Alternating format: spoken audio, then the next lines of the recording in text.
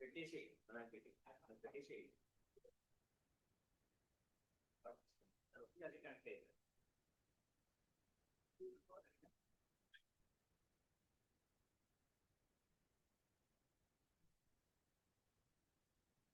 Correct కాదు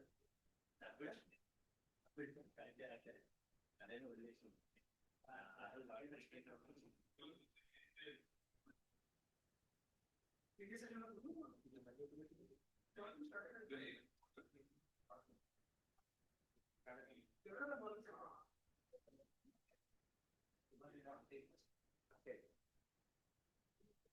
battery తీసుకుని battery తీసుకోలేదు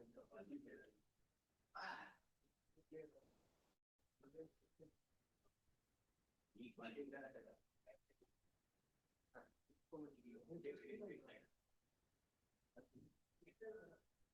అక్కడ చూసుకోవాలి అంత ఉందా లేదా అదే ఇవ్వాల్సింది అదే అది ఎవరికి చెప్తావా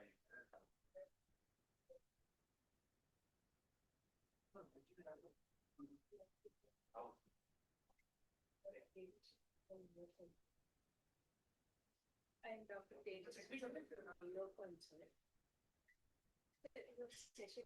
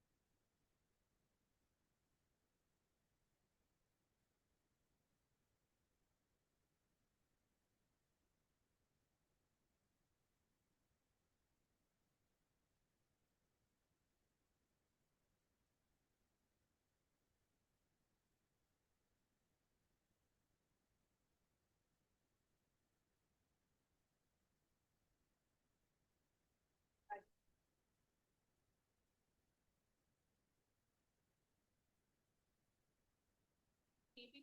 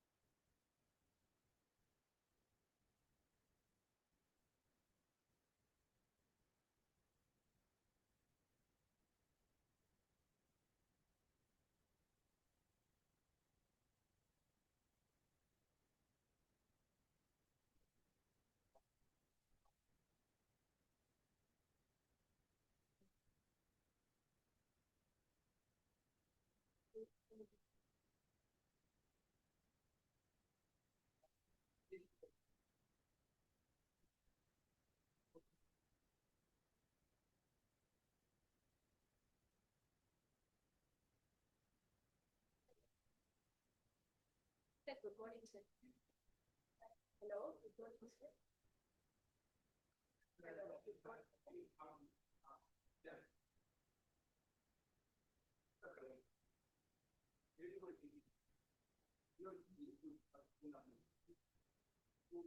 The group I think too much share.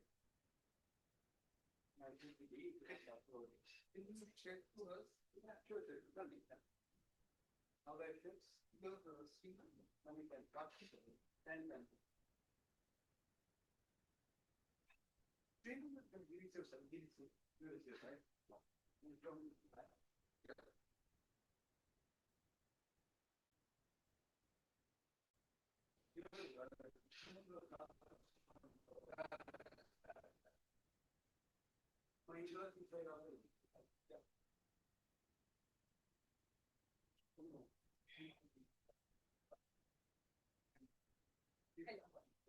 Sir, good morning, sir. Hello, sir, good morning, sir. Hello.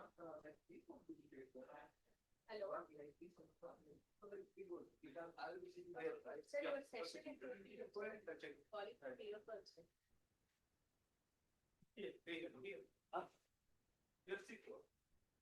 No, moderator will be standing here. We will be sitting there. Then Okay. the display will be. Display will be there. Yeah, you can make it this thing. Okay. You can see the display I'm changing. Yeah. Yeah.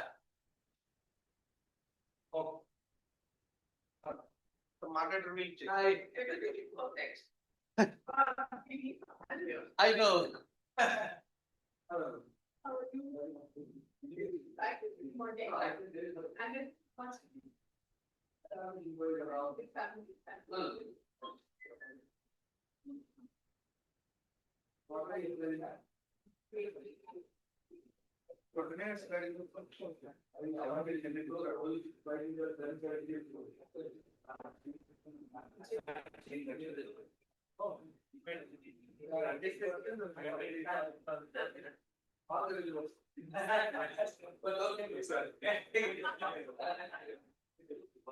So he also called like, okay, how do we do it?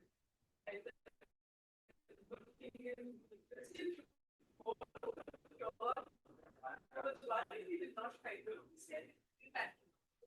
yes.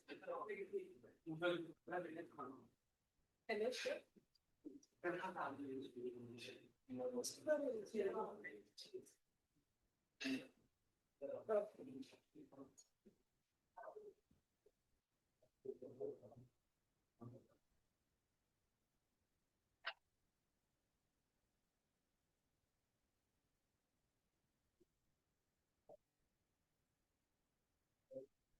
Tell us when we need to start. Then we will start. That's all.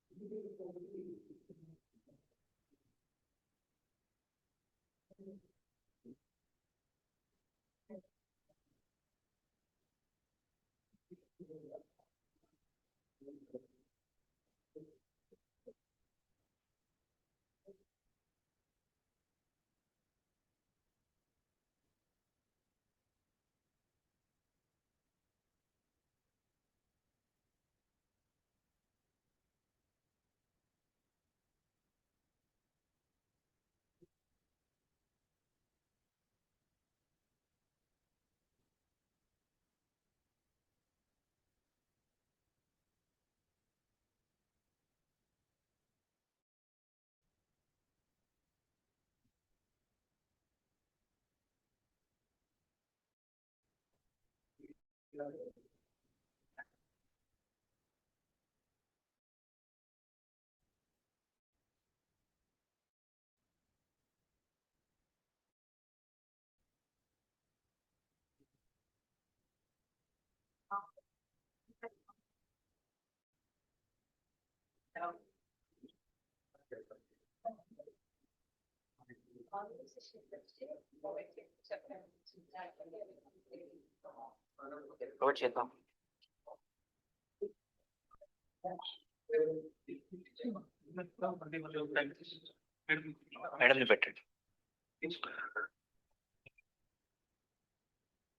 morning. We will start back our sessions in Hall B.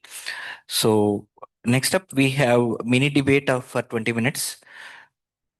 To moderate the session, I invite Dr. Suman Rao P.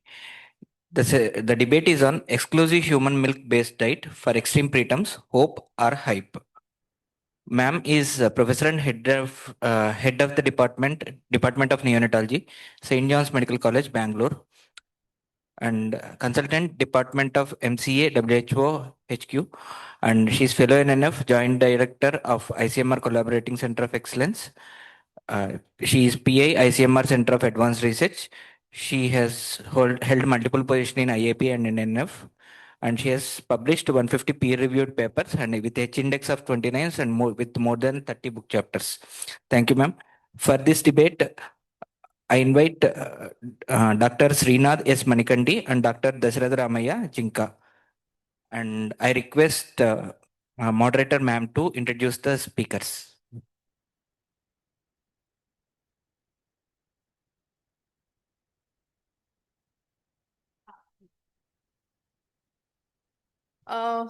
Good morning, everyone, and welcome to the few people who have come here. But I'm sure debates are always very, very welcome. And it sort of heats up on a cold morning. And today's debate is something which I think we still have a debate about, though both of them say that there's no debate and their way is the right way. And that is, are we ready for exclusive human milk-based diet? Not for all. We're talking about the extreme preterms. I know we all believe in it, but can we do it? Is it just hope? Is it just hype? Or is it doable? That's the discussion today.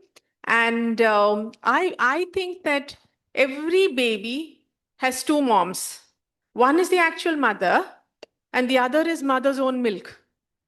And both of them are the baby's guardian angels. And today we are discussing whether it's possible to do exclusive human milk-based diet for the extreme preterms.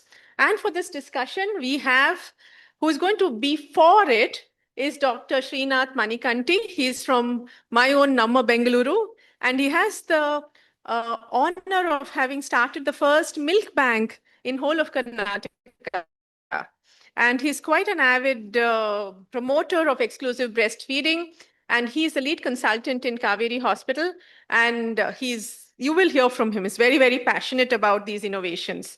And the next one, who was initiated into this just, I think, 2 days ago, and don't go by, how young he looks. He is a really, where is that? Yeah, Dashrath from RTT Hospital, and he's one of the unique people who does. So we are really waiting to hear how you will link all that. And you thought you had a tough job on speaking against it, but now in the morning you said, ma'am, mine is very, very clear. So each of them will get 7 minutes and then 1 to 2 minutes for rebuttal, depending on the time. But before we start, I would like a show of hands of the few people here. How many of you believe that exclusive human milk-based diet for preterms, extreme preterms, is a hope and it is doable, can be done? Can I have a show of hands? Okay, a lot of them for you. So you have the tough job. Just please keep it because I'm going to count 1, 2, 3, 4, 5, 6, 7, 8, 9. Okay, so maybe 9 to 10 of them, maybe 10. How many of you all believe that it's just a hype and it's almost impossible or very difficult? Please raise your hands. So Dashrath, you have this easy job. If you swing one vote, then you're the winner. Okay, so that's easy for you. So over to you, Dr. Srinath, for 7 minutes to talk on it. Please come here.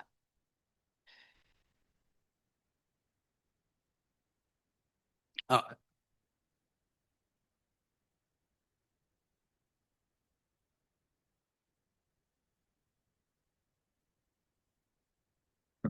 So good morning, everyone. And we are here for a very interesting debate. Okay, so as you know very well that breast milk is the gold standard, and breast milk is provided by nature and it is exclusive for the babies. That you know that. And what is special about this breast milk? It has got, but down the line, if because we have been seeing in the last 2 decades how much research has been going on. We are trying to find out the new components which are already there existed for millions of years, right? So, and the beautiful thing about the breast milk is it is dynamic and it is not static. It suits the requirement of the baby. Okay, we have. I had the fortunate of establishing first human milk bank in Karnataka, and we had a breast milk analyzer. We used to analyze the milk for every baby, the milk, and we are very much happy to know that the components of the milk vary not only from what gestation the baby is born. It varies from the time of, for example, if for a morning feed is a different composition, for an evening feed there's a different composition. There are so many variabilities are there, and it adapts itself beautifully to the baby's needs. Just to give an example, during COVID, majority of the hospitals separated the babies from the mother for 2 weeks when the mothers had delivered with COVID. We were one of the few hospitals who didn't separate the mother and the baby, even when the mother had COVID. And we made sure that mother wears PPE and nurse wears PPE, and we fed each and every baby within the 1 hour after the birth and continue to do that. And surprisingly, out of 54 mothers who had COVID, not a single baby got COVID. Okay, that is the beauty of the breast milk. Okay, so what are we discussing here? Discussing exclusive human milk diet for extreme premature babies. I just give you a brief journey how we have. I came back from UK in 2014. Then I realized there's not a single human milk bank in Karnataka. And most of these premature babies in the NICU were getting preterm formula. That was the state at that time. Fortunate enough to establish first human milk bank in 2017. For the next 3 years, the second milk bank didn't happen. From 2000 to 2025, I'm happy to say there's a revolution taking place in Karnataka. More than 15 human milk banks have so much come up. Although we are not exclusively doing a human diet, majority we are doing that. Okay, now we have to go one step ahead and make sure that we have to go and do that exclusive human milk diet, which is very, very essential for these extreme premature babies. So why is it so important to do that? Because they are born in a very high stake environment. Okay, when the babies come out into this world, they start acquiring microbiomes everywhere from the NICU. Our job as neonatologists is to make sure that they get the microbiome from the mother. Majority of these babies delivered by C-section, and they don't have the benefit of acquiring a lot of microbiome from the mother. So it is our duty to make sure as soon as they're born, at least give the first drop of colostrum. We can even express that even before a planned C-section. And as soon as the baby is born, you give the microbiome to this baby and colonize the baby's gut with mother's microbiome rather than the hospital microbiome, which is very, very harmful. And so during the last trimester, there's a rapid growth. So we need to help simulate not at least near fetal growth. I'm not talking about the fetal growth, which is very difficult to achieve because they always have a catch-up growth later on. At least we need to make sure that they have to at least achieve a near fetal growth. And these babies have very immature organs. They are very, very fragile.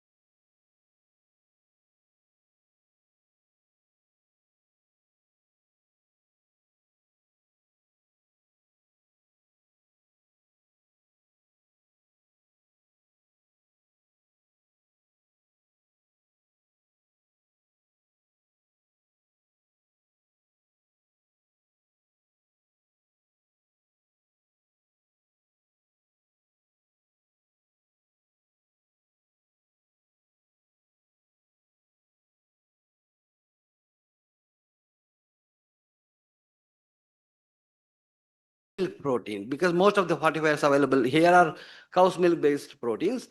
And even small amounts of bovine protein can disrupt the fragile intestinal barrier and trigger systemic inflammation and significantly increase the risk of severe complications. So that is where the exclusive human diet comes. There are myriads of studies comparing the breast milk or human diet to other forms of diet. Nothing comes closer. I think there's no better molecule to be researched more about breast milk is the most researched molecule in in the neonatal forums, and significantly reduction can in NEC can happen with exclusive human diet that is supported by various meta-analysis. Okay, and various evidences have shown, and even recent studies in Ireland have shown that exclusive human diet can bring down with a achieve near fetal growth. What is the main issue, main objective is decrease systemic morbidity like late onset sepsis, where we can get the baby to full feeds very, very quickly and reduce the complications like BPD and ROP. That can be achieved only with the exclusive human milk diet. And we need to invest in future. We should not look at short-term gain. We should also look at what is the long-term pain while trying to achieve this growth. Okay, so that is possible only with the exclusive human milk diet, which is very beneficial for the brain, and emotional component also comes into place, and long-term outcomes are very, very paramount when we look at. Dr. Srinath, time is up. If you'll permit 1 minute grace time Yes. to just for you to wrap up, and then we'll of course have a rebuttal. Sure. So just to put an end, it is not only although the exclusive human milk diet can be expensive, but various studies have shown that we can save thousands of rupees for these babies, because exclusive human diet makes the baby reach full feeds faster, reduce the complications, and get the baby discharged from the hospital faster. So if you take into overall consideration, it will be saving thousands of rupees, if not lakhs, for these babies, although the initial investment can be a little high. So what are the conclusions? We need to protect the gut by preventing the necrotic enterocolitis and catastrophic incidents, and we need to fortify the system like a low rate of late onset sepsis, bronchopulmonary dysplasia, and ROP, and overall mortality. And we need to invest in supporting optimal neurodevelopmental and improved long-term cognitive and motor outcomes. So it is not only right thing to do, and morally we have to support is to get exclusive human diet. For that, I request all the stakeholders to go one step ahead, apart from providing the mother's own milk and donor milk, in establishing human milk-based fortifier. That is where I call all of you to come forward and contribute in one way or the other, so that we can make it available for all these babies at a very, very affordable cost. Thank you. Thank you for your very passionate speech. And now we call on Dr. Dashrath to counter it. Please join us here.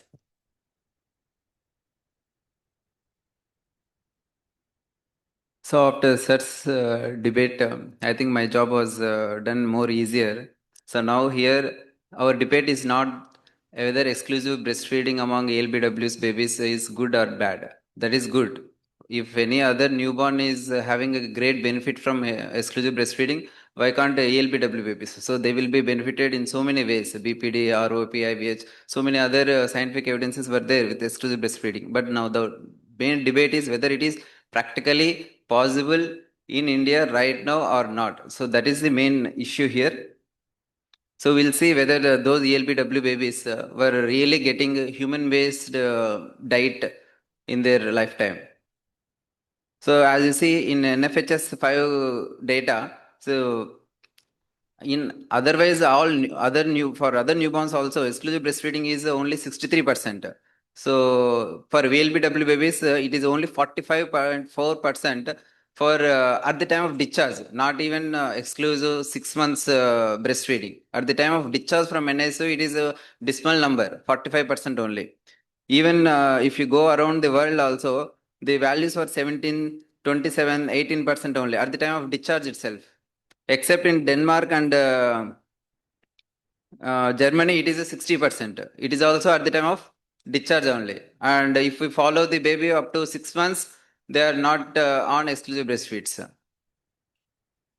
And as sir told, CLMCs like human milk banks will help to initiate and initiate on breast milk, but to cut down early formula feeds. But how many milk banks were there in India? So they are less than 1 lakh preterm births in India.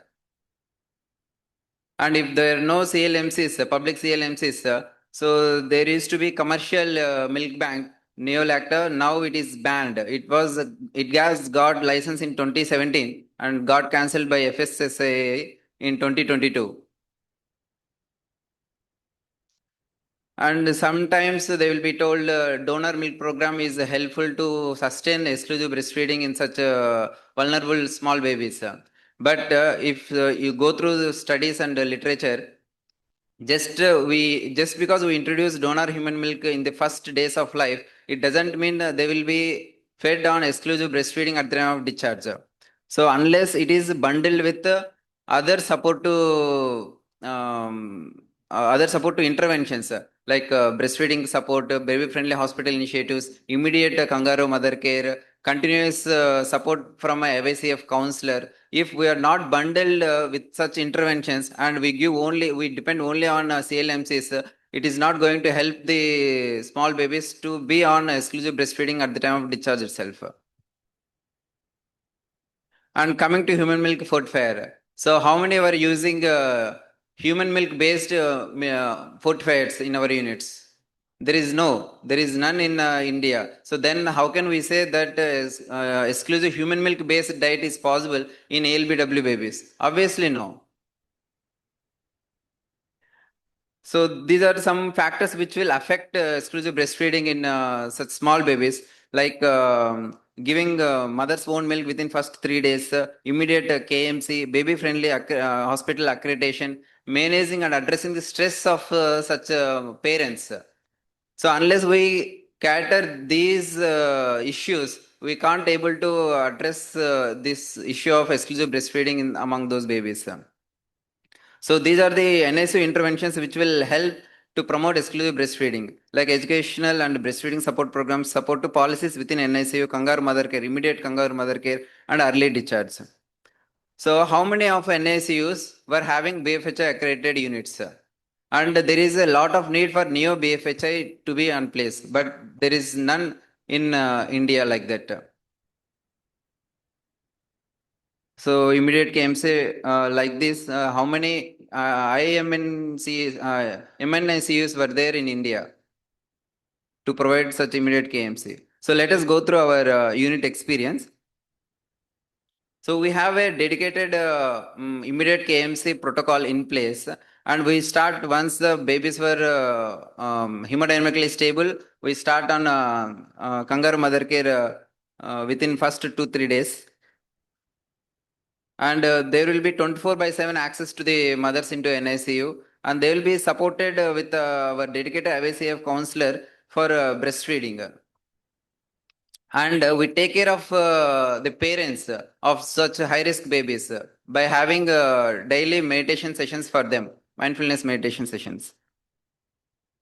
And we follow this KMC chart so that we address the mother's confidence in handling the baby, keeping in kangaroo mother care, breastfeeding, palada feeds, and even giving supplements for such small babies before they discharge. Only when mother is confident enough in breastfeeding, palada feeding, and giving supplements and taking care of baby daily activities, then only we will discharge such babies to home. 1.5 minutes left. Yes, ma'am. So here you can see we promote the colostrum expression from those separated mothers. So they can't come to NICU for feeding. Obviously, baby is also very sick enough. So we promote colostrum expression at least 8 times in a day. So we keep a watch how many mothers are actually expressing and giving the colostrum to NICU. So such promotive measures will take care actively. So with all these bundled interventions, in our unit, exclusive breastfeeding. It is exclusive breastfeeding not at the time of discharge. Exclusive breastfeeding at 6 months of chronological age.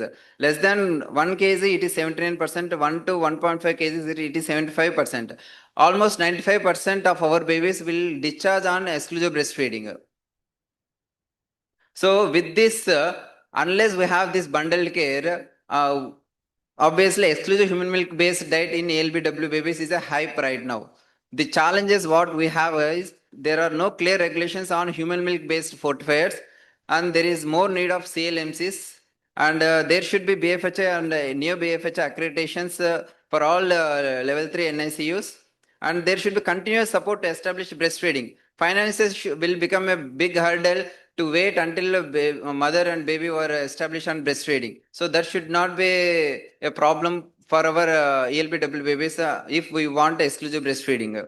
And we should concentrate on stress management of such parents. Thank you so much. Thank you. Very, very clear points. So I think he's made many points. So let us hear Dr. Srinath counter it, and you get a minute to do so. See, of course, there are always challenges. So even if you want to score a century, you always start from zero.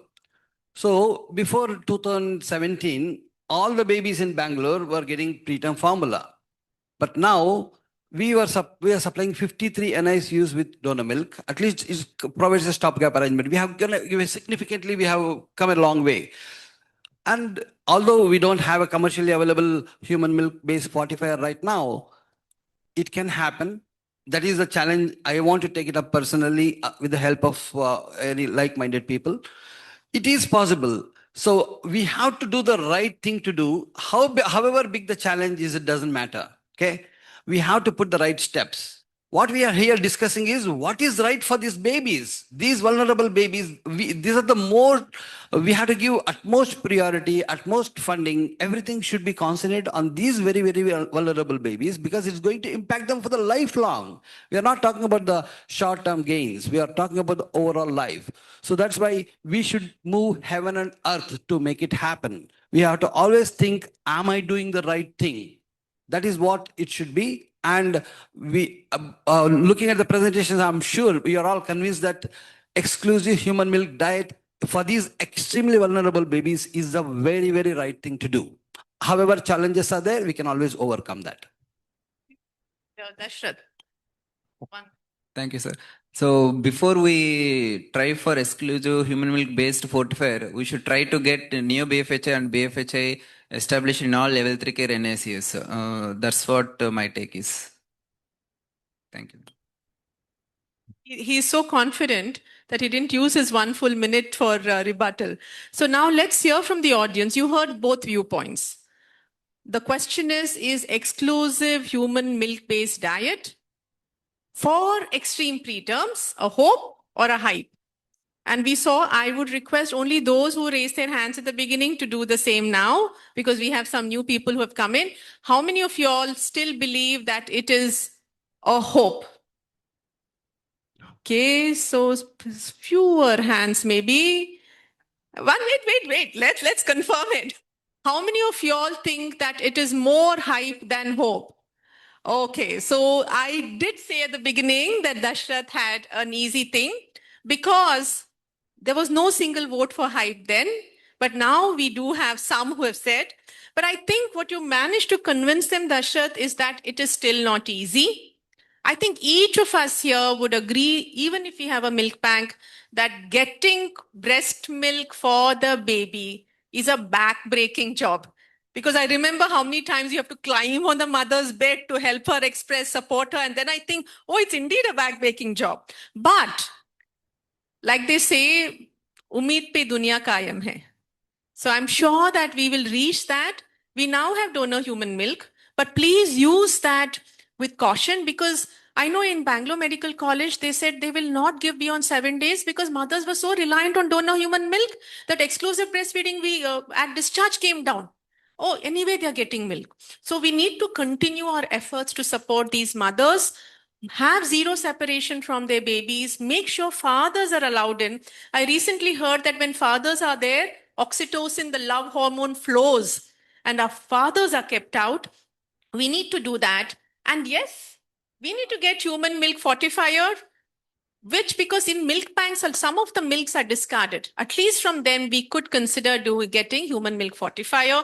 So I think a wonderful debate. I'm sorry, your time is up. I know. Although we were supplying 53 NICUs in Bangalore, we were the least one to use the donor milk because we always used to encourage mothers to start expressing within first few minutes after delivery. As long as you do that, lactogenesis will happen. Where there is a will, there is a way. Yeah, and the picture that Dashrath showed of expressing milk right at birth, though even now guidelines say express within 4 hours for these C-section and all, we should do it right at birth. So a lot of key messages, and I'm sure the group here are already convinced. That is why you had all the hands up. Now the challenge is how will you implement it? So thank you very much, and thanks the organizer for this wonderful debate, and thanks Dr. Srinath and Dr. Dash. Thank you, debaters, and thank you, ma'am, for well-organized debate and being strict on time. I request ma'am to kindly felicitate the debaters and debaters to kindly felicitate the ma'am. Next talk, we have Innovations in Cord Management Practices at Birth by Dr. Neeraj Gupta. To chair the session, I invite Dr. Reshma.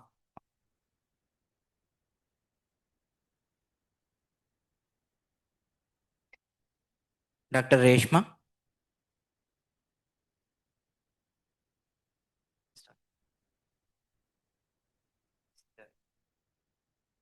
Dr. Neeraj Gupta, sir, is MD and DM Neonatology, and he is professor and head of department at AIMS Jodhpur. He has played a key role in starting and establishing Department of Neonatology at AIMS Jodhpur, received RCPCH visiting fellowship. He has more than 90 publications and several book chapters. He has contributed to WHO guidelines, ICMS standard treatment workflows, FPNC module, and NNF clinical practice guidelines and multiple extramural projects. Thank you, sir. Thank you so much for the kind introduction and a very good morning to all of you. I think the first decision which we take or the action which we do on the newborn once the baby is born is the cord clamping, isn't it? Decisions may be in the fetal phase, but the first action is when to clamp this cord. In 2010, for the first time, the guidelines said that we should move from early cord clamping to delayed cord clamping. And from there onwards, it became the standard of care.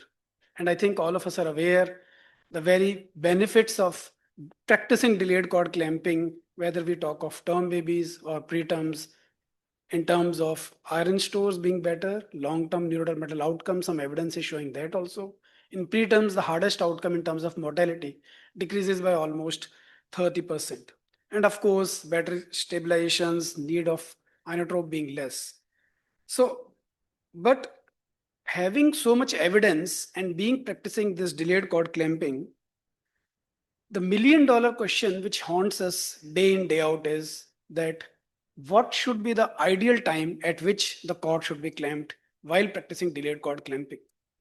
Isn't it? There are so many guidelines. This is just a representation of 4 or 5 major guidelines.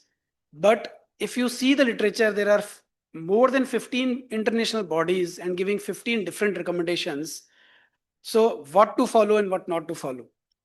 And we know the recent recommendations by the ACOG, which they moved from initially, they used to say 30 to 60 to now more than 60 seconds. And of course, WHO, same last recommendations, 1 to 3 minutes, but they also mention until the pulsation ceases. Though there is nothing nice about nice, but they also says that at least 1 minute with longer delays when feasible. So when you put all these kind of things, it creates a lot of confusion that what should we follow. And with the recent updates or the recent NRP recommendations of 25, they have again followed the same ACOG, that is at least 60 seconds, but they have also bring this, that possibility of intact cord milking may be reasonable in 28 to 36 plus 6 weeker. What it shows? All this shows there's still a lot of ambiguity. No one is clear what should be there. So when I started thinking on these lines, I asked this question myself that when we talk of any intervention, what should be the ideal qualities of that intervention or ideal aim of doing this intervention? First, it should give maximum benefits, whether we talk of immediate in terms of providing oxygen, in terms of better cardiorespiratory stability, short term in terms of better iron stores, and long term means the cognition, which differentiates us from all other animals.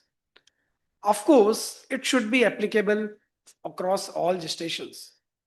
We are running DM program, and sometimes when we ask questions from the residents that what are the recommendations, and once they start telling that these are the recommendations, and you just interrupt them and say, are you sure? And then the resident says, probably I'm not sure.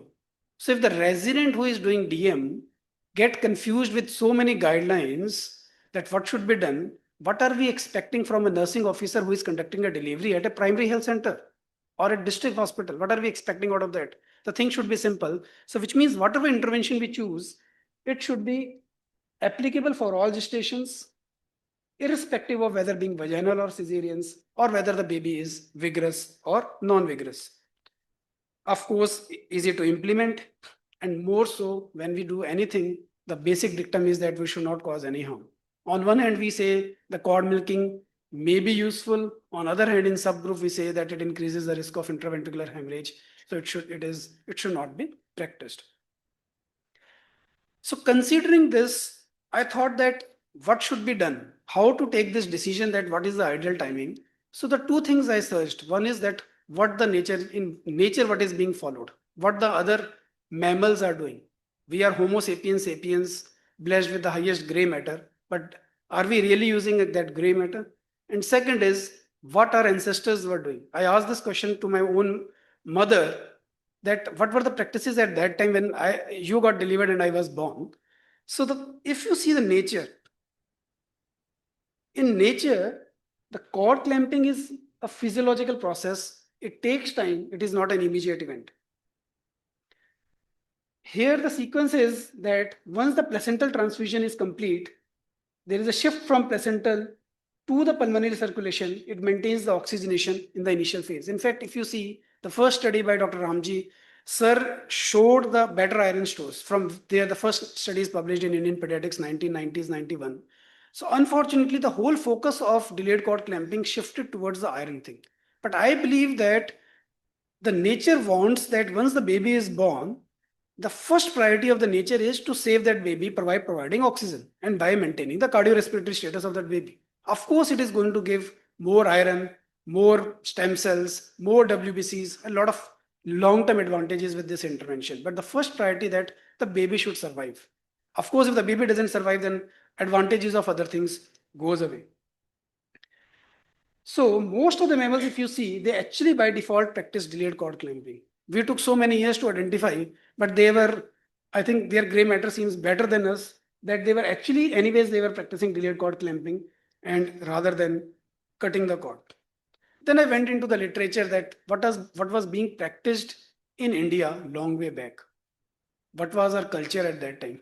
Yesterday we had a very beautiful plenary session by Girish sir followed by Divakar sir, who gave oration, and both of them highlighted one thing, that if you see this Sushruta and other text, even at that time they mentioned that wait until the cord stopped pulsating, or the cord was typically tied only after the clear signs that the baby was breathing well. So that was being practiced even at that time also. That was the saying. So what happened there? If we see the literature, somewhere between 10 to 12th and 13 to 15th, at that time also, this practice of cord clamping being delayed was practiced, and it was usually after the placenta being expelled or the pulsations, the cord pulsations used to get stopped. Then what happened? Then from where we shifted from this actual delayed cord clamping, which was more thoughtful, to the early cord clamping, it happened somewhere in 17th century when men entered into this field in the midwifery. And we don't have patience. So because of the lack of patience, we started doing immediate cord clamping. Now, once we did immediate cord clamping, we cut. So what happens? The part of the cord which is going with the baby has been clamped, but the other part is leaking. And from there, the blood started coming. Initially, the delivery used to take place on the birthing stools, which later on shifted to bed. Now, because this blood is trickling there, so the linen started getting soiled. And because of that, they clamped this part also to spare that bed linen. So sometimes it looks like that what were we doing at that time.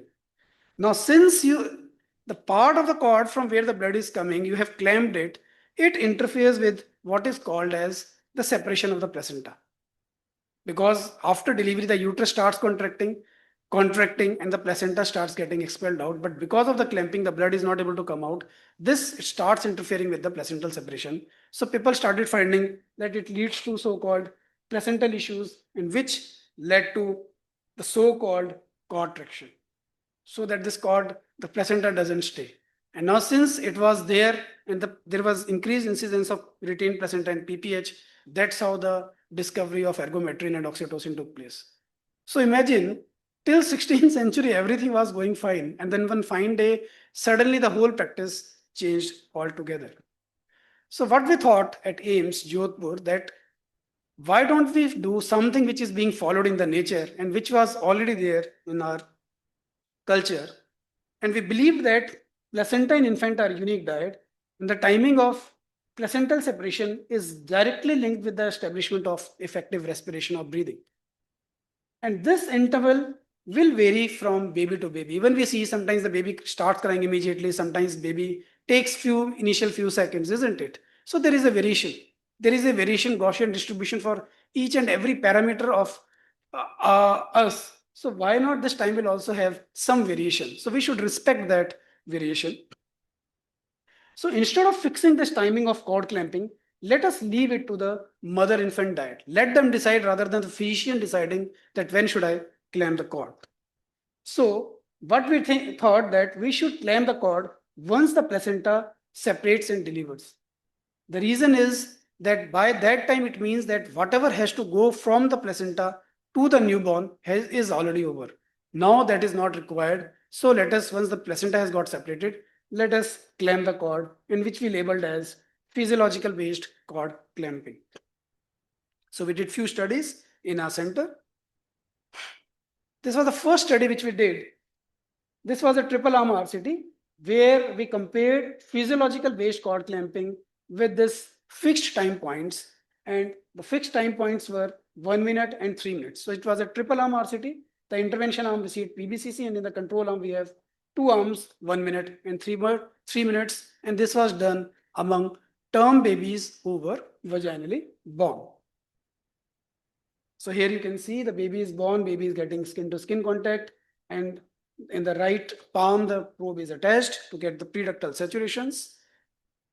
In this study, we have nearly 270 babies in all the three arms, whether it is physiological 1 minute or 3 minute. All these were term, healthy babies, good weight babies receiving early skin to skin contact. And our primary outcome was the saturation in the first 10 minutes of life. For sample size, we took 5 minutes saturation. Now, if you see, there are three colored graphs here. On x-axis, we have the time in the minutes of life. On the y-axis, we have the mean saturation values, which is preductal saturation. The blue one is the intervention group, that is the physiological based cord clamping.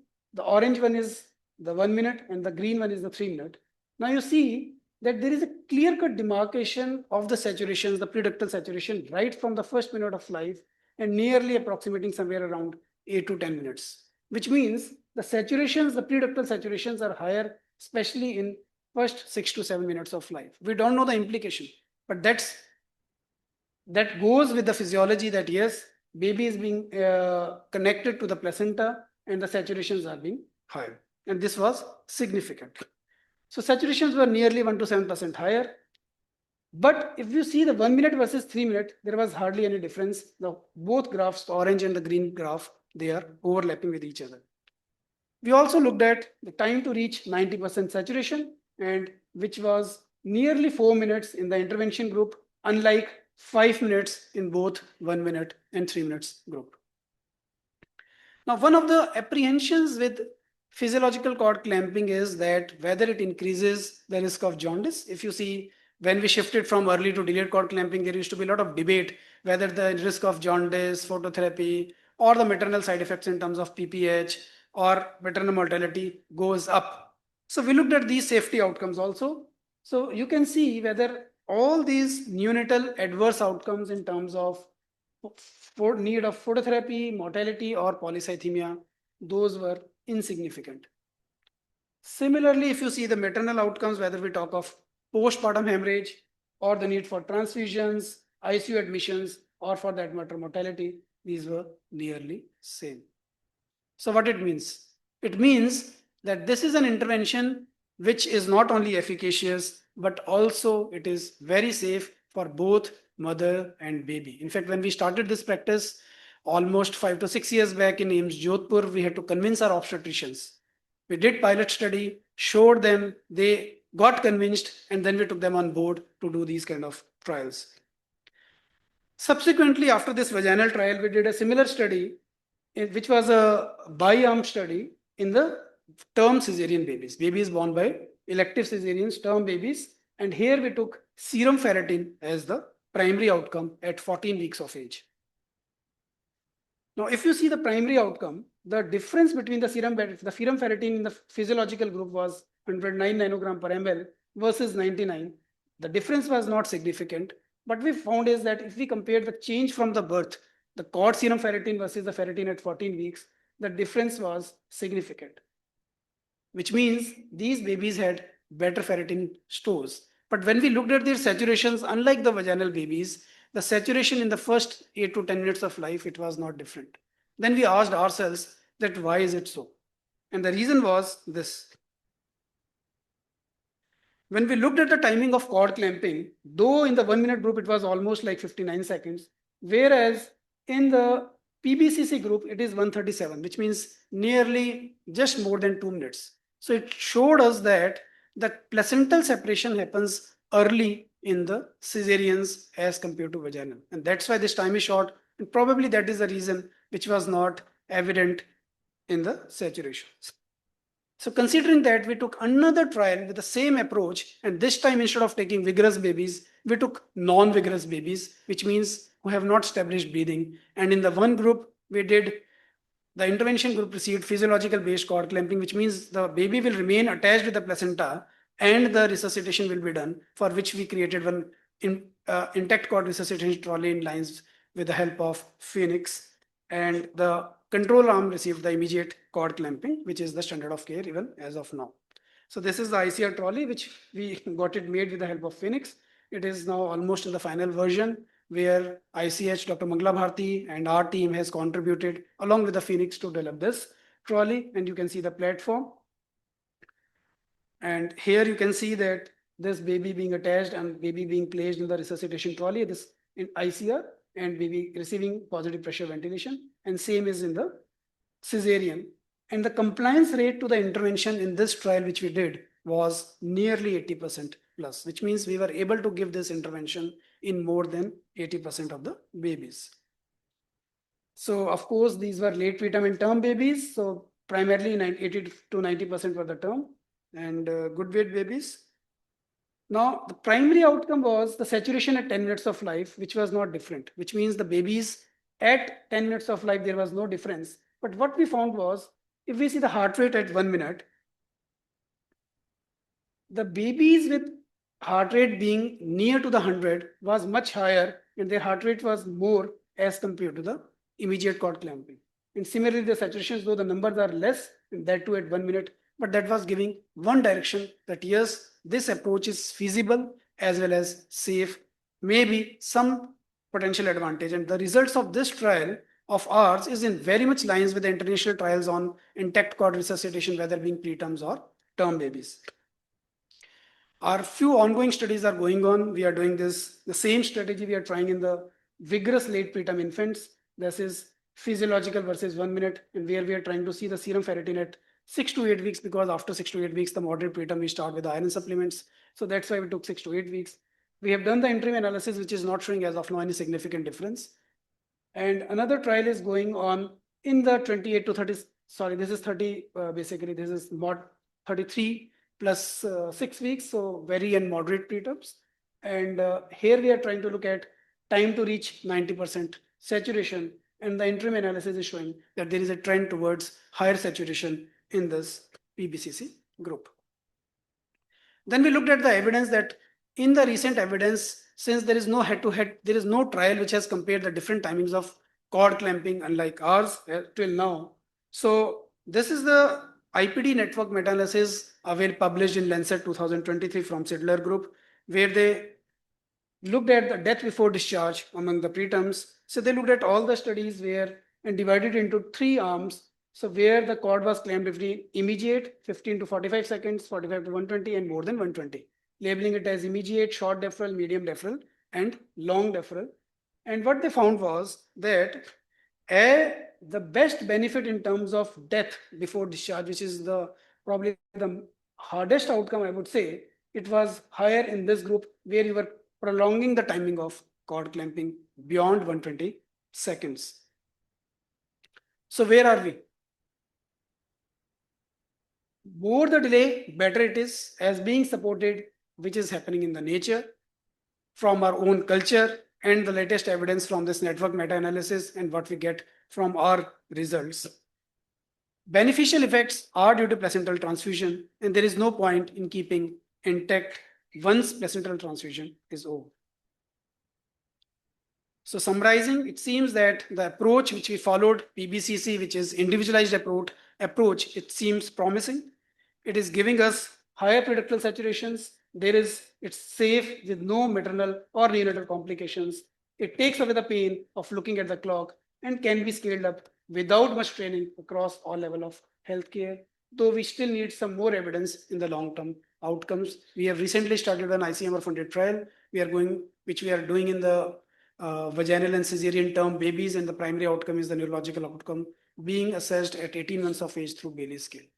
So I hope that in near future we may develop some sort of cord clamp which you just put it and it detects, yes, now the placental transfusion is over, and it automatically gets clamped on its own. Maybe the AI may give us some direction, or some innovative minds can come out with that. Thank you so much. Thank you, sir, for the detailed presentation on innovations on cord clamping. If there are any questions, Yes, no.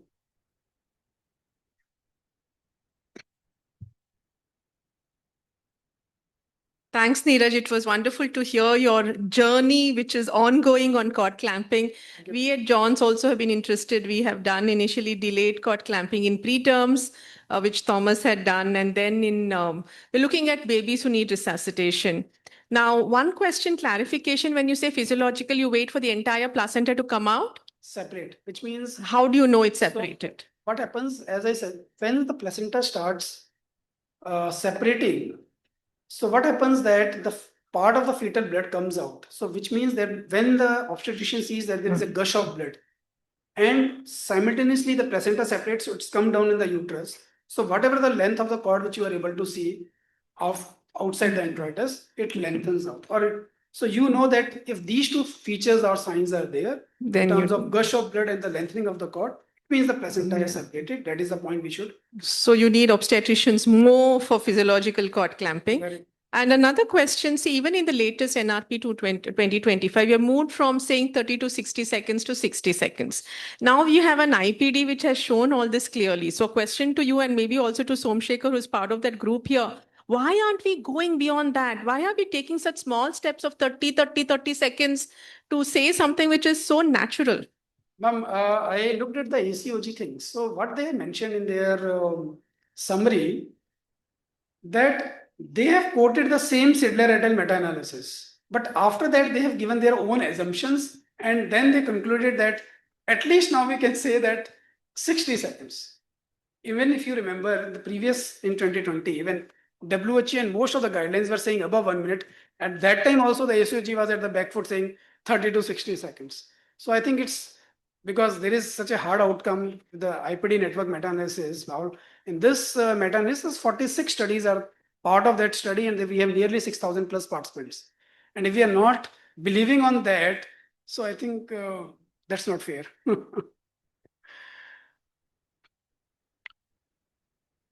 Sir, any comments from your side? Acha, okay. thank you, sir. Thank you so much. I request Dr. Suman Rao ma'am to kindly felicitate the speaker. Next, we have a talk on ILCAR and Indian adaptation by Dr. Somasekhar sir. Dr. Somasekar Nimbalkar sir is Professor of Neonatology, Pramukhaswamy Medical College, Baikaka University, Karamsad, India. He is President-elect 2026 of NNF India. He is Editor-in-Chief, NNF, and Joint Secretary of KMC Foundation of India. And he is member of International Pediatric Association, Program Area on Maternal and Newborn Health, Perinatal Medicine for 2025 to 27, and Advanced Task Force member, ILCOR 2025, and Associated Editor of IJP. And he has multiple achievements to his back. And over to you, sir. Thank you for the introduction, and I would like to thank the organizers for giving this talk. Actually, I was told that I'm not supposed to talk, and then yesterday I checked where a talk hai abhi, so I had to prepare some slides yesterday. But I'd like to thank Pratima and Veera for helping me with the presentation from the document that we have created. So I'll start off with the answer first. Why we are taking so small steps? Sitting in the room, I realized that there are people from different countries and people who are they are very they will stick to kind of evidence which is coming. So what is published now in 2025 was submitted last year in 2024. So if anything that is published in 2025 will actually not come in the 2025 guidelines. So all this like the 2026 guidelines are getting kind of finalized now in December. So they'll get submitted to the edit. So that's the process of submission, publication, etc. takes around 8 to 10 months. So that's the reason why something gets published even in this year will not come in the guidelines for 2025. That's one reason. Second, they're very careful about grading, etc. And so there are lots of. I used to think that Indian bureaucracy is like problematic. There are lots of steps of bureaucracy. You have to get your trial approved, then it goes to the standing committee, then it comes to the working group submits recommendation, the standing committee approves, and so there are lots of steps which are there. So for that guidelines to be kind of final, so that is probably one of the reasons why this is happening. But again, ILCOR kind of gives broad guidelines, and and I'll talk about that some in the slides. From the same evidence as he mentioned about the Sidler review, even from the ILCOR guidelines, they will just use the ILCOR guidelines as baseline, and European will have a different.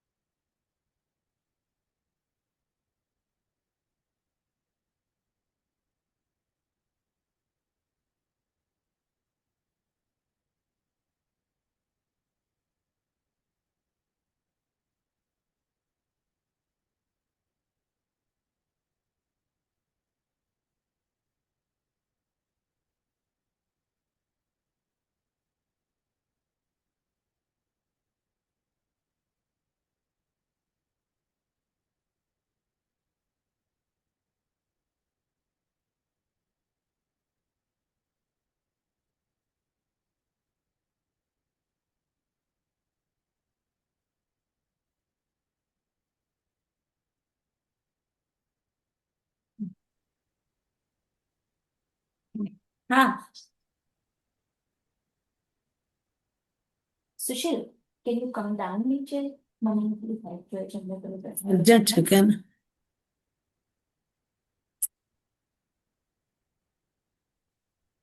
Sharing is not turned on.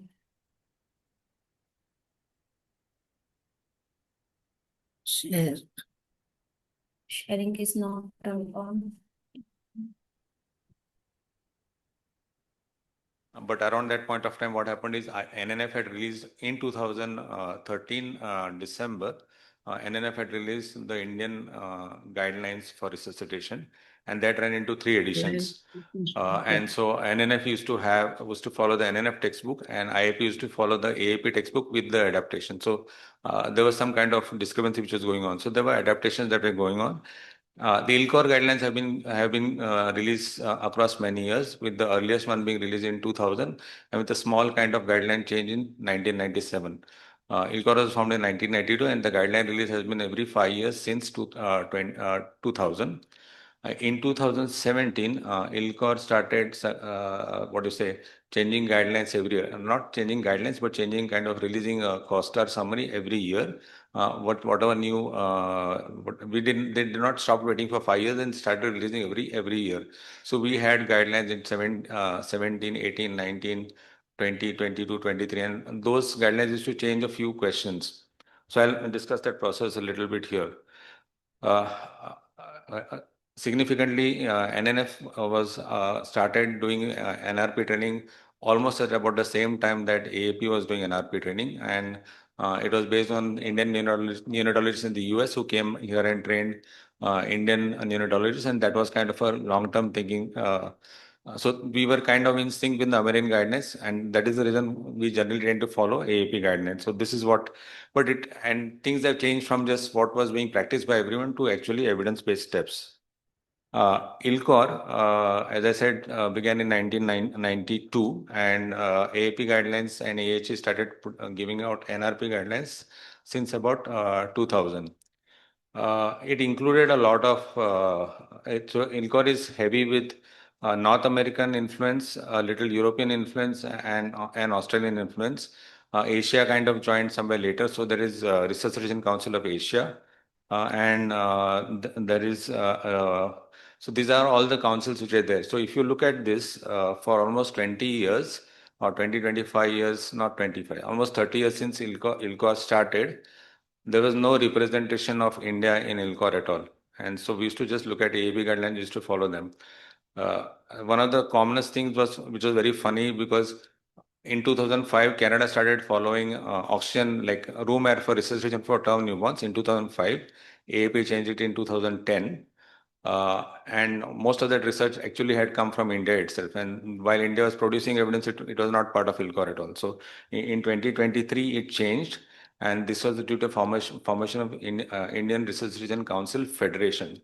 And then this story also is very interesting. They started in 2017 as Indian Resuscitation Council. It was led by anesthetists. They applied to ILCOR. ILCOR refused. And they said, only anesthetists can't do resuscitation. You have to come as a council with a lot of other people involved. So then they approached IAP, NNF, and so many other people. And NNF had not agreed till last year. But IAP had agreed and sent a letter of support. So all organizations sent a letter of support, and they formed Indian Resuscitation Council Federation in 2019 or 2020, and then applied again, and so IRCF got accepted into ILCOR in June 2023. So it became an official voting member with voting rights, etc. in ILCOR. So that's how it is formed. So this is when I attended in Taiwan last year as a content expert group member, not as a task force member. And Dr. Veera, you can see, was an associate task force member last year. This year in Hawaii, both of us attended during PS as associate task force member and task force member, which was Veera. And this was recently during the guidelines that were released. So these meetings take place at least twice a year, where things are discussed. I'll show you how they're discussed. This is some of the Indian delegation at Rotterdam this year, and so this includes BLS people, emergency people. There are two people from PICU, one from AIIMS Rishikesh and one from Chandigarh, who are part of the pediatric life support team.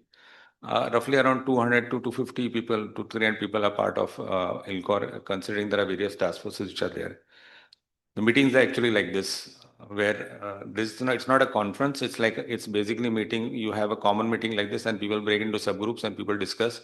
And this is where all your reviews, etc., are discussed. And there are agendas that are put out every 2 weeks or so. Every 2 weeks or so, there are meetings. This is a meeting of all the people. But out of all the people, 18, 20 people which are there, along with content expert groups, people are handling systematic reviews. So roughly around 4 to 10 questions get taken up every year. And like all other work that we do, some get completed, some don't get completed, and whatever gets completed goes into the next revision of the COSTL, which happens. So there's a picture which was there that we took last year. This is, as you can see, it is a trans across the world, and meetings usually are held at 12:30 in the night or early morning, and so on and so forth. So people take the calls from the NICU or WhatsApp. So it's across. This is what usually happens. Now, how ILCOR kind of does the process and why Indian adaptation is necessary. This is basically ILCOR does evidence by scoping reviews, systematic reviews, and evidence updates. and systematic reviews are the basis of most of the statements. If you do a scoping review or evidence update, that just informs you whether you need to do a systematic review or not, whether you want to invest your time in it or not. But they do not generally tend to they do not use that to give evidence-based recommendations. It's mainly through a systematic review. So those are the various steps that you need to go through, and these steps generally take around 8 to 10 months of time for most people. And and it's all honorary work, and no one is doing only that job. And like most of what we all do is done apart from your work, regular work that you're doing. And there are usually delays, and we tend to finish something or the other based upon a rapid getting more team members, etc. For example, there is a RFM systematic review which was due this year, which did not get submitted. And because they had to complete, they had to incorporate 2, 3 people more from India, and then kind of it got done, but it still did not get done on time. So these are the 3 knowledge synthesis which are kind of currently used, and these are used for developing recommendations using the grade process. And the grade process has changed from various grade recommendations over a period of time to what is called as the core grade, which has gone into kind of 10 publications. So NNF is also using core grade to develop its CPG guidelines, and even ILCOR uses the same core grade process for developing recommendations. The issue which I want to bring out and I discuss a little bit is people tend to confuse, because we have WhatsApp groups where people are circulating updates, PPTs, what has changed, etc. And there's a lot of confusion as to what they consider as a change. And so I would like to bring that difference over here. There is the consensus on standard treatment recommendations, which is brought out by ILCOR. The guidelines are brought out by separate organizations. So it would be the UK organization, which calls it LNS on newborn life support. The AAP one, the ERC one. We have the New Zealand one. So there are different countries. Korean one is there. There's a Norway one. So everyone brings out their own guidelines based on the COSTR. And it is not exactly the same as the COSTR. So that is something which we need to know and understand. Plus, when the book comes out, which is circulating in most WhatsApp groups, that book will have additional things which are not there in the guideline and which are not there in the COSTR. So people tend to kind of look at that and say this has changed, and then people will argue, इसमें तो लिखा है, इसमें तो नहीं लिखा है. So we have to be very careful when we are discussing what has changed, what are we discussing, whether we are discussing COSTR or whether we are discussing guidelines of one country or the other country, or we are discussing the book. So if you look at the circulation, these are the 2 issues that came out on October 22nd. One is basically the treatment recommendations for each change that has happened. And the other image will show you the guidelines that are published by AAP and AHA. This is a circulation journal. And so this is, you can if you look at this, these are 3 different things. Okay. One is the COSTR, which is the same as the resuscitation COSTR, as the ILCOR COSTR. That COSTR does not change across all 3 journals. The guideline here is different from the European guidelines, which I'll show in the next slide. And the book is an additional thing which is different from, which is not going to be different, but which will have more details as compared to the journal article which is there, and which has additional things which are also looked at. So if you look at resuscitation, this is a screen grab that you can see. You can see over here. This is your consensus on science with treatment recommendations, COSTR, which is the same everywhere. And this is your European Resuscitation Council guidelines. So on October 22nd, during the meeting at Rotterdam, there was actually a presentation by both Americans and Europeans saying how their guidelines are different, and they compared the 2 guidelines. They did not compare COSTR, they compared the 2 guidelines. Okay, so this is again to show how the guideline, because people don't tend to read it in detail. One is guideline, one is the COSTR, which is the same. So I just want to kind of emphasize that. And when this confusion is going on into 2021, there was an MOU between IAP and NNF, which said that we should be having our own textbook. There should be one NRP, because there were so many different NRPs. So IAP was following the AHA NRP, and NNF was following the neonatal resuscitation book of India, so NRI. The FBNC guideline is slightly different, which has a separate NRP, and the NSSK guideline has a separate guideline. So, and we have to understand that NSSK or the basic resuscitation algorithm is slightly different and is based on helping babies breathe. So when we're talking of NRB, we should be really clear as to what we are referring to. And this becomes a challenge even among the trainers and people who come to get trained. So this becomes pretty confusing for many people, and especially when the guidelines change or the algorithm change, and then people get even more confused. So if you don't want to get confused at all, best is to look at your hospital, get your algorithm printed and put it in your labor rooms, etc. So you know what you're doing in your own hospital at least. That is most important. Okay, 5 minutes more. Okay. So this is your textbook of neonatal resuscitation, which came out in 2023, and IIP and NNF are both following this textbook for all its what do you say uh, uh, trainings. On the right hand side is the manual, and because the textbook to change every year can be difficult, but the manual allows you to kind of quickly change a few things based upon what has changed in the COSTR that particular year. So the CSTR usually comes in October, November, and based on that you can change your manual to some extent. And so the manual is actually an updated version. And so the common thing is if there is a discrepancy between the manual and the textbook, the manual will hold sway over the textbook because it is more updated. Okay, so that is we need to be very clear. And then now the textbook is kind of ancient because it is based on the 2020 guidelines, and this needs to get updated, and it probably will get updated. I will just show you a few things, and then if there is time, I don't think I have time, so I'll not show the rest of the slides. So this is how kind of the COSTR is kind of compared. Dr. Suman asked about umbilical cord clamping. Even within this ILCOR group, there is because there is various terminology which is used.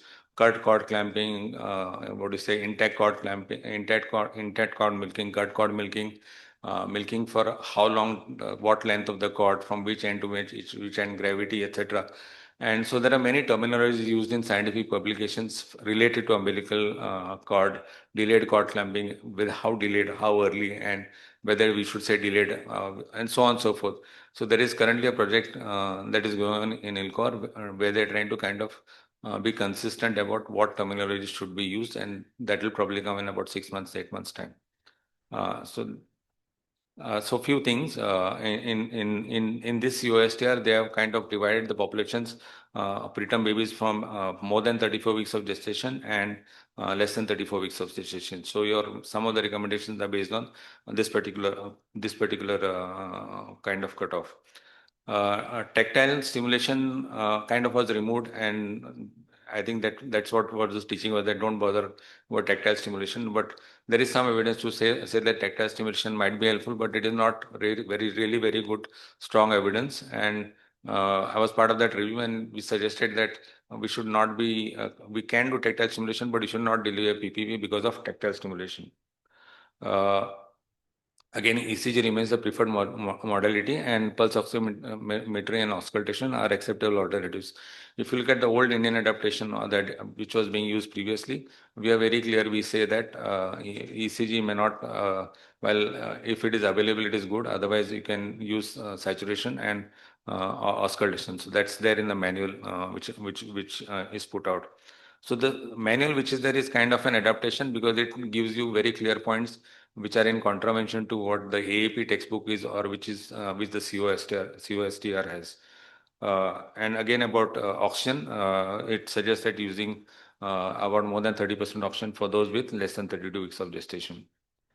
Supraglottic airway devices have actually received a lot of importance in this particular review, and it actually came in the 2023 or 2024 update, and this one has ensured that it continues.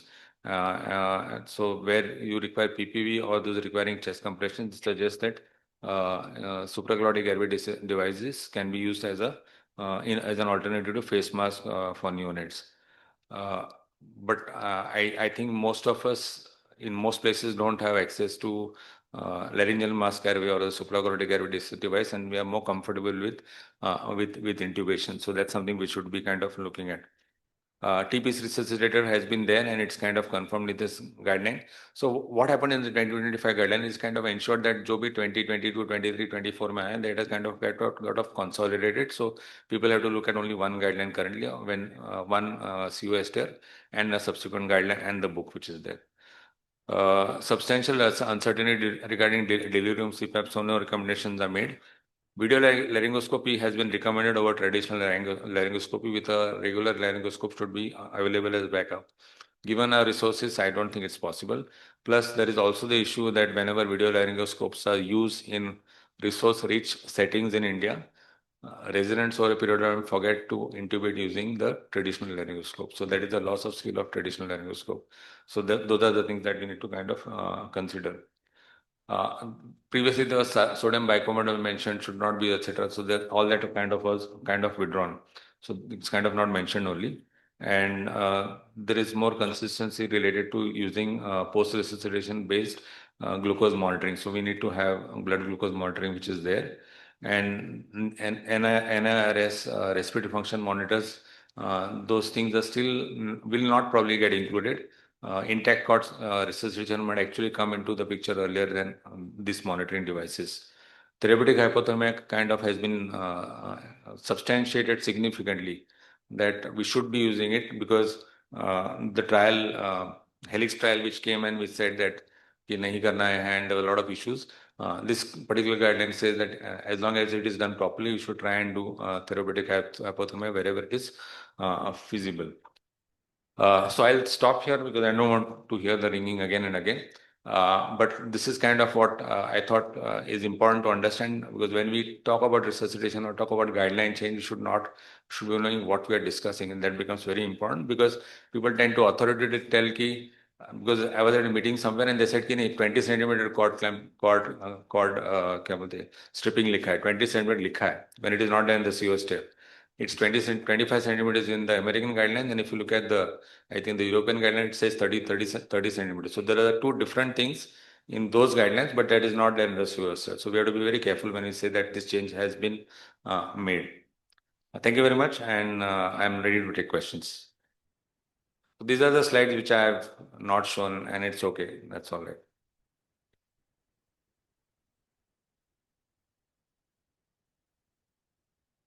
Thank you for the update on new neonatal resuscitation protocol, sir.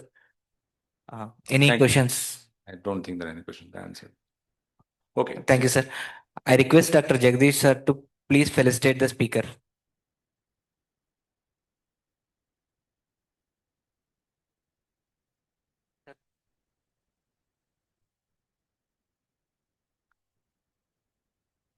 I request Dr. Jagdish, sir, to please felicitate the speaker.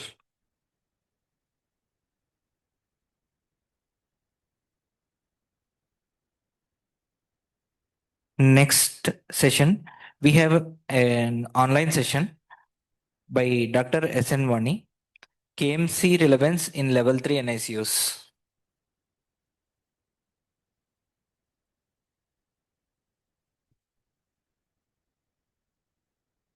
Dr. Dr. S.N. Mani ma'am is MD, DPED and FIAP, FFNNF, and she was past president of NNF and KMC Foundation India, Emeritus Professor of Pediatrics and Neonatology, PSMC Gujarat.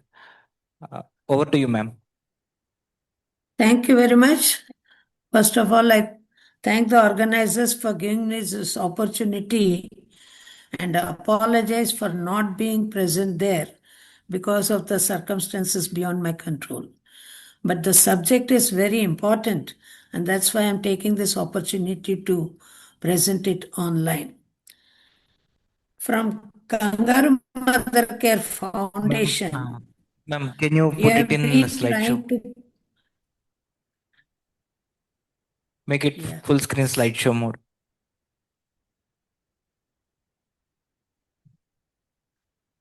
Is it there? Thank you, ma'am. Can you see it now? Hello? Hello, Hello? yes, ma'am. Yes, ma'am. We can see, ma'am. You can continue, ma'am.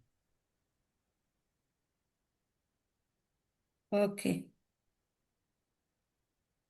So, on behalf of Kangaroo Mother Care Foundation, we are trying to promote Kangaroo Mother Care in India for past 30 years. And now, to our much satisfaction, we find it is getting approval from all over the world.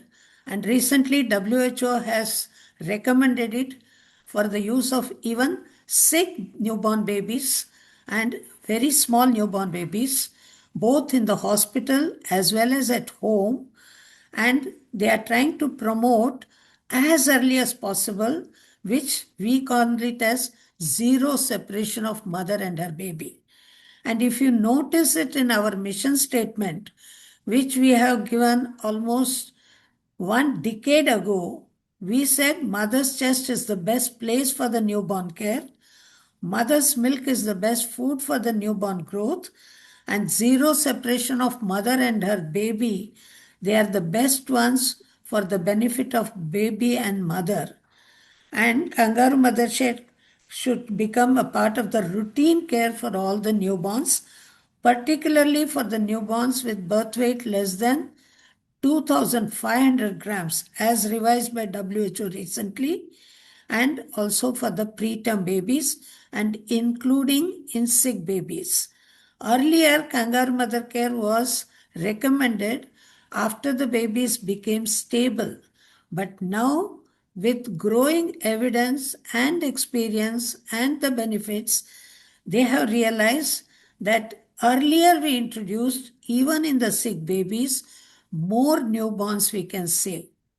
Now, so many benefits of kangaroo mother care are known, but still we find it is being trivialized, and though the impact is very high, but the uptake continues to be very low. And in this context, I would like to address this topic to this group, which is the prime movers of newborn care in our country, to take this topic very seriously and promote it in a big way. Within a given short time, I will start it in a reverse way. I will share you our recent experiences which we had and the observations from the different countries before, and then we will discuss why it should be done. Because of the limited time available, I have taken this approach. Now, as you'd see, way back in 2015, from Sweden, they have declared that the new place for care of the preterm infant is the chest of his or her parents. So it is not a new thing, but the uptake continues to be low. And we are trying to save our babies with all the equipment and advanced technologies. But now the thrust is not mere survival, but complete wellness and well thriving also. And to that extent, kangaroo mother care plays a big role in promoting nurturing care of the newborn, developmentally supportive care of the newborn, family participatory care, and of course, the basic benefits are there. And now kangaroo mother care is proving to be a game changer in the newborn care. And that is where I want to appeal to all these prime movers of the newborn care in this August gathering to take a serious note of it. Now we should start kangaroo mother care as early as possible. Immediate skin to skin contact soon after birth, even before cutting the cord. It is now well recommended, and particularly for the preterm and low birth weight babies, it should be continued for minimum of 1 to 1.5 hours and as long as possible. And it has got several benefits. It is well known. It's a simple, doable intervention, but still not being done for several reasons, and particularly for the sick newborns. That is where we want to promote. Now, even in cesarean babies also, we can promote kangaroo mother care. I will quickly pass through it with the live demonstrations. Even for the twins also, even within the labor room, delivery room itself, KMC can be given. Even babies who have been started on mechanical ventilation, KMC can be given. Babies, sick babies requiring oxygen, twins, KMC is being given. Even with phototherapy, KMC is being given. Here they have shown it with a Billy blanket. And when the painful, mild to moderate painful procedures are being done for the newborn, if we put the baby on mother's chest, and after about 10 to 15 minutes, if the prick is given, the baby cries less, baby feels the pain less, and there are so many other benefits. Now, even the painful procedure like screening for ROP is also being recommended when the baby is kept on KMC. Ultrasonography and all these procedures, which are commonly done in the tertiary care units, there also zero separation principle can be adopted and babies can be kept on mother's chest. Even when expressing breast milk, where the baby is not able to directly breastfeed and express breast milk has to be promoted, even in those cases, if the baby is put on mother's chest and then mother expresses milk, mother's milk is more in quantity. And now, so far, I have shown you pictures from Spain, Netherlands, and other countries. Now, this is from India, where now they have started giving KMC to the sick babies, starting right from the labor room and transferring the baby to neonatal units in KMC units. Now, we are also trying to promote now transport of the babies in KMC.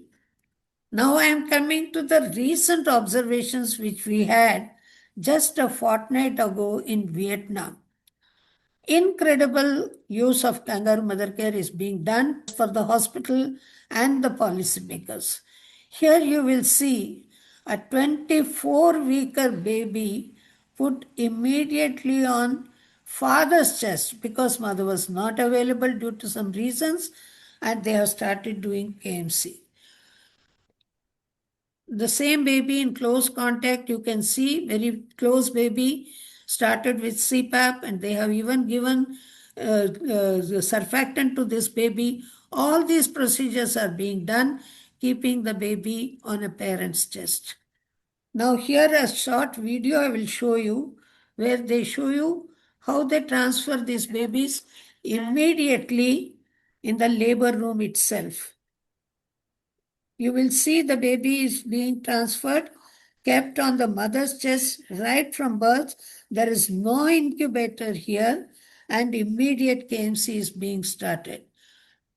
Even the nesting is also they are trying to do, keeping the baby on mother's chest.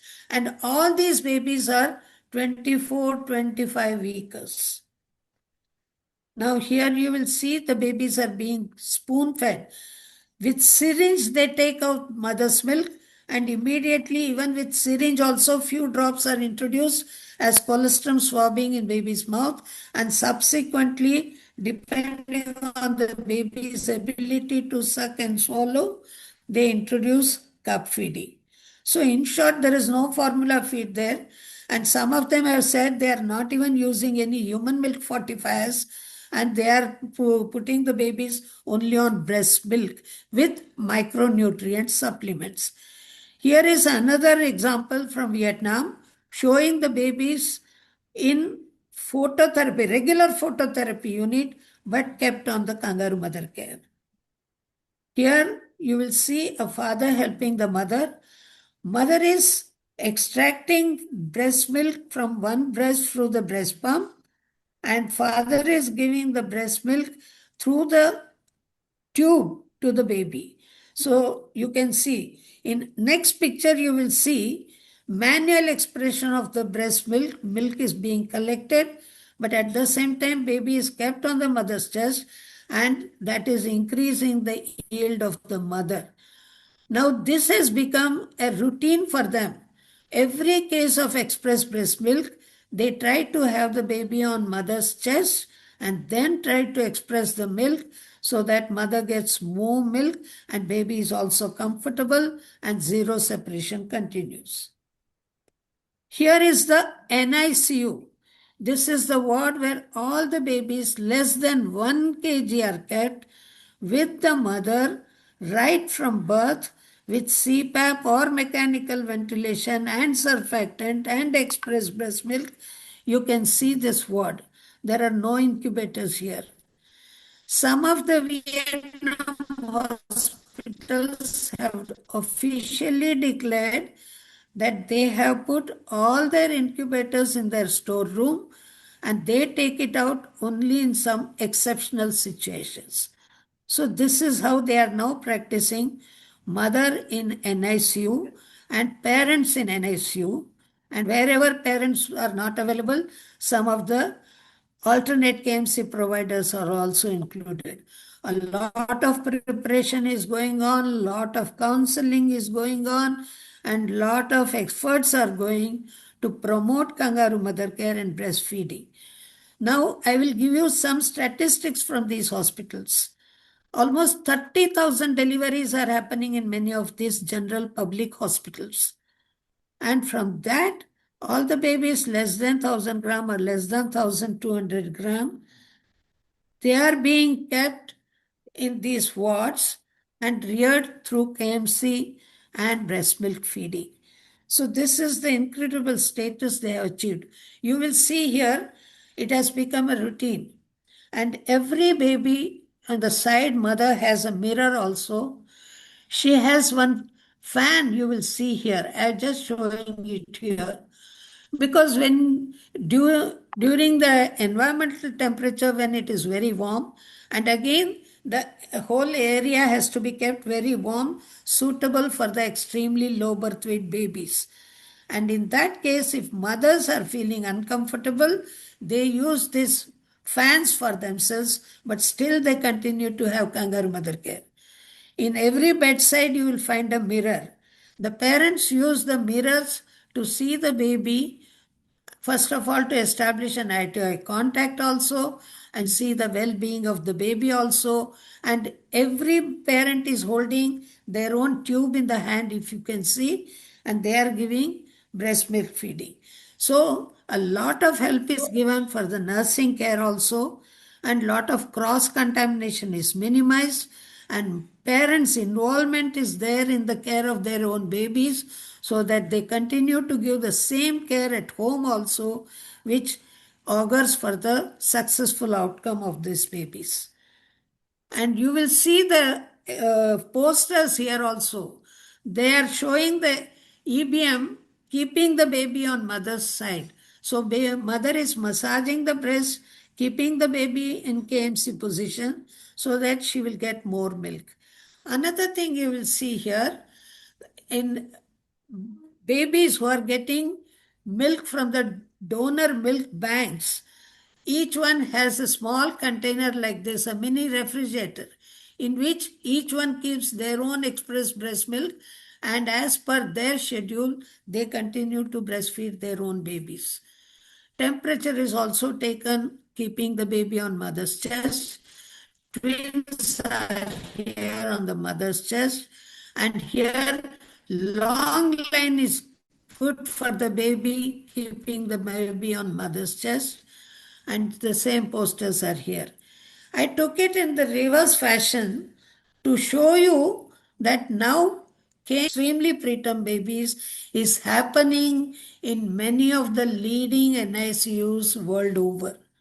So we should also now should be bold enough to experiment this for the benefit of our babies and their mothers.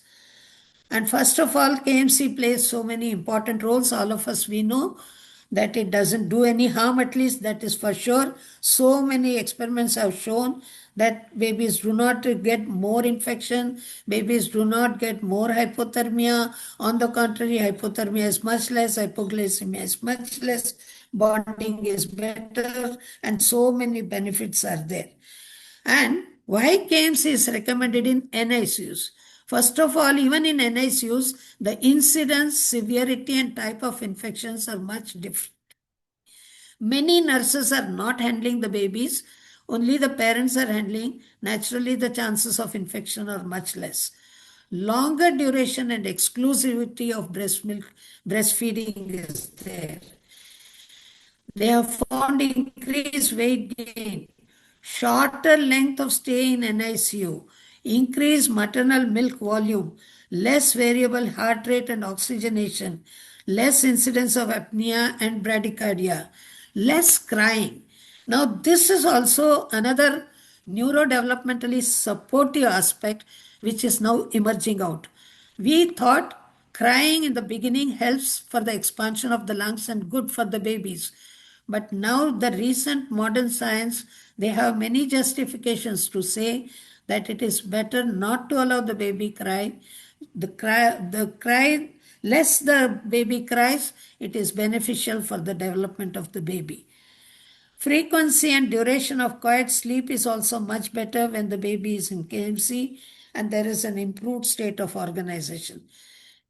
There is a provision of opportunity for mother and father to establish a critical relation with infant, and there is stimulation, enhanced parent-infant bonding, and this increases the confidence of the parents in handling this delicate babies, sick babies, and they are confident in the early discharge of the kangaroo mother care, which is the third most important pillar of kangaroo mother care. As all of us we know, only holding the baby on mother's chest, that is kangaroo position, or nowadays WHO specifies that we should use the term KMC rather than kangaroo mother care. So KMC position, that is just one part of the kangaroo mother care. KMC nutrition, that is as far as possible exclusive breast milk feeding, either given as direct breastfeeding or given as express breast milk in a suitable mode of feeding. That is the second component. And planned early discharge as per the laid down criteria of the unit, and subsequently scheduled regular follow-up. All these are equally important components of kangaroo mother care. And by involving the parents, this third component also becomes quite satisfactorily followed up. And this should happen in the NICUs. And of course, it encourages a self-regulatory behavior from the baby itself, including feeding, non-nutritive suckling, etc. So as we have said, there are so many advantages of keeping the baby in NICU. And I have just quoted here because of the shortness of time, but there are robust scientific evidence support for all these recommendations. So there is very important thing. Earlier in our experience, we used to quote examples of babies less than 27, 28 weeks who are being given kangaroo care, but after they become stable, after the trophic feeding started, and after the KMC, as you could see from here, KMC was started on 9th day when the baby was hemodynamically stable. It was being given for 6 to 8 hours per day. But now we have said that it should be started even in the sick babies as early as possible. Maybe as soon as you stabilize the baby on mechanical ventilation, or even the less invasive ventilation like CPAP and these modes, and put the baby as much as possible on KMC. Now, as I showed you from the Vietnam example, they put the baby on KMC and then they perform all these procedures. So these are all the things coming up, and KMC minimum of 8 hours is the current recommendation of WHO, but International Kangaroo Foundation says as long as possible in 24 hours, at least more than 20 hours, and that should be possible in NICUs. And that is where our recent studies, including that from the Safdarjung Hospital, where mothers have been admitted in the NICUs and the care of the sick baby started right from birth. Zero separation has started, and this care, which started even for the sick babies, that has saved even more than 25% of further saving of the newborns. So globally, they have estimated By keeping the mothers in NICU and starting early possible KMC, we can save almost 150,000 more babies globally. And this should now come up in our nurseries. That is my ardent request. So here is another example from 27 weekers. Twins were there. Another example, quadruplets from another hospital where they were also delivered, and it ranged from 900 grams to 1.6 kilogram. But they were all given after the baby was somewhat stable. But now the recommendation is even in the sick babies, we can start as early as possible. So, mother's chest, the baby is quite comfortable and the baby is calm, their body is calm. There are so many advantages. Whereas in incubator, baby is subjected to so many developmentally harmful situations. I won't go in detail. The whole hypothalamic pituitary axis is stimulated, and separating the mother and baby, both of them are subjected to a state of stress.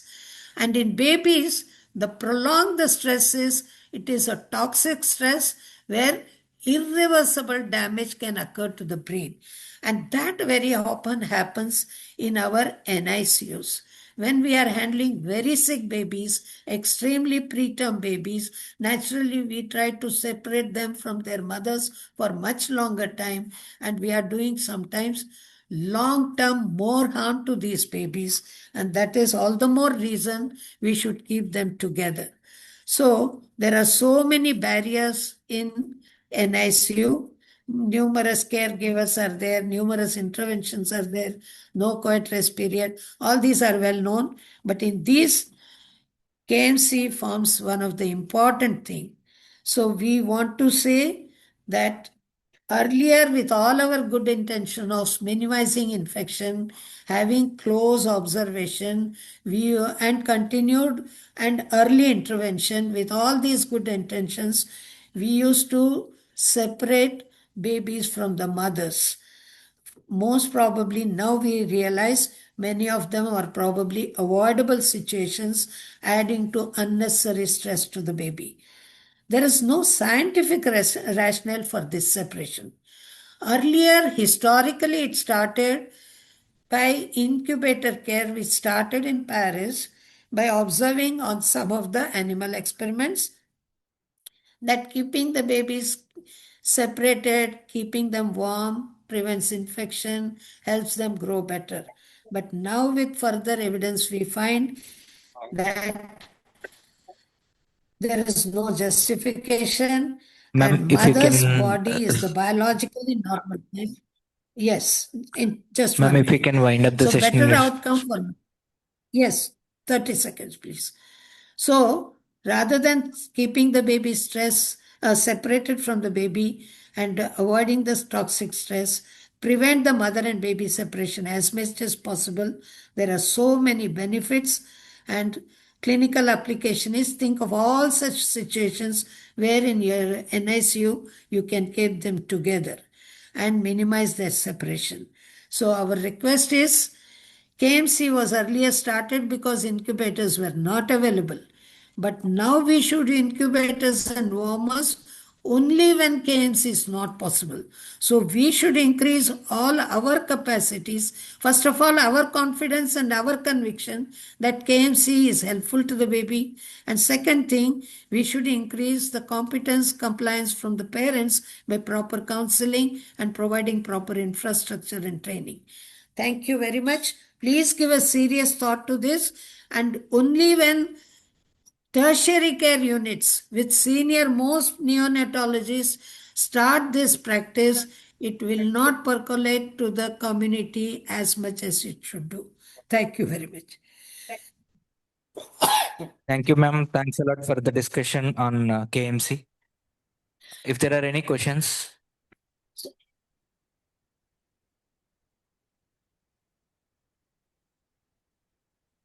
Once again, the plea that NNF should take this up as a serious matter and take it further. Thank you very much. thank you very much, ma'am. Thank you very much for delivering the lecture online, even though it was difficult for you to travel here. Thank you, ma'am.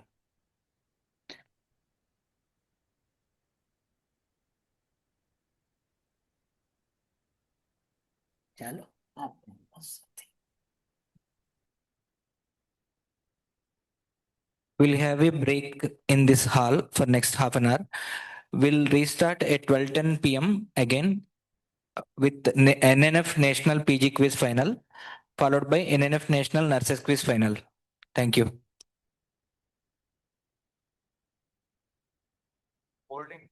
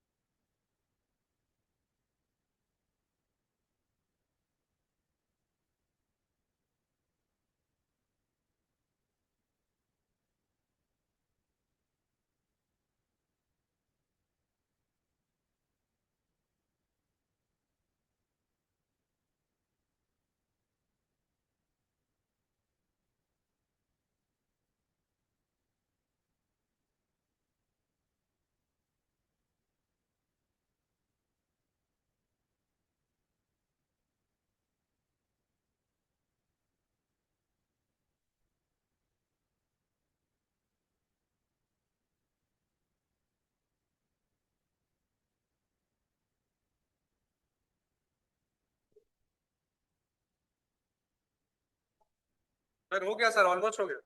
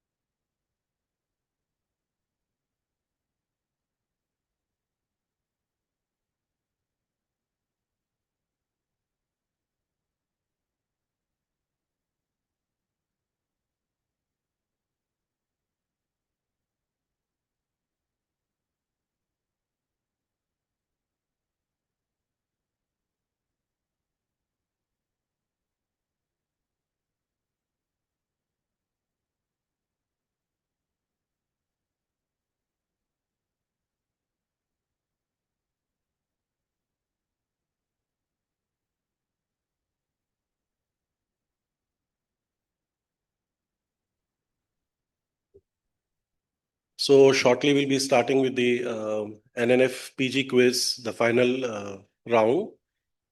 And I would invite the team members to kindly come towards the dash so that they can select their chits. So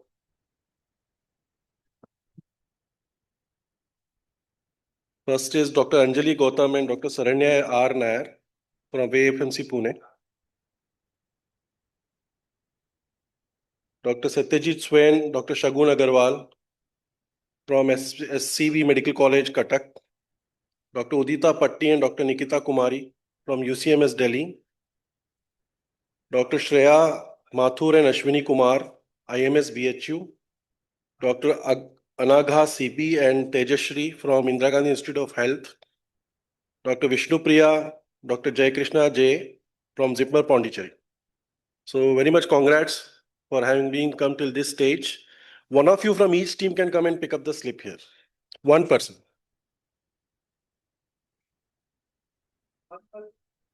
Team.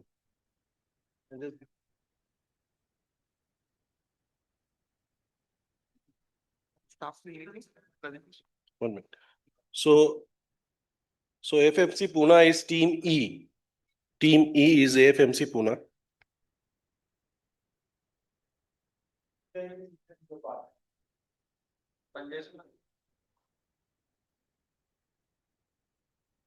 So this is, what's your name? Okay, so the SCB Medical College, Cuttack is team A. And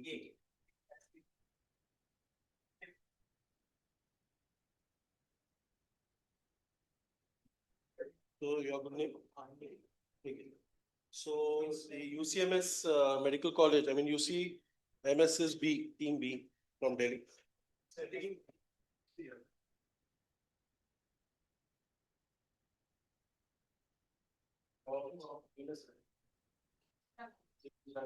Indira Gandhi Institute of Child Health is team F.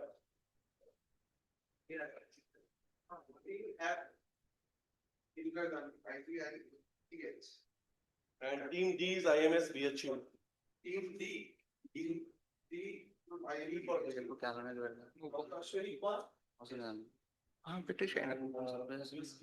C is IMS. This team C is Zipper Pondicherry. Team C is Zipper Pondicherry.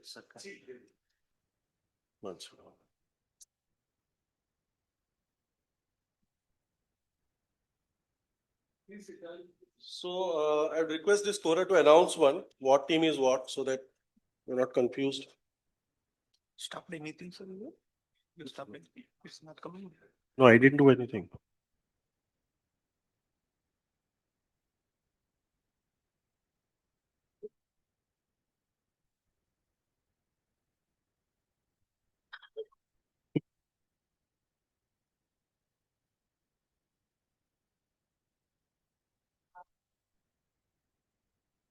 Okay, so we'll have a quick introduction from team A. Just tell your names and the college. Hello, I am Dr. Satyajit Swain from SCB Medical College. I'm Dr. Shagun from SC Medical College. Dr. Nikita from UCMS. Dr. Udita from UCMS Delhi. Okay. Dr. Jay Krishna from JIPMA. Dr. Vishnu Priya from JIPMA Puducherry. Dr. Shreya from IMS BHU. Dr. Ashwini from IMS BHU. I'm Dr. Sharanya from AFMC Pune. I'm Dr. Anjali from AFMC Pune. I'm Dr. Tejashri from Indira Gandhi Institute of Child Health, Bangalore. I'm Dr. Anaga from Indira Gandhi Institute of Child Health, Bangalore. Okay. So all of you again check on the scoreboard. Your teams are the same. What you're sitting, A, B, C, D. So they written on the scoreboard, right? So welcome everyone and congrats all the teams for coming till this stage and all the best. So I'll just quickly go through some rules again. Okay.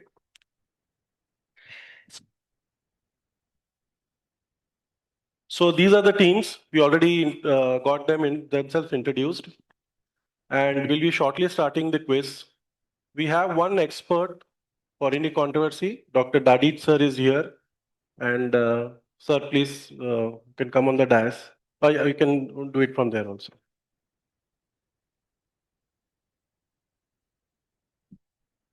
So the rules are that there will be 6 rounds. Out of these, the last round will be the rapid fire round. In the first 3 rounds, the order will be like that, from A to F. And for the last 3 rounds, it will be from F to A.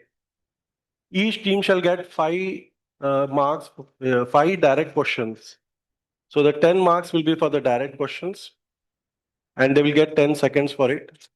Round 5 will be visual round, which will consist of 2 bits. So every bit is 5 marks. If you answer one bit, don't answer the other, you will get only 5 marks. If you answer both, you will get 10 marks. And the round 5 and 6 don't have any crossover to the different team. So they're direct questions and then they get finished. Round 6 will be rapid fire round.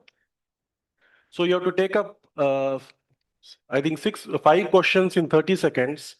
So if you don't know the question, tell pass so that you can revisit the questions which I've already asked. Right? Any confusion till now? In addition to the teams can attempt to score indirect marks, 5, by writing their answers to the direct question being asked to other teams. However, they will not be applicable for the visual round and the rapid fire round. The participants will be provided paper slips. Just check all of you have the paper slips on your table. Yeah. You must mark your team identity on the right hand upper side. So these slips will be collected from you. So kindly beforehand write your team boldly on the right upper side of the paper. And I request you to write the answers in capital, in bold, so that there's no confusion. Okay? And somebody will collect the slips from you.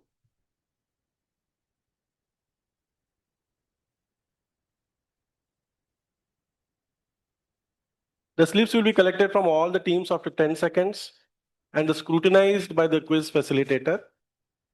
And the team who writes the correct answer will get 5 marks. If 2 teams have written correct answers, 2 teams will get 5 marks. Okay? However, if the direct question has been answered correctly by the team to whom it went, then obviously these slips have no meaning.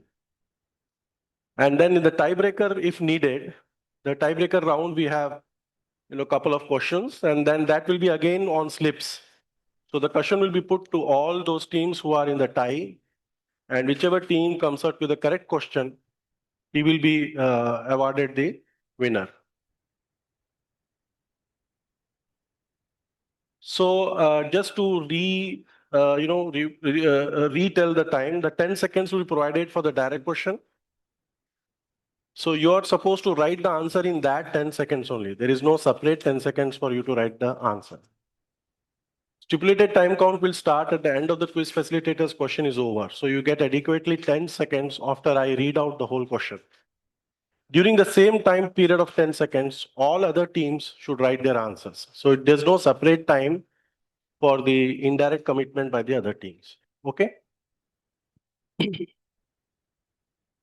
So for the rapid fire, as I said, there'll be 30 seconds and there will be 5 questions. In question is passed, quiz facilitator will quickly ask the next question and so forth.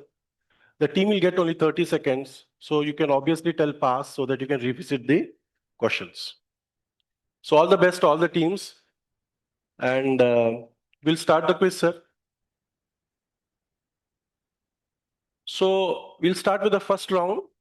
And the first question goes to team A. What parameter determines the length of flanges arising from the square box, which is depicted?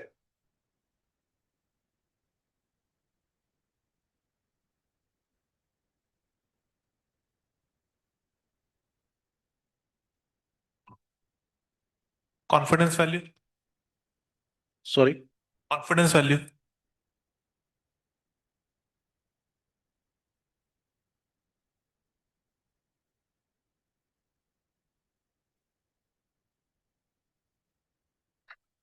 So the team A has answered confidence interval, and that is the correct answer. So 10 marks will go directly to the team A.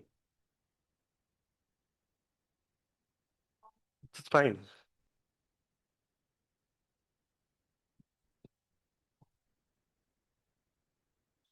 So we come to the question 2, and that is a direct question to team B. After I finish the question, the time starts. What is the principal reason for not doing milking of cod less than 28 weeks in a non-vigorous unit immediately after birth during resuscitation?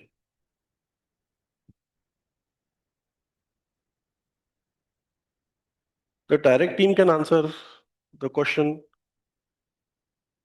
Okay. It can lead to increased risk of IVH. Okay.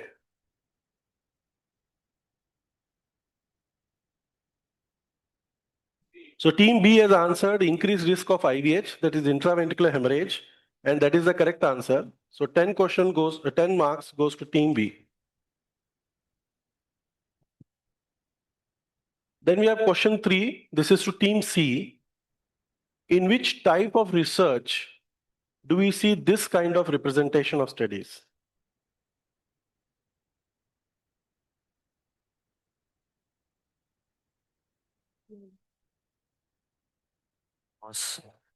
Crossover. Crossover. Okay, your answer is crossover.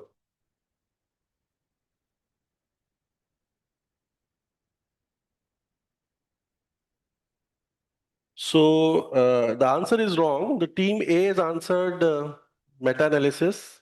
Team D has answered meta-analysis. Team E has answered meta-analysis, and Team F has answered meta-analysis. But we're looking at what specific type of meta-analysis we're looking at. So none of the team gets the marks, and the answer is network meta-analysis. Okay. So kindly write 0 for all the teams. We go to question number 4, that is for team D. As per the latest NRP 2025, the ET tube fixation length is from tip of the ET tube to dash. Sir, ET tube has to be fixed to the anterior margin of the maxillary gum. Okay. And the length is tragus to nose plus 1 centimeter. Okay.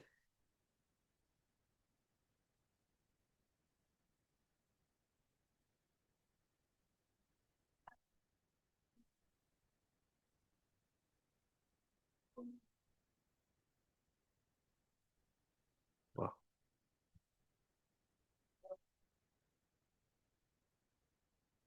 So the answer is anterior edge of upper maxillary gum in the midline. So that was the correct answer. So 10 marks goes to the team D for the direct answer. I would request you to answer after 10 seconds. After the time is over, then you can answer because other people are writing the answers, right? So we go to the team E, direct question. Name the parameter used in the x-axis in this ROC curve.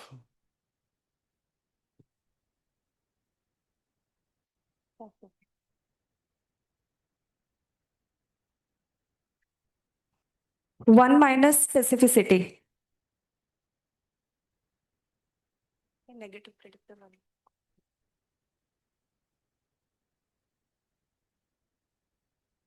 So the answer is 1 minus specificity or the false positive rate. So team E gets 10 marks for the direct question. The next question is for the F team, that is the last question of this round. As per the latest NRP 2025, the initial FiO2 concentration of dash should be used for babies born less than 32 weeks of gestation. The answer should be precise and as it is given in the recommendation.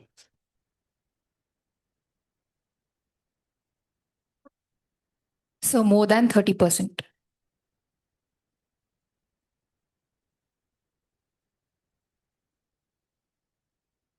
So the team B has given 30%, team A 30%, team E is 30 up to 100%, and team D has written more than or equal to 30%, and team C has written more than or equal to 30%. So it is more than or equal to 30%. So team D and team C, they get 5 marks each. Team D for Sir, Delhi. we told the same answer.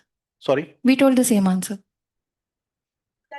Only 30%. No, we told more than 30%. No, 30 or more than 30. So team D gets 5 marks and team C gets 5 marks. Rest of the teams don't get any marks.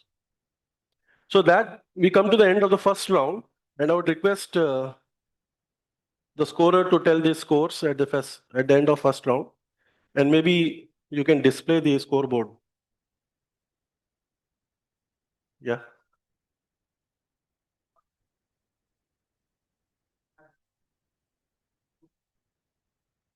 No. So we can take a call. So in the NRP 2025, it's clear that 30 or more than 30. Yeah. Yes. So we can take a call that do we give marks to team EF? 30 to 100. We have written 30 to 100. Okay. So we give 5 marks to team E. Dr. Ankur?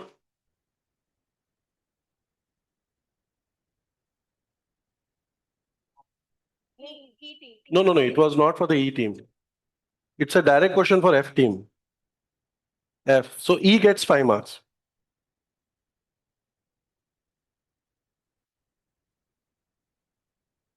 So in addition to C and D, E gets 5 marks.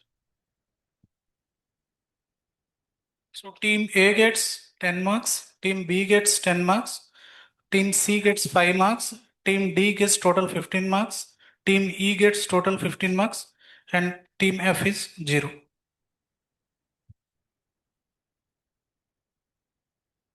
So we start with the second round. Okay. So we'll skip the reserve question. So the question goes to team A as direct question. Condensation is observed in the inspiratory limb of a ventilator circuit, and the heat wire is working well for a neonate on invasive ventilation under radiant warmer. An ICU room temperature is 30 degrees centigrade. What is the most important common cause for this condensation?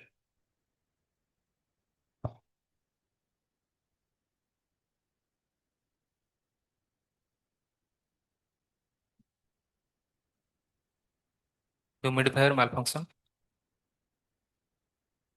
Humidifier malfunction.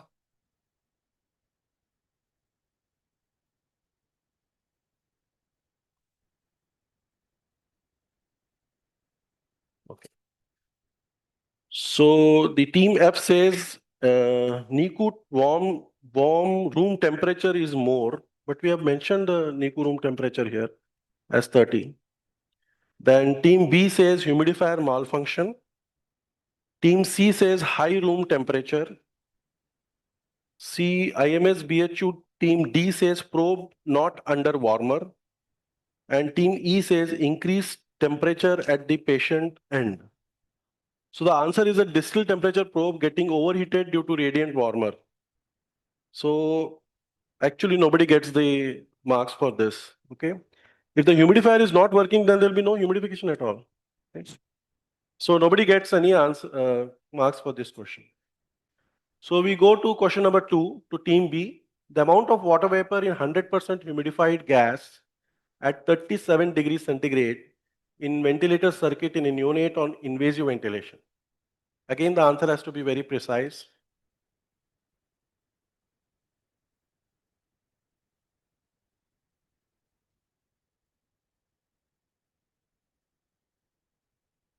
So can you collect the papers?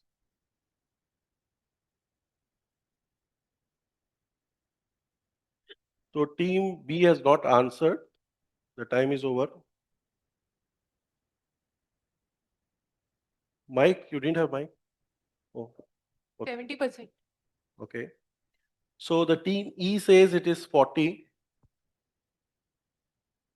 Team F says it is 200. Team C says it is 45 milligram per liter. And team D says it is 5 to 10%. And team A says it is 10%. Okay.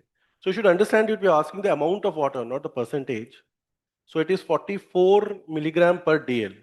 So I think nobody gets the, sorry? Why? If it is 44, why 45 should get it?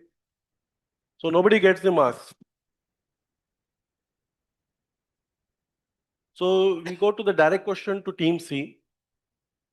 Which type of high frequency ventilation fares better in terms of gas exchange in complex air leak syndromes? So this is a direct question to team C.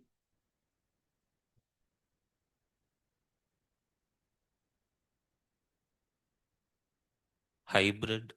Sorry? Hybrid. Hybrid is the answer. Okay. So they have answered as hybrid.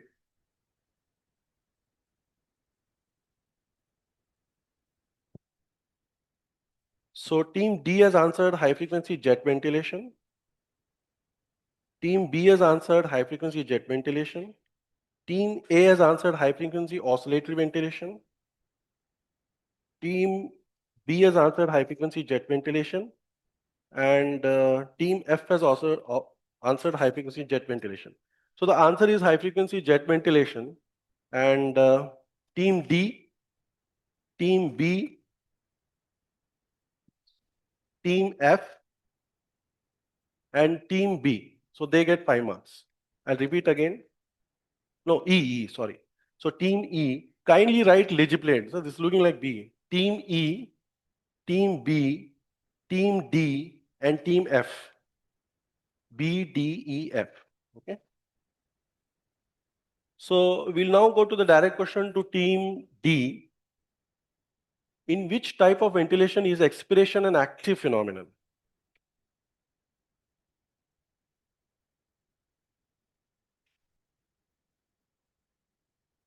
So that's a direct question to team D. High frequency oscillatory ventilation. Okay.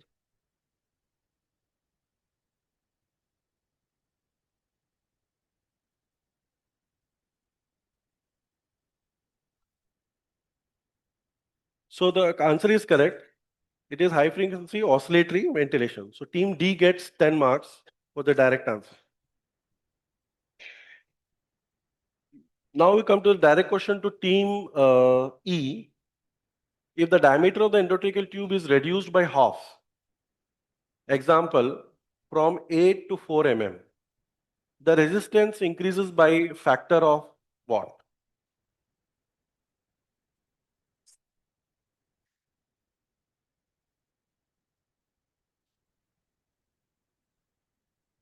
$16.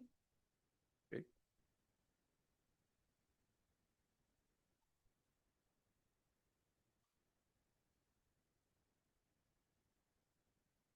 So team F has answered 16.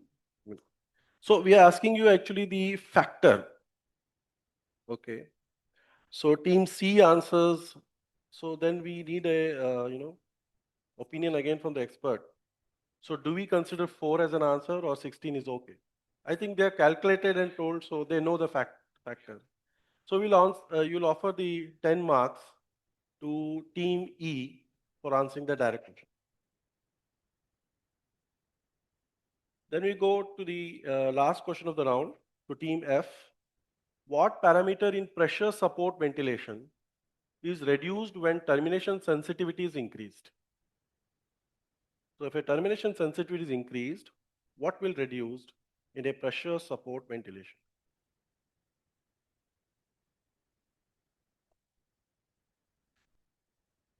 Flow.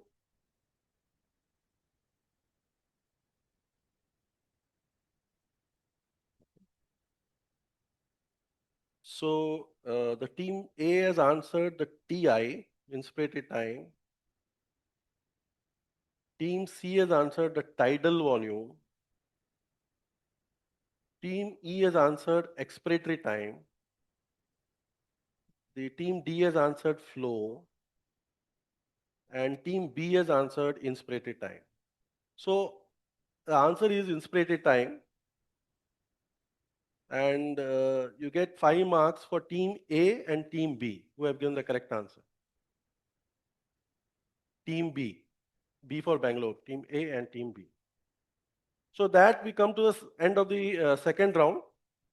So I'll again request Dr. Ankur and the scorer to just tell the scores.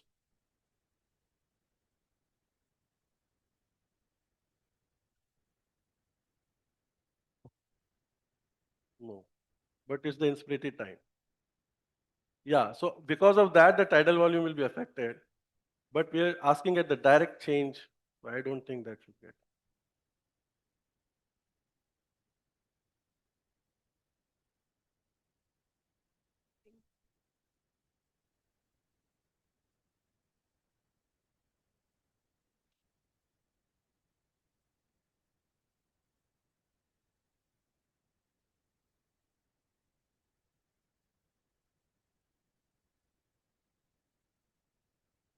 Okay, so the end of the second round, the team A is 15, team B is 20, team C is 5, team D is 30, team E is 30, and team F is 5. So we have team D and E quite close. I mean, they're almost the same, and then followed by team B.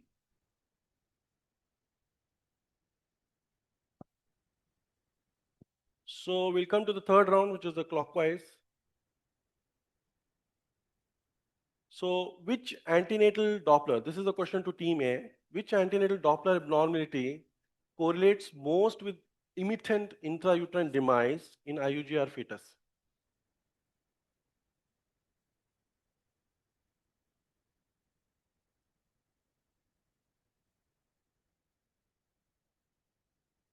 Reverse end diastolic flow in umbilical artery.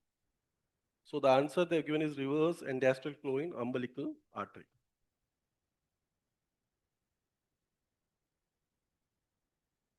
So team F has answered umbilical artery Dopplers.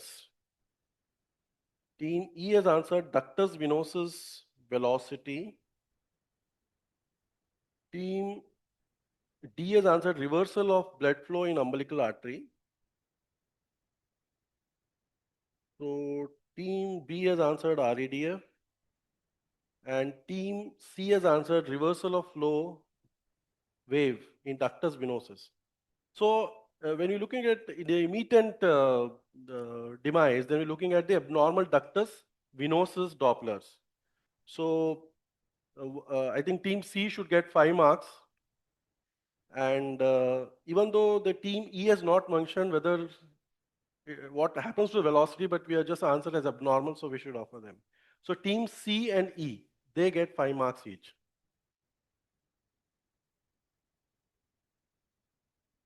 So we go to the next question. That's a direct question to team B. As per Indian Society of Pediatric Nephrology, the preferred radio pharmaceutical to be used in renal dynamic scans in neonatal age group, that is less than 28 days, with severe unilateral hydronephrosis is?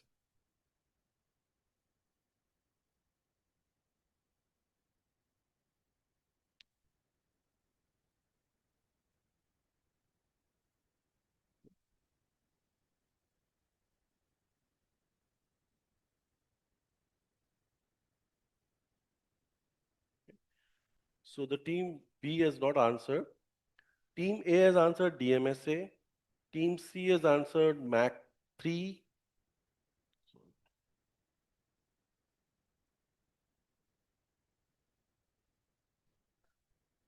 Where? You.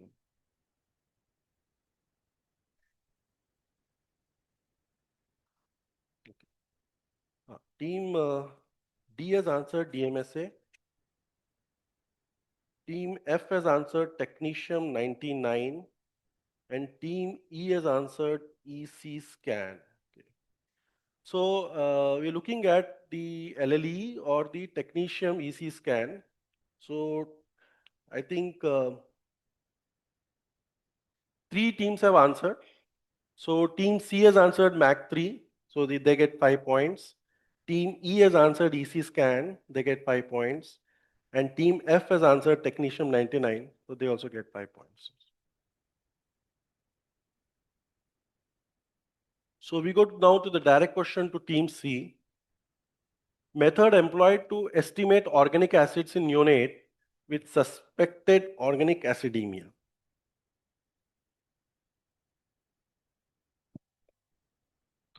TMS, tandem mass spectrograph.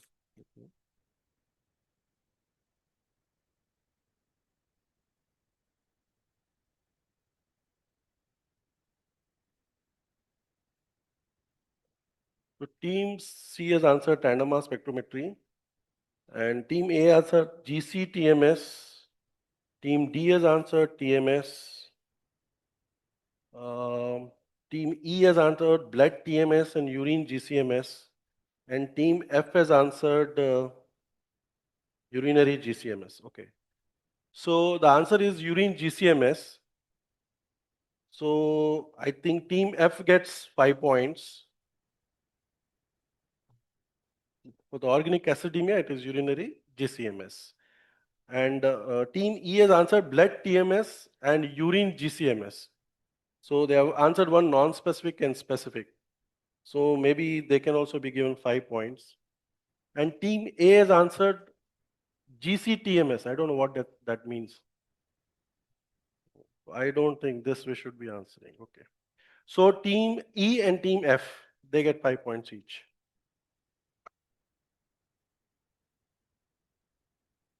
So we have a direct question to team D now.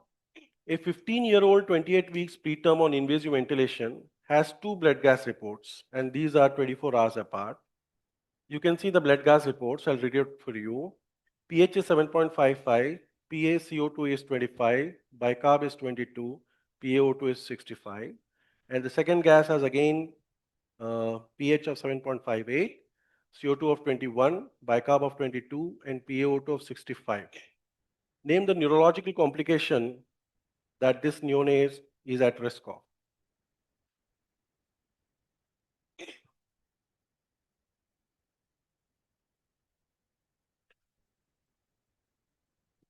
IVH. Okay. So the team D has answered IVH.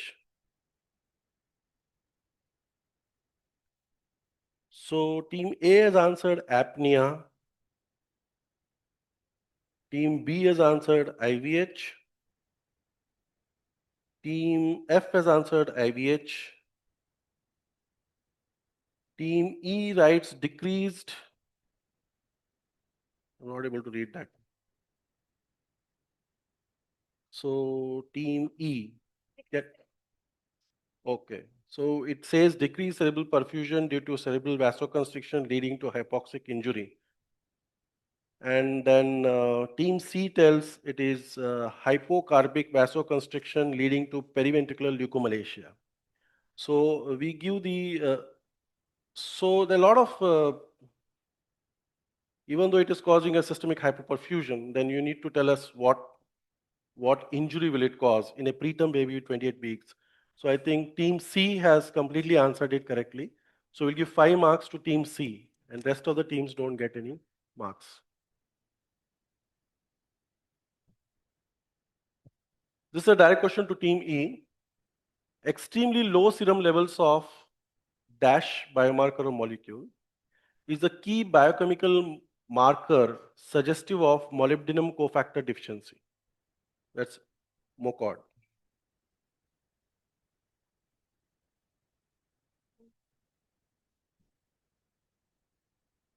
Uric acid. So the answer is correct. So extremely low levels of uric acid are very important specific marker for molybdenum cofactor deficiency. And the team E gets 10 marks as answer for the direct question. The next question is for the team F.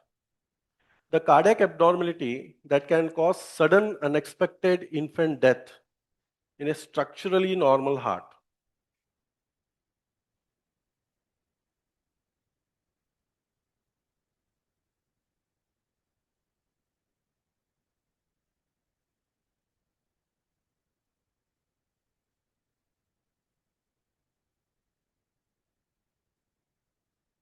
Yes, you can answer.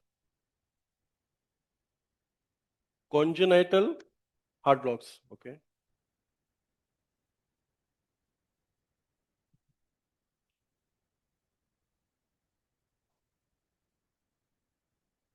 So the team E says arrhythmia. Team D says medicine FA oxidase deficiency.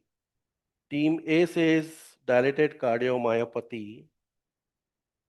teams B says subtle hypertrophy, and team C again says arrhythmia, example SVT. Okay.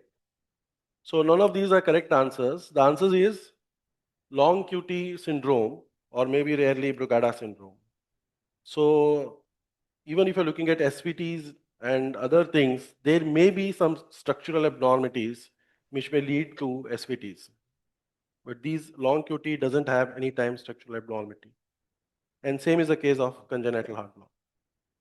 So nobody gets the marks for this. All the teams get 0. So we are at the end of the third round now.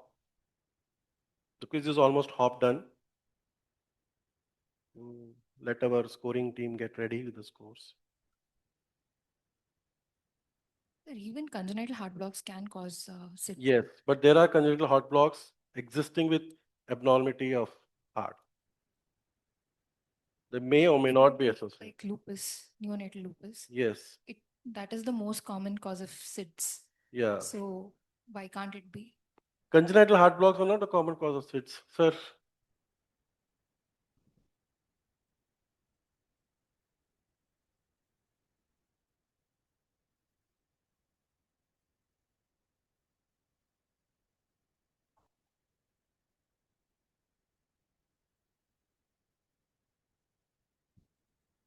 At the end of third round, team A gets 15, team B gets 20, team C gets 20, team D gets 30, team E gets 55, and team F gets 15. Okay, so the team E is leading with 55 marks, followed by team D, and then team B and C are at 20 marks, and then A and F are at 15 marks. So now we go to the fourth round, and we'll start the fourth round from team F. A neonate with hypoglycemia with a blood sugar of 15 milligram per dl on day 3 of life is unresponsive to high dose dextrose solution, even up to 15 milligram per kg per minute, and diazoxide as well. Genetic testing confirms a homozygous ABCC8 mutation. Baby continues to have glucose fluctuations. What imaging has to be done to decide on further management?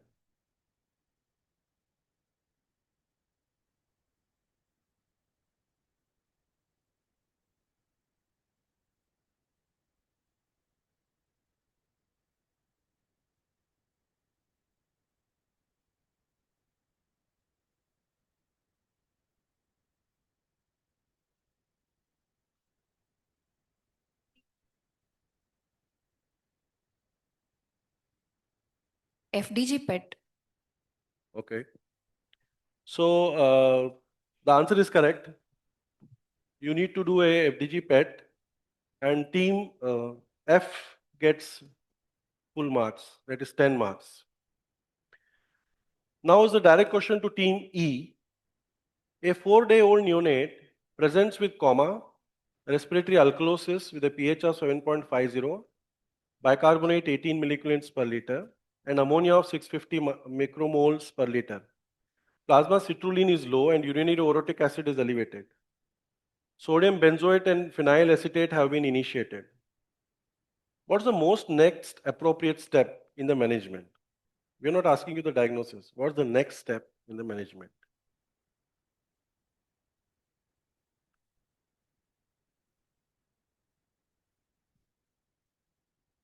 We have to use the specific hydrolyzed formula for the baby. Okay.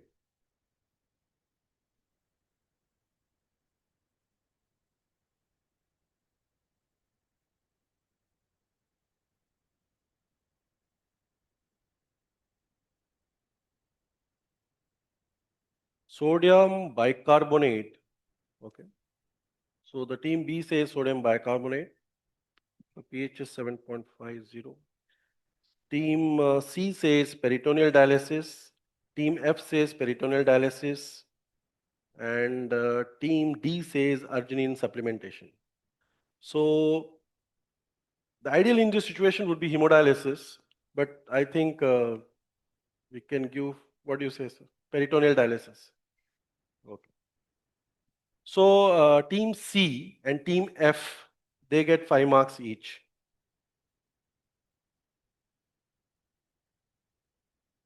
So we have next question to team D.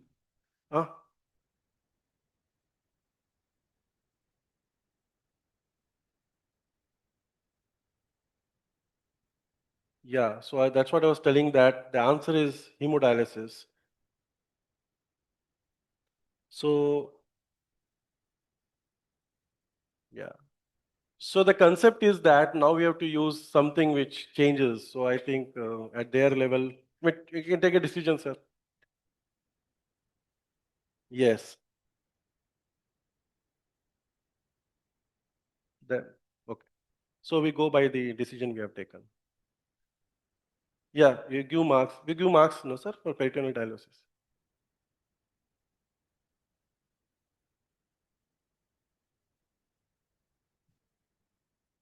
So it's a spectrum of accuracy and rapidity how it gets corrected, but both are used, peritoneal dialysis and hemodialysis. Fine, sir, we can take a decision now also. So if peritoneal dialysis is fine, then we can give the marks. So we give the mark. We are given marks for peritoneal dialysis. Okay. So now the question to team D. Yeah. A 4-day-old term large for date male born by emergency C-section for fetal distress to diabetic mother presents with gross hematuria, abdominal mass, poor urine output. The baby has noted to have perinatal asphyxia and required some resuscitation at birth. What is the most likely diagnosis of this presentation? Team D.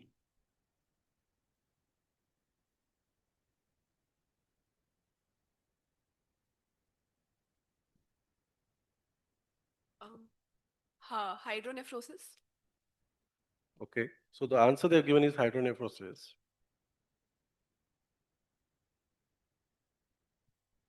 So team B says renal angiolipoma.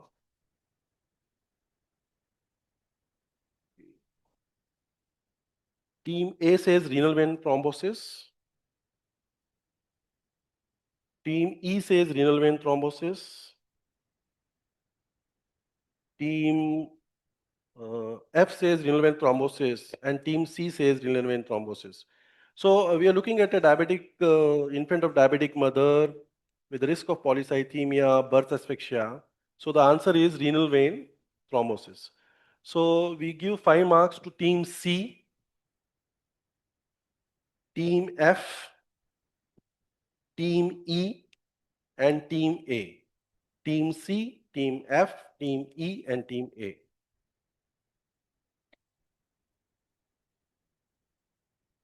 Now the direct question to team C. A term neonate born by emergency CS due to category 3 tracings on CTG. Neonate is severely anemic with a hemoglobin of 6 gram per DL at birth. Both mother and baby are O positive. There's no organomegaly. The total serum bilirubin is 1 milligram per DL and there's no bleeding noted. What's the most likely cause of anemia?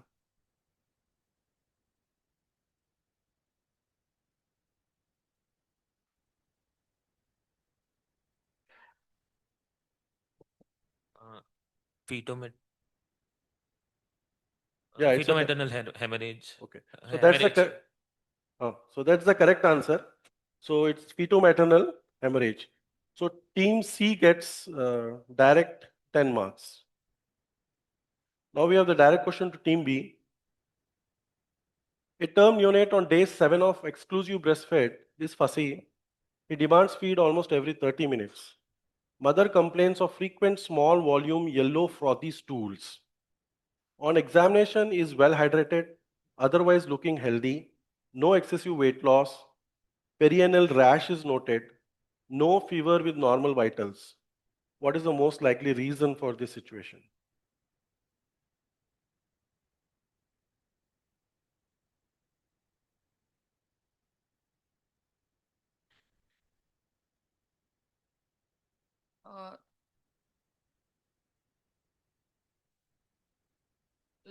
Feeding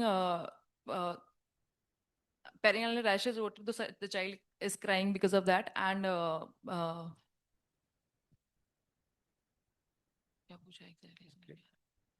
So, diaper rash, okay. dermatitis. So the first, Team F has written feeding only for milk. And Team E has written lactose intolerance. Team A has written for milk feeding. I'm not understanding what Team D has written. Osmotic diarrhea, right? That's what you're written. Team D has written osmotic diarrhea. And Team C has written malabsorption biotinidase deficiency. Okay, so you should understand this baby is well otherwise. So basically it's lactose overload syndrome or maybe predominant for milk delivery. So we give the marks to for milk feeding, Team A, 5 marks, Team F, 5 marks, and lactose intolerance. So this is a pathology actually, so different. So only Team F and Team A, they get 5 marks. So now we have direct question to Team A. A 27-week infant with severe RDS who's on a high frequency oscillatory ventilation, the mean airway pressure had to be increased to stepwise fashion, which resulted in improvement in saturation from 80 to 95. Trans illumination is not suggestive of air leak, but the baby developed hypotension and mild tachycardia. What is the most appropriate reason would be here for this development of hypotension and mild tachycardia?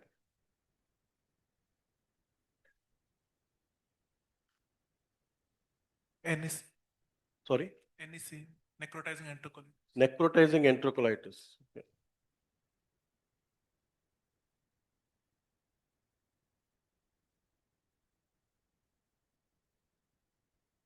Okay, so we went on increasing the pressure, and after a certain stage, we ended up having hypotension, mild tachycardia. That's the situation. So the team E says 2D echo for checking PDA opening and PPHN. So you want to say that the PDA is opened and there's PPHN? Okay. And team D says intrathoracic pressure and decreased cardiac output. Team B says hyperinflation. Team C says pulmonary hemorrhage. And team F says PDA. So basically, we are going on increasing the pressure, and this intrathoracic pressure has led to hypotension and mild tachycardia. So the answer correctly given by team D and team B. Sorry. Reduced preload. You want me to go back to the question?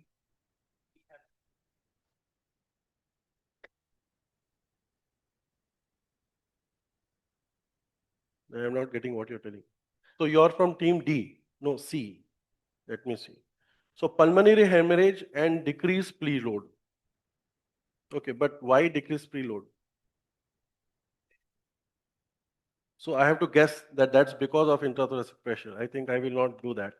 So D and B gets 5 marks. So we have finished the 4th round. And we'll just wait for our scorers. Till then, maybe people can look at this reserve question. Audience? Anyone?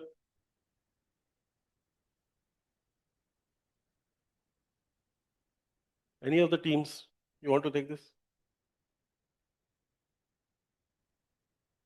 All right. Anyway. Hanji. After end of 4th round, Team E scored highest 60 and Team F scored 40, Team D scored 35 and Team C scored 40 Team B scored 25 and Team A scored 25. Okay, so we see that team E is again leading with 55 marks. Team, sorry. Team E 60, sir. Team E is 60, and then followed by 40 by F and C, and then we have D, and then 25 team A and B. So good, buck up team E and F. So we come to the round 5. I may just remind you that there's no writing business here. So it's a direct question and they have to answer. If they don't answer, the question finishes. So we again start from team F. So you can look at the picture and identify the abnormality shown in 2D and Doppler images of cranial ultrasound. Mention the cardiac complication associated with this entity. So what is the likely entity and what cardiac complication does it cause?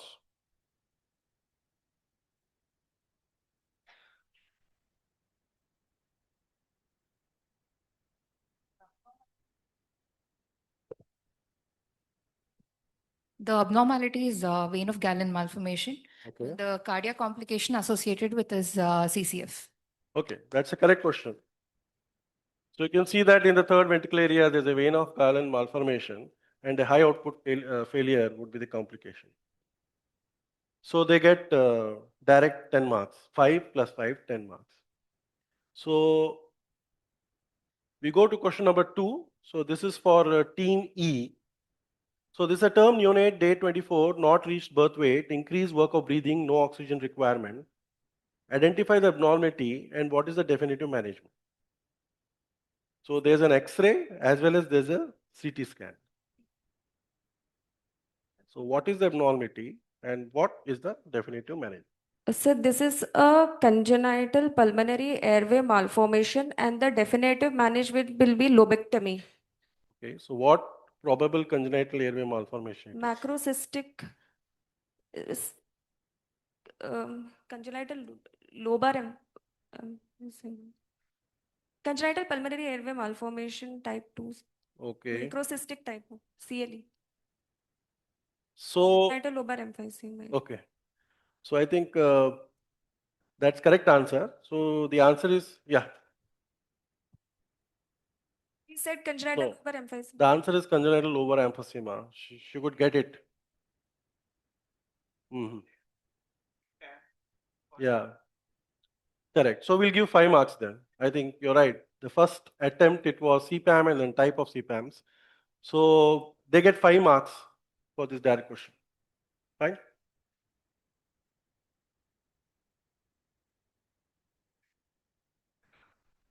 Yeah, but generally in quiz, we take the first answer. So that all calculation has to go before they commit. Yeah. Yeah, so I would request the teams to do all that exercise, discuss among yourself and come out with one answer. Don't do that exercise in front of us. Okay. So now the next question to team D.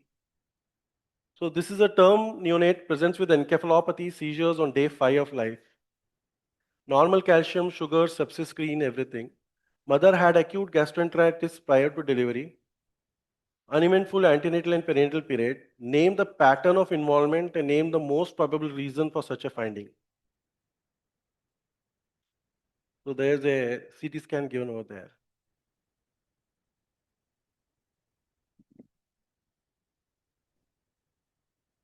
Pass.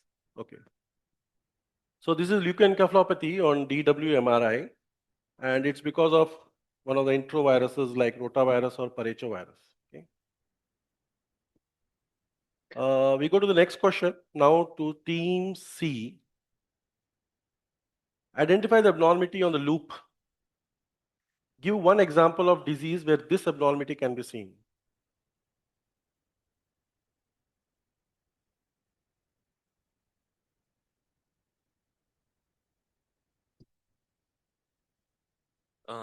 Both intrathoracic and extrathoracic obstruction is present, and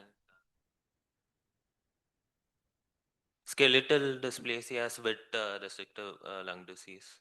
Okay. So you want to say there's a, no, both are the reasons. I want the abnormality on the loop. What is the, I don't understand. So you're telling the disease that both extrathoracic or intrathoracic obstruction. The abnormality is both in inspiration and expiration, Okay. there is no increase. And Okay. this is because of. Okay. So basically both expiration and inspiration are limited. So it's called a Bunn abnormality on a loop. But generally it's seen in subglottic stenosis, which is a extrathoracic obstruction. So I can give 5 marks for this. 5 marks. This is the question for team B. So look at this baby. Identify the abnormality on the X-ray. Name the drug taken by mother that can result in this condition.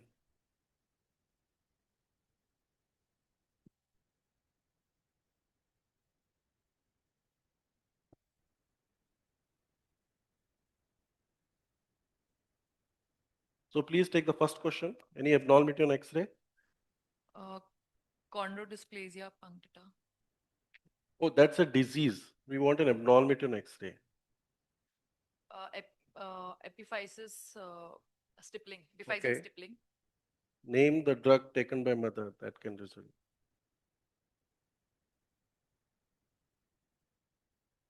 Okay, time up. So the first answer is correct. So there is epiphyseal stippling here. You can see at the the foot there. But the second they could not answer. So why do you find which drug will cause epiphyseal stippling? Warfarin. So they get 5 marks. So now the direct question to team A, the last question of the visual round. So this is a preterm 28 weeks, now 30 days old. Describe the abnormality depicted by arrows as per the latest guideline. So there are 2 arrows, white arrow and black arrow. So you have to tell what does the white arrow tell and what does the black arrow tell.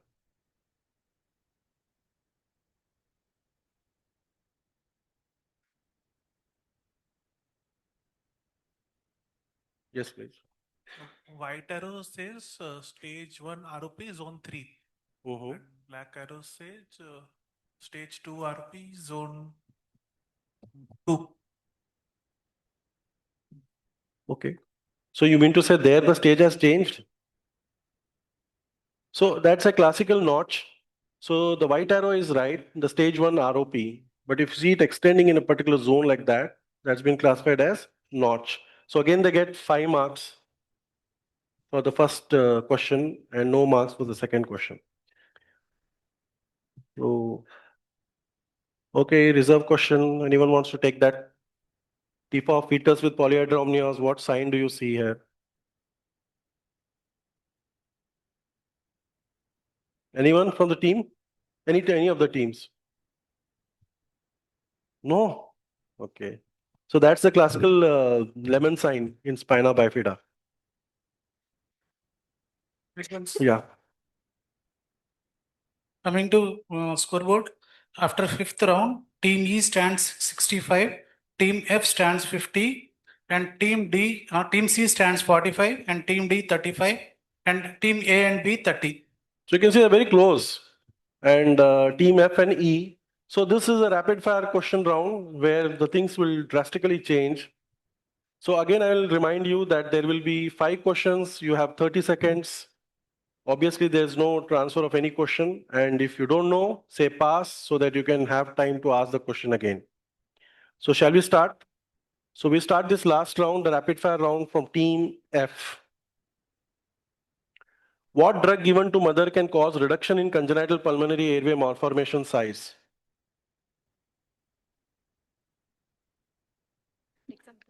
Dexamethasone. The answer they given is dexamethasone. Name the bacteria that is capable of ingesting several human milk oligosaccharides in breast milk. Pass. As per evidence, volume targeted ventilation is known to reduce BPD, true or false? Pass. CAP trial deals with? Apnea of prematurity, giving caffeine, reducing apnea. Name the staging system for twin transfer. Okay. Yeah, but don't be so ruthless. Sure. So the answers are, the first one is antilytic corticosteroid. So they said dexamethasone. The second they passed. So the answer is bifidobacterium. Third, they could not tell. Fourth, they told correct, caffeine. And fifth, again correct. So they get 15. 1, 4, and 5 were correct. 15 marks. 5 each, na? 10 each. 5 each, na? So 15 marks. So 5 marks for antinyl corticosteroids, 5 marks for caffeine, and 5 marks for quinterosphaline. So now we come to the second question of the rapid fire to team E. Name the drug that can be given to mother. Magnesium sulfate. Which immunological factor in human milk provides passive mucosal immunity by coating the infant's gastrointestinal tract? Sorry? IgA. Okay. Bilateral. Periventricular hemorrhagic infarction is bilateral. Support trial deals with the target oxygen saturation in NICU. Thompson scoring is used for HIE, hypoxic ischemic encephalopathy. Okay.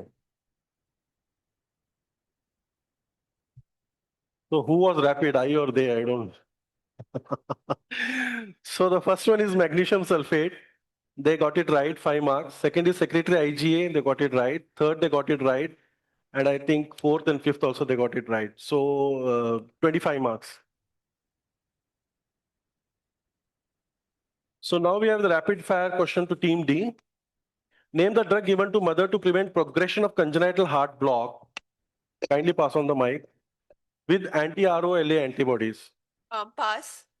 The component of breast milk that chelates iron and helps immune modulation in neonatal GI tract. Tofferin. Laser is indicated in ROP with zone 1, stage 3 with plus. Yes, true. TIP trial dealt with. Pass. PIPP scale is. Pain assessment. Then drug given mother to prevent progression. So the first one they passed. Second is lactoferrin, they took it correctly. Third is again correct. And fourth, they could not answer. Fifth, they answered as pain, but we'll take it. 3. So next question is to team C. Name the first line of drug given to mother for fetal SVT without hydrops. Fifth one is lactational assessment. Fourth is. No. Go one by one. Okay. First one, what? Okay. The fall. Second pass. Third pass. Third is true. Helix is therapeutic hypothermia in low-income countries. 5 is lactational assessment. 1 is digoxin. Amiodarone. So you're contradicting your own system, no? Amiodarone. So they answered 1 as digoxin. Maybe that was the first answer, so we'll take it. Second, they did not answer. Third, they answered true. Fourth and fifth was correct. So they get 20 marks out of 25.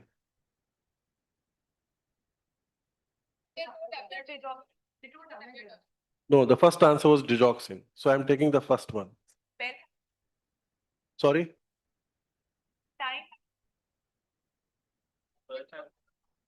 Sir.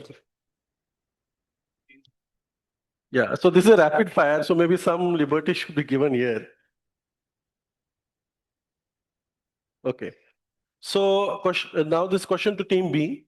Name the oral anti-diabetic drug if given to GDM mothers is associated with increased risk of hypoglycemia in neonates. Pass. The principal reason for stable protein content in donor human milk in human milk bank is due to. Pass. Levetiracetam is better anticonvulsant than phenobarbital in term neonates with seizure due to asphyxia. True. Benedict's trial deals with. Pass. Bind score is used for assessment of. Neonatal bilirubin. Neurological dysfunction. Okay. So the first one they didn't take up, so 0 marks. Second is they didn't take up, again 0 marks. So if you pool the milk, you will be able to increase the protein content. The third they answered wrong as true. The fourth they did not answer, and they get 5 marks for the last answer, that is bilirubin encephalopathy assessment. So rapid fire now for the A team. Which antibiotic given to mothers can increase the risk of NEC in preterm? Pass. Yeah, I gave that jaundice. That's given. That was one question we given 5 marks. Yeah, maybe you can restart the time. Yeah. So which antibiotic given to mothers can increase the risk of NEC in preterm? Aminoglycoside. Sorry? Aminoglycoside. Okay. As per CLMC guidelines, the method of pasteurization employed is? Holder method. As per Cochrane meta-analysis, KMC improves breastfeeding rates at 6 months. Adapted trial deals with? Pass. Downey score is used for assessment of? Respiratory distress. Okay. So the first is again wrong. They took amikacin. The holder was correct, so they get 5 marks. The third, they took true, so that's wrong. And fourth they passed, and fifth is again correct. So they get 15. No, 10 marks. Yeah. So 10 marks. This team gets 10 marks. So now we are at the end of the 6th round. No, we are at the end of the quiz actually. Okay. So let us listen for the final scores. After 6th round, the final scores were Team E got 90. Okay. Team E from AFMC got 90. Team FM from IGICH got 65. And Team C Jipmer got 65. And Team D IMS BHU got 50. And Team A is SCB got 40. And Team B UCMS got 35. Yeah. So congrats to everyone. And super congrats to Team E. That is from. Okay, we'll do that. So one first position is clear. Okay. With that AK-47 of army people know at the end of. But we have a tiebreaker for the second position. Okay. So now we have 2 teams in the second position. Team C and F. Okay. So we have C and F, a tiebreaker we have to take. What about the position 3? Okay, position 3 is no tiebreaker. So now only team C and F will participate. None of the other teams will participate. Only 2 teams will participate. And there is no answering here. You have to write down the answer and give it to me. That's all. 1 minute. Let us clear out other teams. So we are having a tiebreaker for team C and F for the second position. And I'll just again, like to inform you that I will ask the questions. You have 10 seconds. You are not supposed to answer. You're only supposed to write the answers and give it to me, right? Whoever writes the correct answer will be the winner. If both write the same answer, we'll go to the next tiebreaker. Clear? Okay.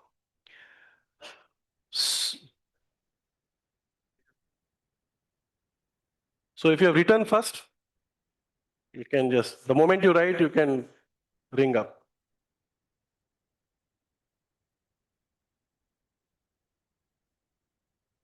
Yeah, that's what they're. So this bell is not required now. So this is the question first, tiebreaker. Mention the correct staging. Mention the correct staging.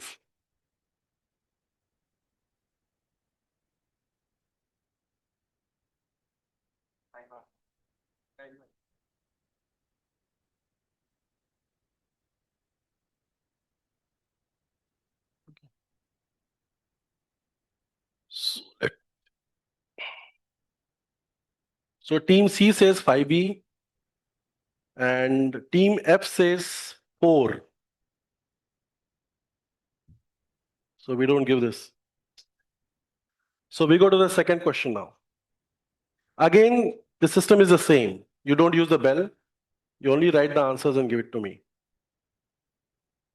What observed by expected lung head ratio, OELHR, is considered as poor prognostic indicator, mean mortality and need for ECMO in right-sided CDH, in right-sided CDH. So you can't avoid it. Questions will get a bit difficult.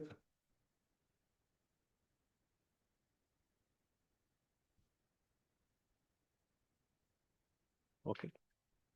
So less than 50% is the answer. Oh God. So one is less than 30%, but I think that's bad, but the bad is also less than 50%. And one is more than 1.6. Okay, that's LHR what you written. Now we go to the third question. Now in the third question, apart from writing down, you have to also hit on the bell.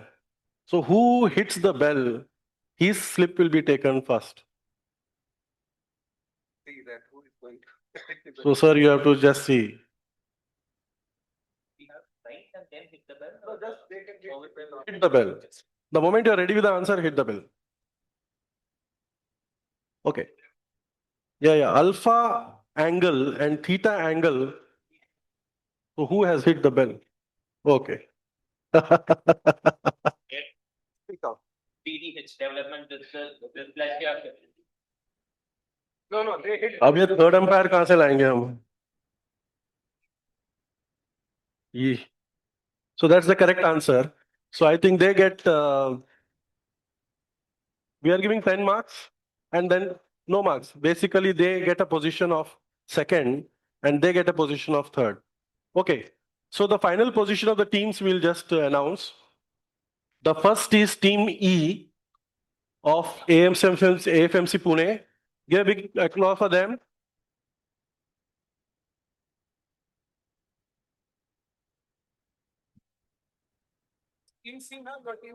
The second is Team C, that is from Zipmer Pondicherry.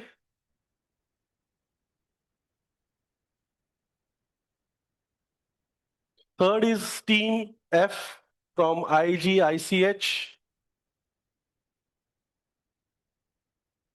And fourth is Team D, that is IMS BHU. And then we have followed by Team A from SCB and B from UCMS. So everyone did it very well. And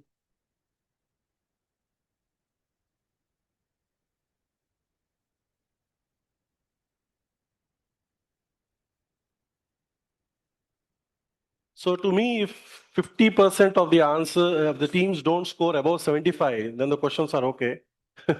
And 50% if they score less than 30, then they are easy. So that way it's okay. हाँ जी, आ जाओ sir अब आप. Quiz being conducted. Congratulations to the winners. Let's have the award for the postgraduate. So Dr. Ashish, please stay back. I would like to, we have President NNF 2026 with us. So I would like to invite Dr. Lalan sir to join Dr. Ashish and Dr. Shamsher Dalal. Are you here? Yes, Dr. Shamsher, please come over. Dr. Shamsher, Dr.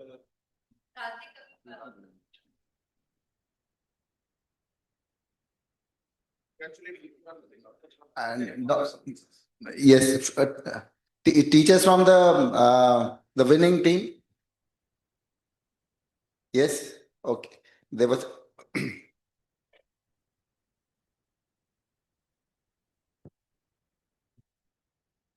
So I would like Dr. Ashish to announce the winners and call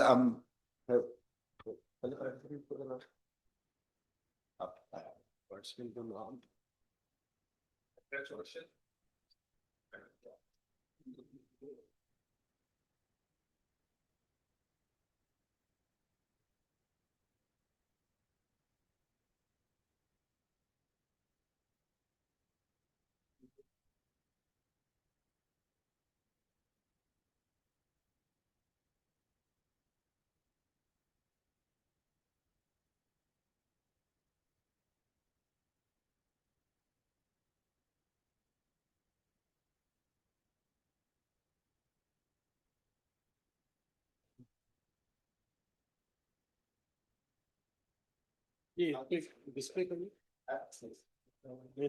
अच्छा मैं वही नहीं समझा। So the third position is taken by Team E. Team E is from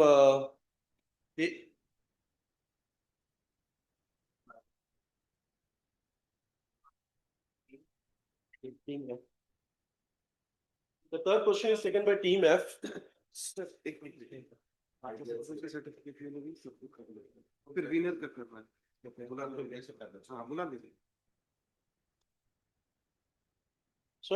I'd like to call all the participants for the certificates. We know that everyone has performed, marvelously.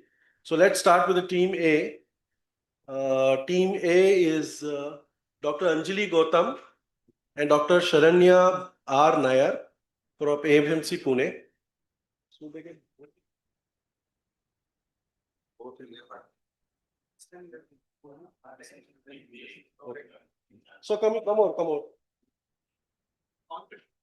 Available. So Dr. Anjali Gautam and Dr. Saranya R. Nair.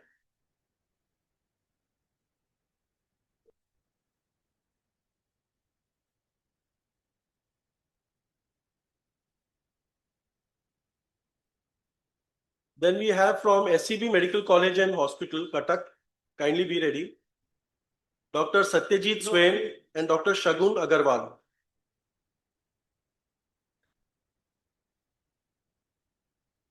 So anyone from Cuttack Hospital? No, anyone of yours? Jagdish? Okay.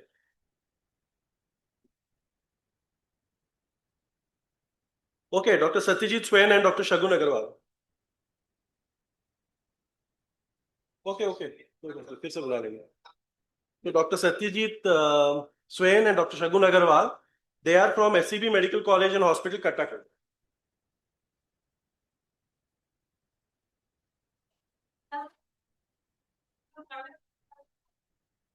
Yeah, come.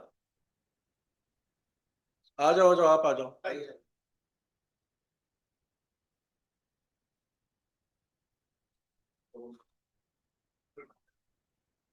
Then we have Dr. Udita Patni and Dr. Nitika Kumari from UCMS Delhi.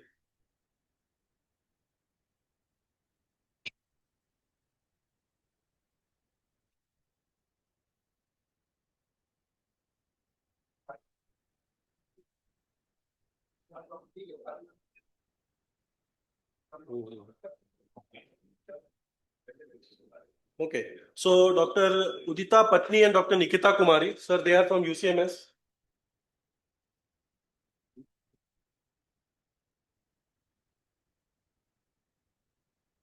Then we have Dr. Shreya Mathur and Dr. Ashwini Kumar from IMS BHU. Dr. Shreya Mathur and Dr. Ashwini Kumar.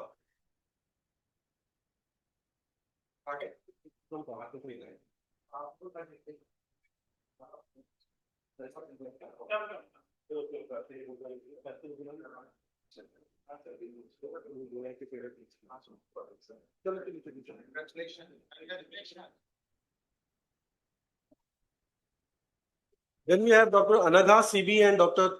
Tejashri R from Indira Gandhi Institute of Child Health.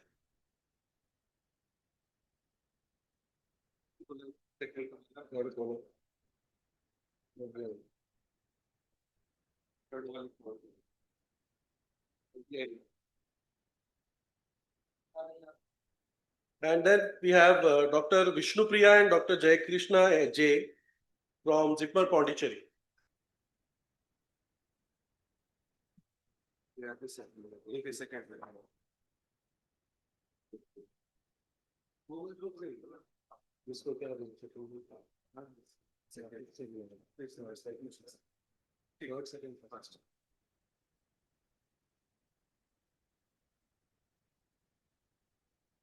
So congrats everyone.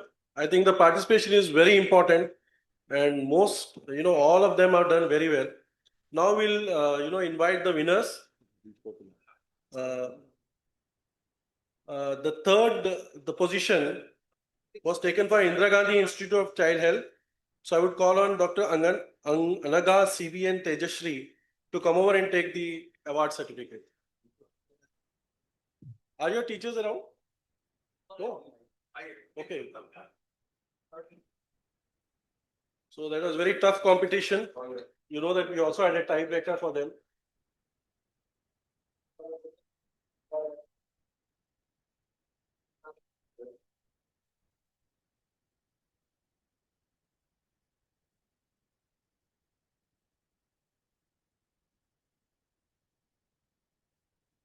ये कितने पैसे हैं sir?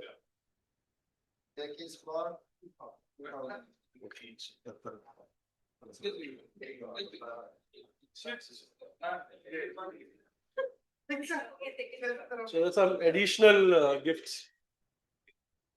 This is from Himalaya.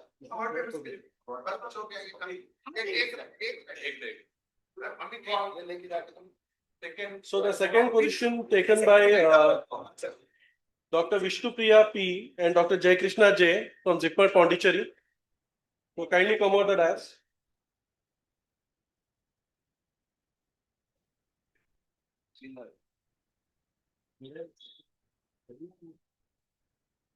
So they take the second position.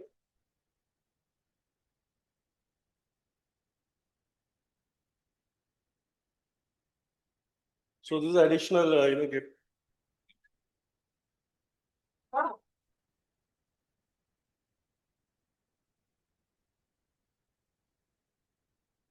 And then finally, the winners of the national quiz are from AFMC Pune. Dr. Shilpa Kalane was the zonal coordinator. And we have Dr. Anjali Gautam and Dr. Saranya R. Nair. A big applause to them.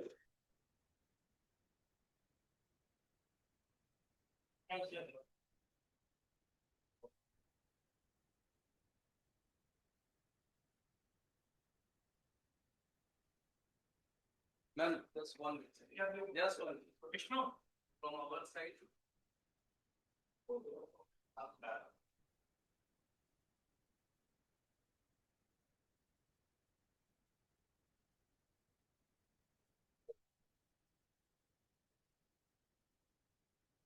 Yeah, thanks everyone. So with that, we come to the. Again, you can discuss me before. Don't interrupt me, London. Very bad. Congratulations. So thanks everyone for being here and motivating the participants. And shortly we'll have some small break and then we'll go for the nursing quiz.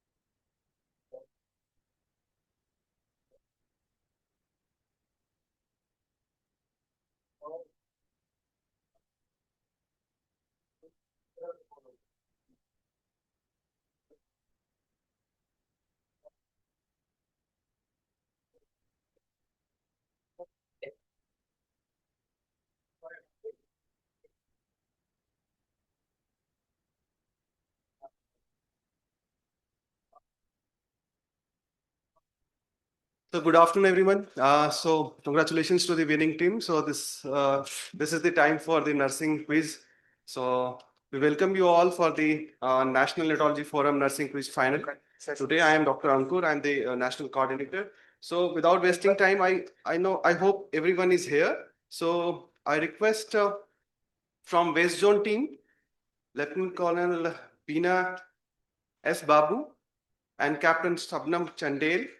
From East Zone, Mrs. Rupali Mohapatra and Ms. Anisha Amana. From North Zone, Kulvinder Kaur and Nidhi Sharma from DMC Ludhiana. From Central Zone, Monica and Shurbi Mohan. Southeast Zone, Chaya NG and Rupa B. Mathur. And from South Zone, R. Vijay Lakshmi and H. Vijaya Lakshmi Pandit. So, I request one of the team member can come closer to this dais and please select the seat so that we can allocate your team. Please come one of the team member.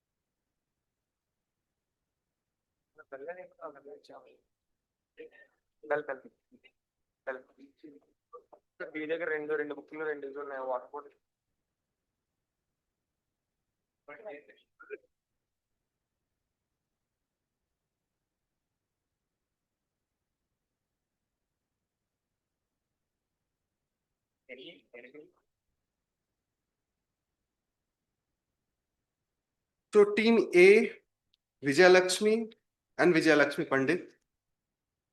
So team A is this side, the first table. Team B from AIMS Bhubaneswar, Rupali Mohapatra and Anisha Manna. Team C from DMC Ludhiana, Kulvinder Kaur and Nidhi Sharma. Team D, Colin Beena S. Babu and Captain Shabnam Chandel. Team E, Monica and Surbi Mohan. Team F, Chaya and Rupa B. Mathur. Team F,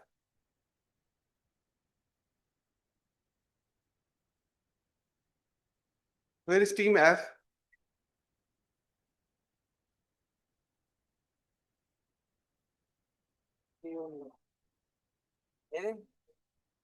Team F? Only one person. Where's the partner?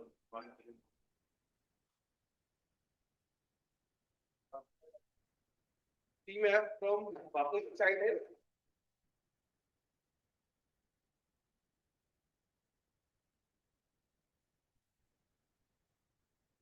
So before starting this round, let's introduce yourself. So from Team A, use mic, Yakub. Okay, use mic.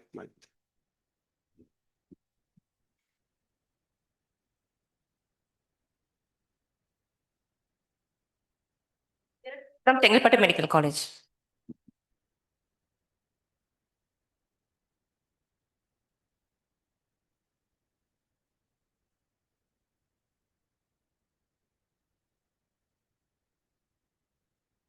Anisha Manna from AIMS Bhubaneswar. Rupali Mahapatra from AIMS Bhubaneswar. Good afternoon, sir. Kulvinder Kaur, DMC Hospital, Ludhiana. Good afternoon, everyone. Nidhi Sharma from DMCH. Good afternoon, Lieutenant Colonel Beena from AFMC. Good afternoon, Captain Shabnam from AFMC, Pune. Good afternoon, Surabhi Mohan from AIMS Bibinagar. Monica from AIMS Bibinagar. Chaya NG from Bapuji Child Health Institute, Davangere, Karnataka. Rupa Mathur from Bapuji Child Health Institute, Davangere. So all the best to the team. So we have to be fast because organizing things that we are getting late. So you all know the rules. So the rules are that there will be 6 rounds of these. Last round will be a rapid fire round. In the first 3 rounds, the order of questions shall start from the team A to team F. So after 4th round, it will be the order will return from reverse from the F to A. Each team shall get 6 direct questions, 10 marks for each questions, including the visual rounds and rapid fire round. The visual round consists of 2 parts, identifications of visuals and questions related to the visuals, and each part, if answered correctly, they will fetch 5 marks independently. In addition, the team can attempt to score indirect marks, 5 each, by writing their answers to the direct questions being asked to the other team. However, this will not be applicable for the visual rounds.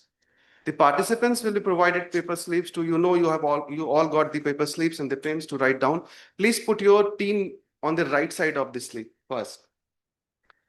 Timing would be 10 seconds. 10 seconds, and once I finish my questions, timing will start from there. So after completion of 10 seconds only you have to answer, and rest of them has to write their answer on the chit paper, and the one of our volunteer will collect the chit.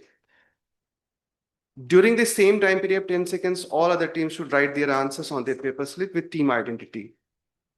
The slip will be collected from all the other teams after 10 seconds, and this will be scrutinized by the team, the quiz facilitator. I think this is already been answers. So, sir, during visual round, we have given 5 marks. That to each questions. And in the rapid fire, we have given 5 marks. So, because it's written 10, so we'll follow 5 marks for each. So, as it's written that 10 marks for each rapid fire question. So, we'll follow 5 marks. You got my... Okay. So, for rapid fire, each questions will have 5 marks. So, during the tiebreaker round, I think it's already been... If any of the team comes under the tiebreaker round, there will be 2 questions. It has to be written over the cheat, and cheat would be collected by one of our volunteer. If you have given the right answer, that means the quiz program would be closed at that time. If it continues, then it will come with a bell round. So you have to, push the bell, and then we'll collect. So all the best. So we'll start from team A. Are you ready? Okay.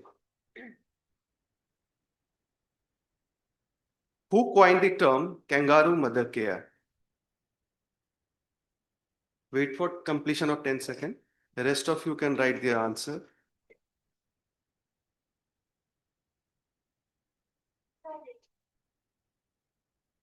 Speak loudly.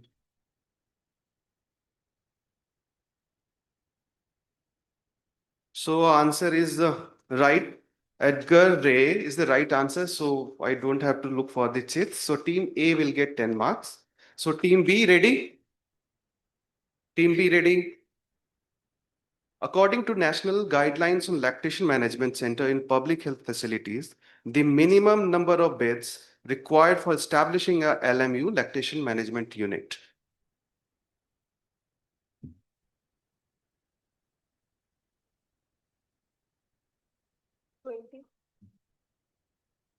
Twenty.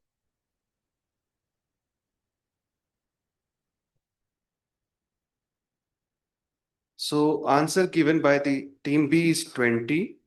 So answer is 12 beds. Let me see. So team A has written 30 beds. Team C written 250 beds. Team F has written 2 beds. Team E has written 12 beds. Team F 2. And team D has written 20 beds. So only team E will get indirect marks 5 marks. Team E.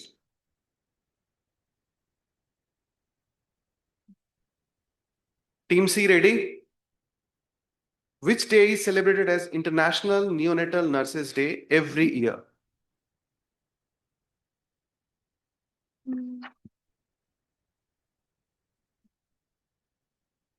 12th May itself. 12th May. So team C has told 12th May. Answer is 15th of August. Team A has written 12th May. Team D has written 15th September. Team E 12th May. And Team F 12th May. So none of them will get any marks. The right answer is 15th of August. Team D, ready? How many pillars of intervention packages are constituted in India Newborn Action Plan as per program of Ministry of Health and Family Welfare, Government of India?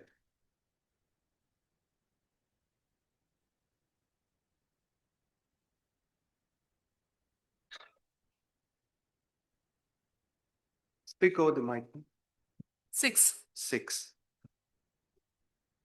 So team D has given the answer 6. Answer is 6. So I'm not going to explain everything. So congratulations, team D. Team D has received 10 marks. Okay. So the question is this question is for team E. Team E, ready? In which year did RBSK launched Journey of the First 1000 Days Foundations for a Brighter Future?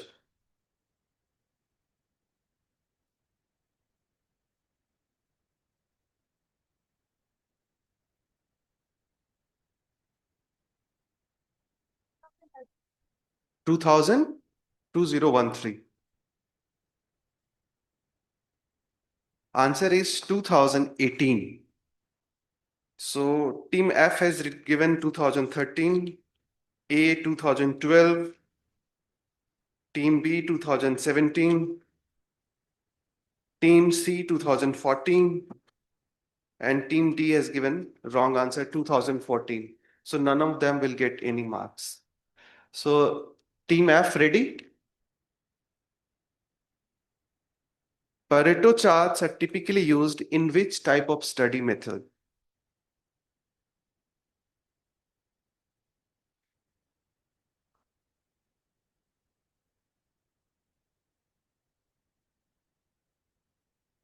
Use mic, please.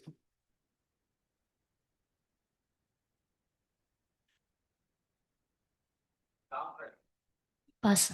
Pass. Okay. So I got only 2 slips. Team B, quality improvement study. Team A, quality improvement study. The answer is right. It's a quality improvement study. Team A and Team B will get 5 marks each. Okay. So we'll skip this. So after round 1, please, Dr. Venkat, tell us what is the marks.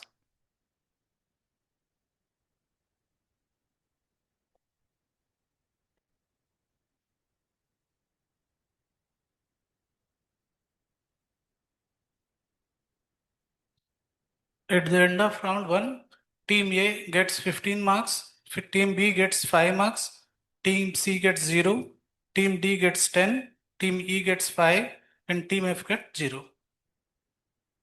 Okay, great. So we'll start with round 2. Team A, ready? What is the recommended FiO2 while providing assisted ventilations in a preterm neonates less than 32 weeks of gestational age as per NRP 2025 American Academy of Pediatrics guideline?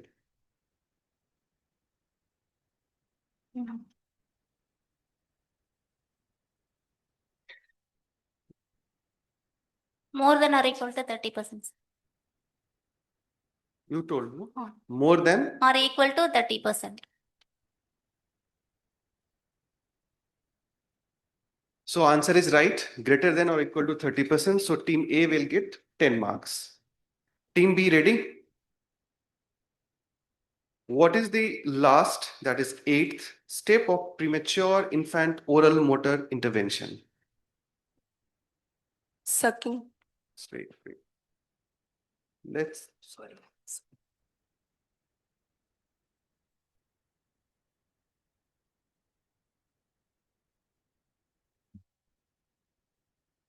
Okay. Sucking. Facilitated sucking. Suckle? Sucking. Sucking. Facilitated sucking. Facilitated sucking. Okay. So answer is non-nutritive sucking. So team F has given gum massage. Team A has given sucking. Team C has written sucking. Team D, circumference. Team E, lipping anomalies. I don't know. So they have given the answer sucking, I mean facilitated sucking. The actual answer is Yeah, so non-rotative sucking is a specific technical term. I think none of them will get any answers.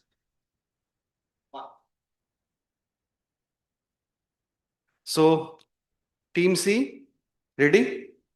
What is the maximum recommended peak inspiratory pressure, that is BIP, with face mask ventilations in a preterm neonate as per NRP 2025 American Academy of Pediatrics guideline?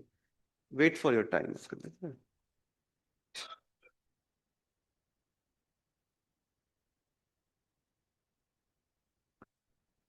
The 20 to 25 centimeter. 22? 25 centimeter.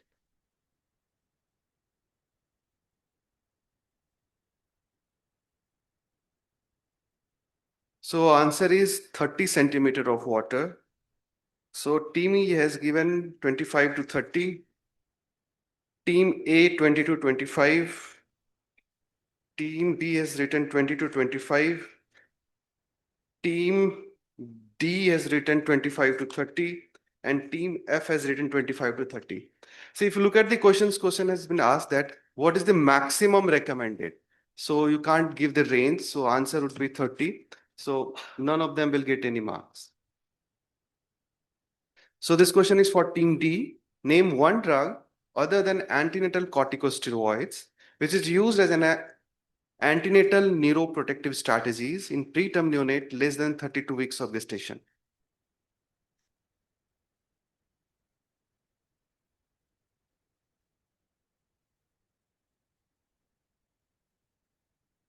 Magnesium sulfate. Okay, answer is magnesium sulfate. So team D has given the right answer. Team D will get 10 marks. So team E, this question is for team E. According to new Ballard scores, a score of 0 corresponds to what gestational age?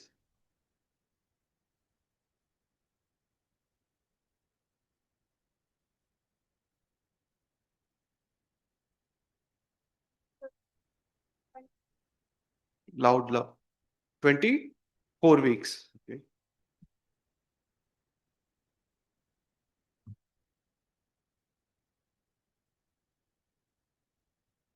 So answer is 24 weeks. So team E will get 10 marks. Team F, ready?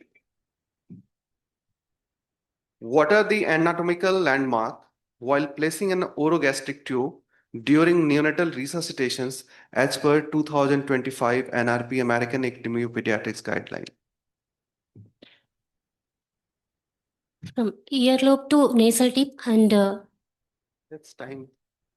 safest term.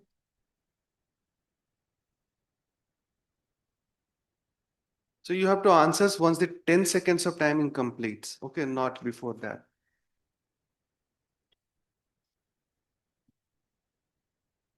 Okay, now we can. Loudly, I can't hear. From tip of the nose to earlobe, ear pinna, and to the xiphisternum. Midpoint of the Tip of the nose, second point. earlobe. Earlobe, third point. Umbilicus and xiphoid. Midpoint of umbilicus and xiphisternum. Okay. So answer is, I think it's a breeze of nose to the earlobe, and from earlobe to the point halfway between xiphoid process and the umbilicus. So shall we give the answer? Okay. So team, pardon? Yeah. So they are told from tip of the nose, the answer is breeze of the nose. Okay.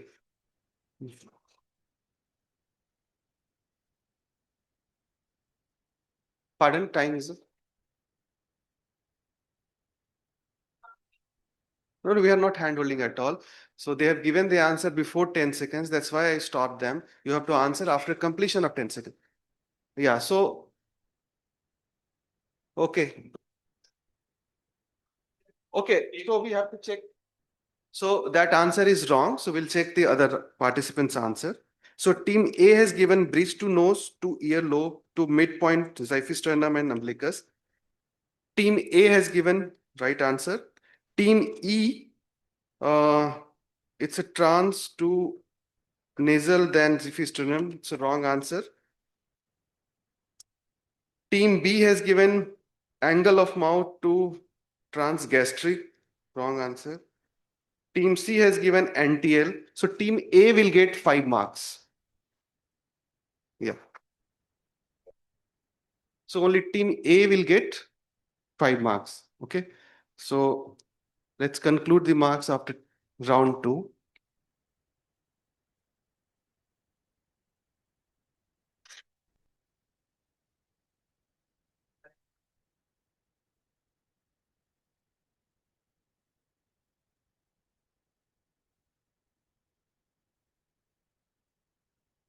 At the end of second round, team A gets 30 marks, team B gets 5 marks, team C gets 0, team D 20, team E 15, and team F 0. Okay. So we'll start with round 3. So team A ready? Expand the term PNALD. Wait for completion of 9 seconds.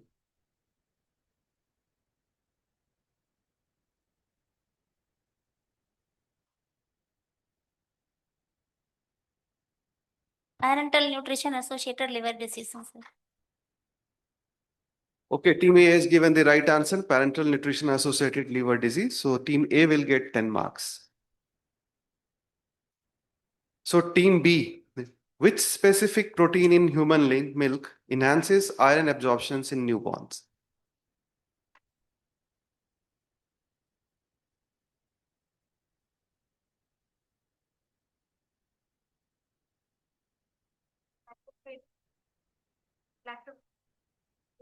Speak louder. Lactoferrin. Okay. So right answer is lactoferrin. So team B will get 10 marks.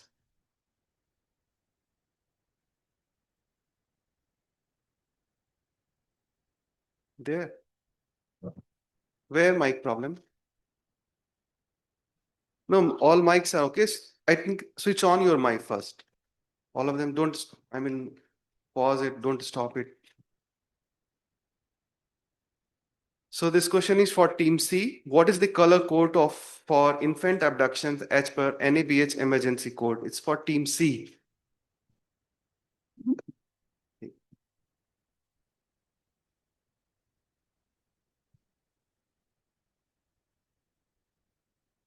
Sir, code pink.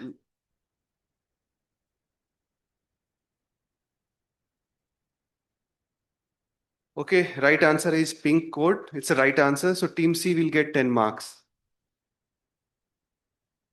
Okay, team D ready? Question for team D. Name the fluid used to perform partial exchange transfusion in a neonate with polycythemia. Sodium chloride. Please wait. Wait for time. Okay. Let the volunteer collect the sheet, then answer you.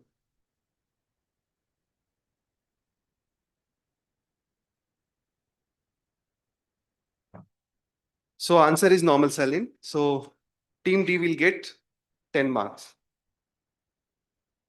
Team E ready? What is the mechanism of actions of caffeine in apnea of prematurity? Team E.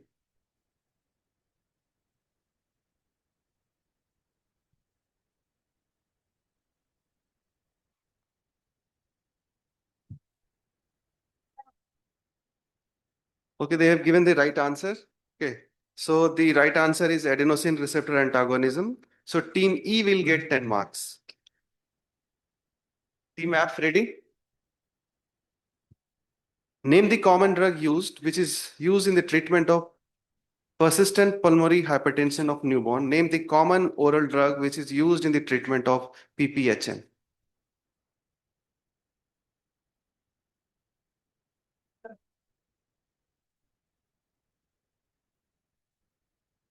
Tablet sildenafil. Okay, answer is right. So team F will get 10 marks. So please, Dr. Venkat, just tell us the scores.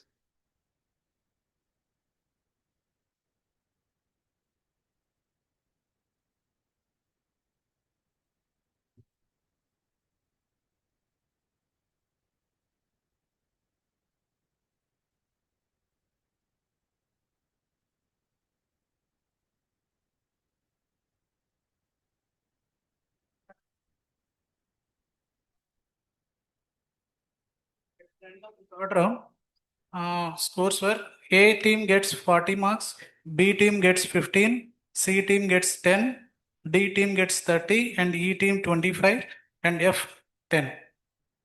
So after third round, team A is leading with a marks of 40. 40. So we'll start from for round 4. So here we'll start from team F. Okay, team F ready? So look at this picture. So this baby born at 26 weeks of gestational age is currently 4 days old on CPAP support. Baby is hemodynamically stable but having abdominal distensions with no tenderness and also passing stool regularly. Sepsis screen is negative. X-ray abdomen is shown here. What is the most probable diagnosis?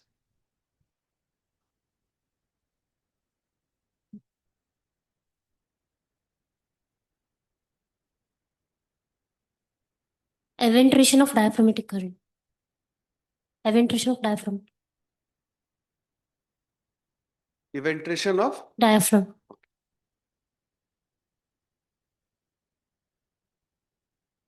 So team C has written pneumatosis intestinalis. Team A has written CPAP Bailey. Team B has written CPAP Bailey syndrome. Team D has gut infection. Team E has written CPAP Bailey syndrome. So the right answer is CPAP Bailey syndrome. So team A, team B, and team E.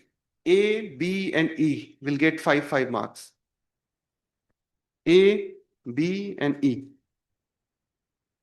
So this question is for team E. A baby delivered at 26 weeks of gestational age, managed on bubble CPAP, developed sudden onset of pallor, hypotonia, shock on day 2 of life. On clinical examinations, baby had poor respiratory effort, heart rate 170 beats per minute, anterior fontanelle is full. What is the preferred bedside investigation to establish this case?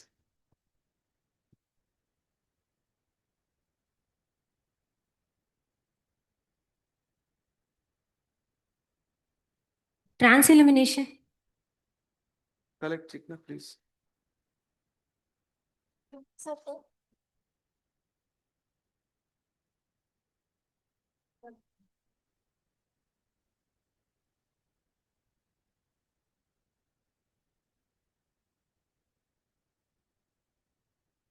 So right answer is USG cranium. So team F has written NSG. NSG means neurosonogram. So team A has written transilluminations, cold light. Team C has written cranial ultrasound. Okay, fine. Team C. Team D, cranial ultrasound. And team P has written cranial ultrasound. So I think 4 of them will get a 5 marks each. Team B, team D, team C, and team F. B, C, D, F will get 5 marks. B, C, D, F. Okay. So this question is for team D. Ready? A late preterm neonate with meconium aspiration syndrome managed on CPAP developed sudden onset of desaturations and decreased movement of the right side of chest as compared to left. What is the diagnosis? Team D. Pneumothorax. Okay. That's correct. So answer is right, pneumothorax. So team D will get full marks, 10 marks. Team C, ready? A 38-weeker male baby weighing 1900 grams, roomed in with mother, was found to have a blood sugar level 30 milligram per deciliters while doing screening at 2 hours of life. What is the next best management plan? Team C. Spoon feeding. Asymptomatic, symptomatic, and 2 dextrose bolus also, 2 ml per kg. No, you can't give two answers. You have to give one answer only. Okay, then spoon feeding.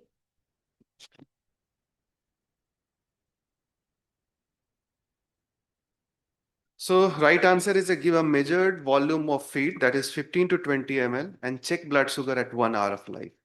So team B has given give formula feed, check RBS after 30 minutes. Team A, blood sugar feeding SS. Team D, exclusive breastfeeding. They have not mentioned it's been rejected because it's not written which group is this. But it's a breastfeeding, wrong answer. Team F, start feeding, trial by spoon feeding. Sir, then you have to come. So one team has given formula, give formula feed, check RBS after 30 minutes. So this answer is taken from the ABNC guideline. Yes. Yes. Okay. C has given the right answer, spoon feeding.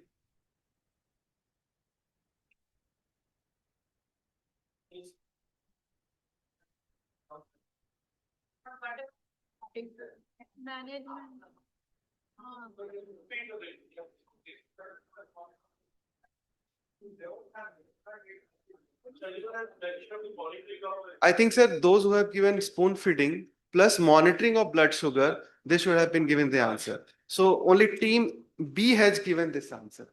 So team B should get 5 marks. But The best management plan, simply they ask, they don't ask the.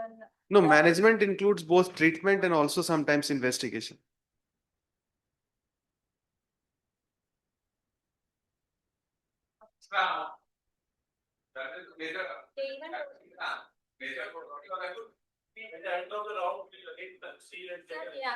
They even told the dextrose also, which will not come here. That also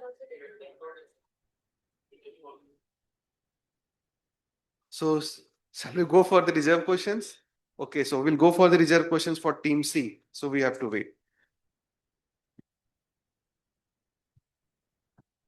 So question for team B. A 39 weeks female neonate with parental asphyxia developed tonic seizures at 2 hours of life, requiring phenobarbital loading up to 40 milligram per kg.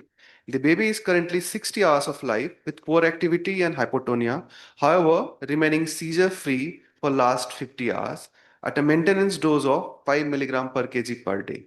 When would you consider stopping phenobarbital?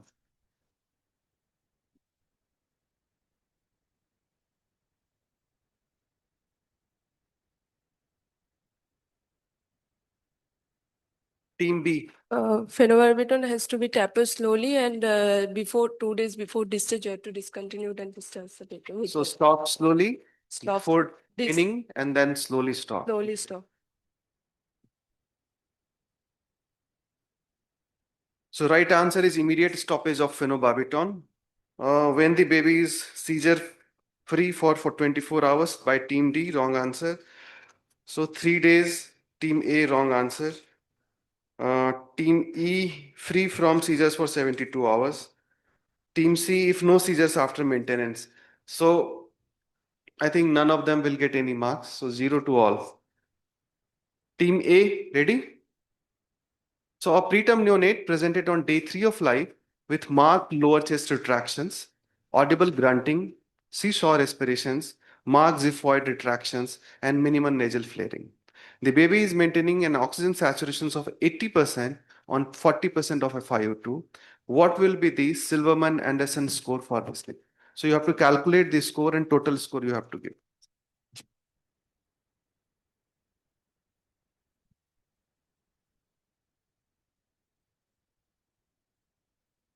The answer is 9 by 10, sir.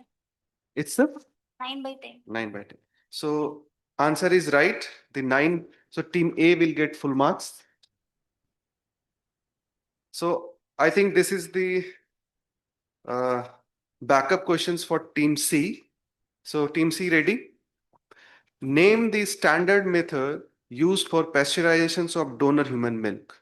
This question is for direct questions for team C. Standard method used for is holding method. Holder method used for.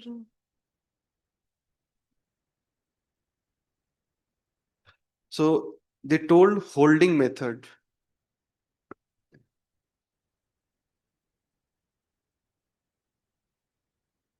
Right answer is holder method.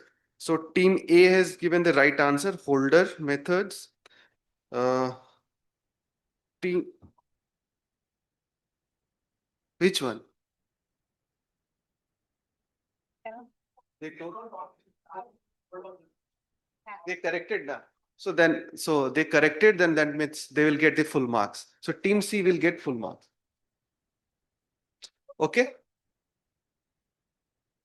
Sir, they told holder, I think. Holder now. So everyone has heard. Okay. Please use mic properly, otherwise it is difficult for us to say. Okay. So after completion of round 4, what is the score?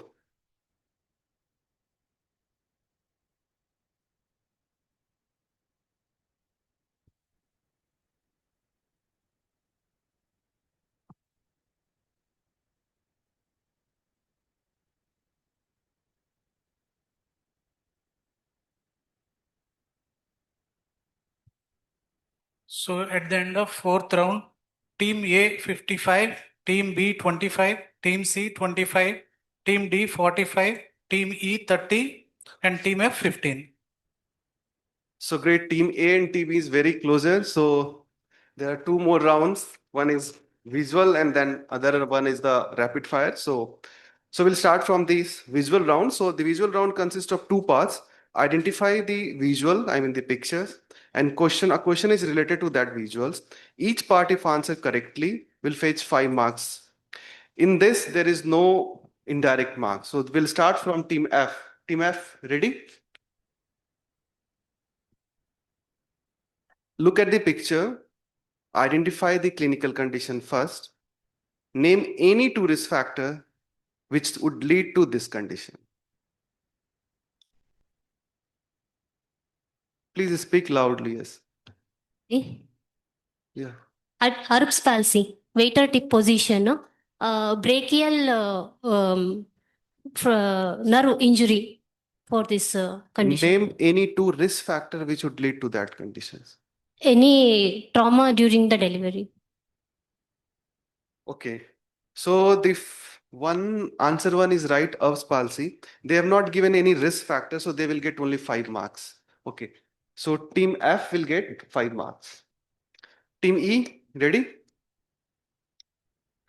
Look at this condition. 36 weeks symmetrical severe IUGR with pneumonia, thrombocytopenia, and skin lesion as shown in the pictures. Identify the skin lesion. Name 1 infections which can lead to such skin lesion. Bullous infection. Bullous. Bullous infection. Staphylococcus is a And second, name 1 infection. infection. Staphylococcal. Okay.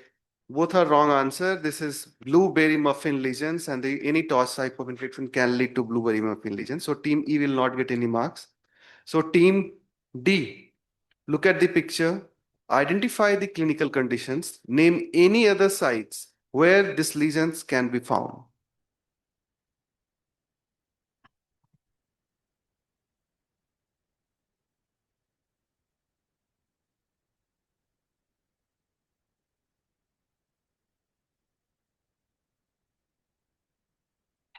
I think time is up.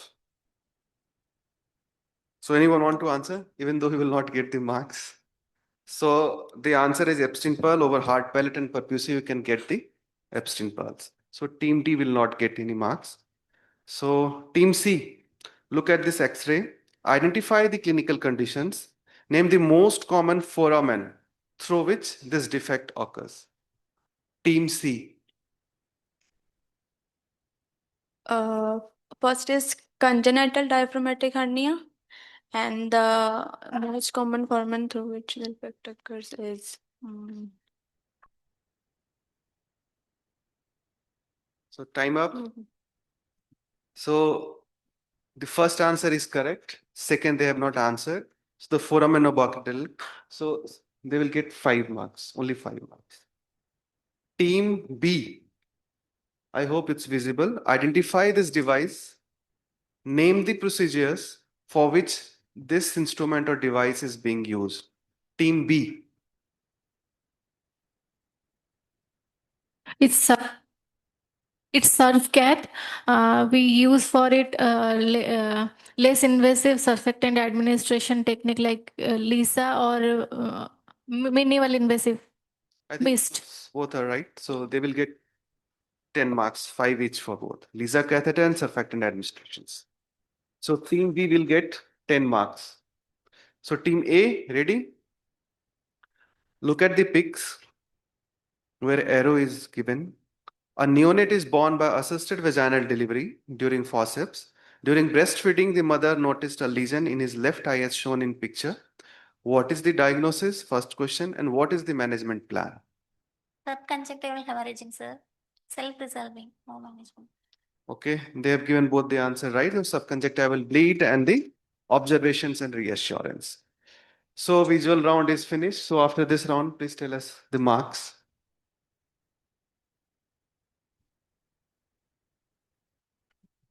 At the end of round 5, A team gets 65, B team gets 35, C team 30, D team 45, and E 30, and F 20. Team A is leading with 65 marks. Great. So this is the last round, rapid fire round. So there will be 6 rapid questions. Each team will get 45 seconds. So set at 45 seconds. So during PG, it was decided it was 30 seconds. So for nurses, it was decided at 45 seconds because of the feedback. So only issue is that initially during the PG marks, we have given 5 marks to each questions. Here we will also follow 5 marks for each questions. Okay. If you don't know during that time period, just say pass to preserve your time and you can come to the same questions again and then you can answer. Sir, you are noting the answer now. Okay. So 45 seconds, please. Change to 45.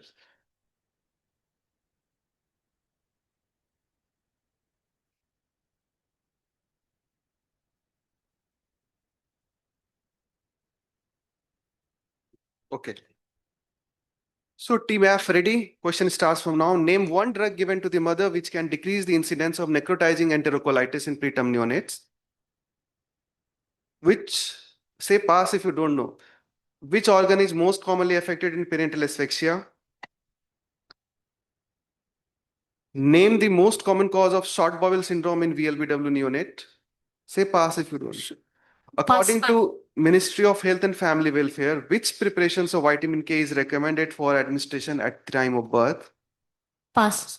Name the vitamin which can reduce the risk of BPD in ELBW infants. B6. B6. So you still have 20 seconds. You want to answer any questions? You can change here. You can change your answer here. Second one answer lungs.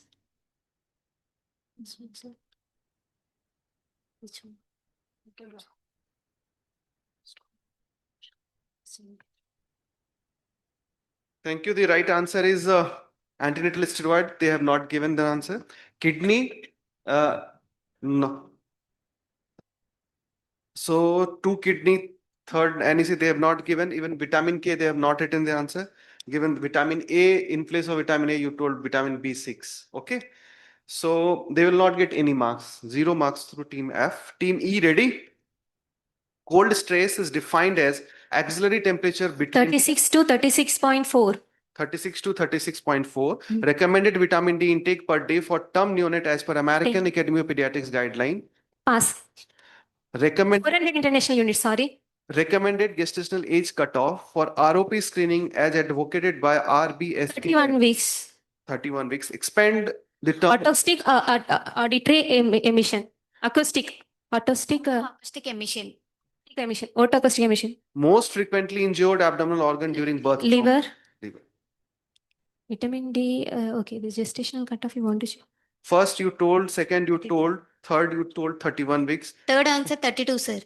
Third answer? 32. 32 weeks. Expand OE, you told. Most frequently injured organ, you told liver. Okay.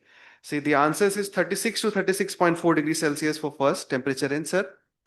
Right answer. 400 international unit, they have given the right answer. Less than 32 weeks, you told. It was 34, less than 34 weeks. Autoechoic and liver is right. So they will get 1, 2, 3, 4, 20 marks.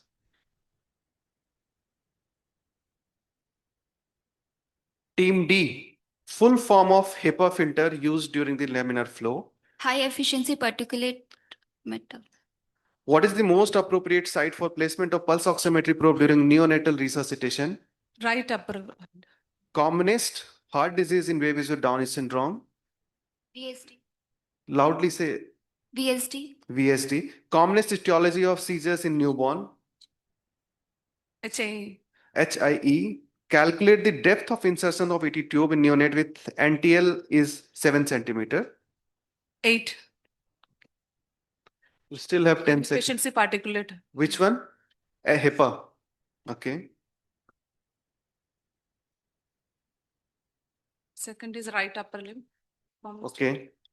So HEPA, they have been high efficiency particulate air. They have changed the answer. Right hand, right wrist. Right. In place of, you told VSD, they have not told ASD, AV septal defect. HIE and 8 centimeter. 8 centimeter is right. HI is right. So all? No, third one is wrong, sir.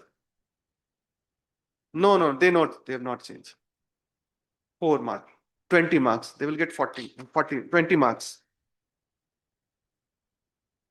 Team C.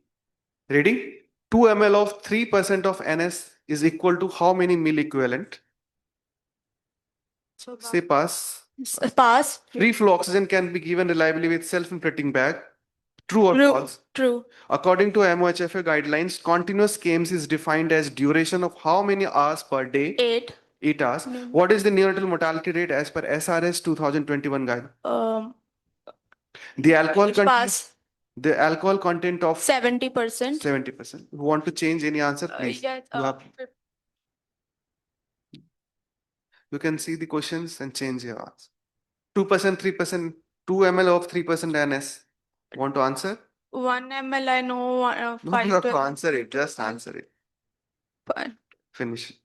So, first you have not given the answer. Second, they have told true. So, wrong answer. Third, you told 8 hours. So, 12 hours per day. You have not told about the mortality, and 70% alcohol they have told. So, only one. 5 marks. Team B, ready? What treatment modality is the standard of care for management of neonate with moderate to severe perinatal asphyxia? Therapeutic hypothesis. What is the target saturation at 3 minutes of life as per NRP guideline? 70 to 75%. 70 to 75%. Which nodes collect most of the lymph drainage for the lactating breast? Axillary lymph node. Axillary. Expand Suman. सुरक्षित मातृत्व आश्वासन. Which antenatal steroid is recommended by Government of India for prevention of RDS in preterm neonates? Dexamethasone. Dexamethasone. Want to change any answer?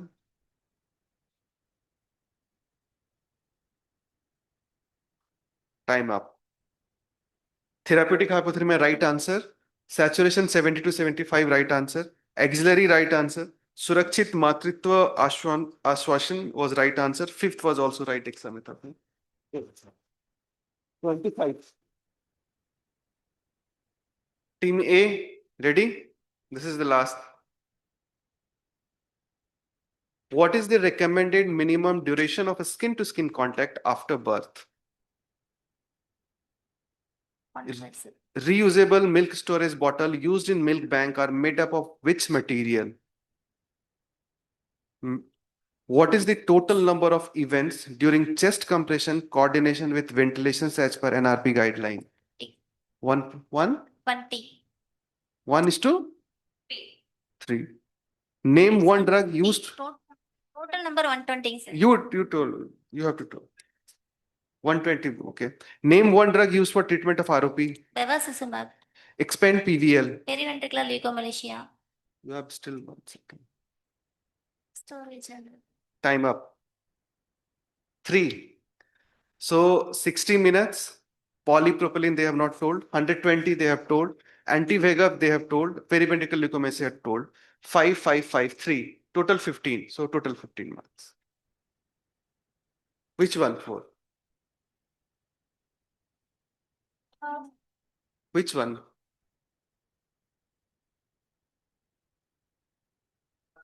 Skin to skin contact. Have they told? 1 more. 1 hour more. Okay, 20. Huh? Anyway, but that's a different. So final score, please. Team A has come for second time. Last time they were also the finalist. They lost with very, less marks, I think. Let's. Team A CMCs 85.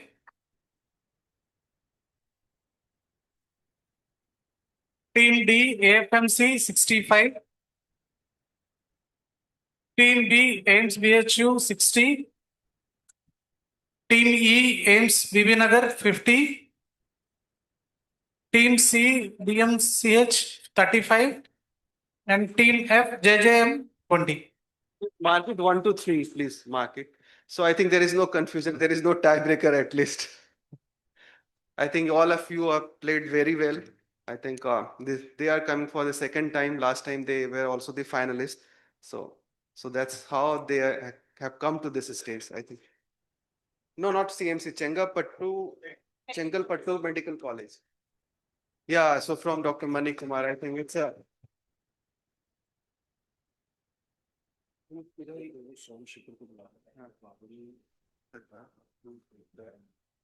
Doctor ecosystem मुझे तो सभी producer मिल गया so कैसे बनाना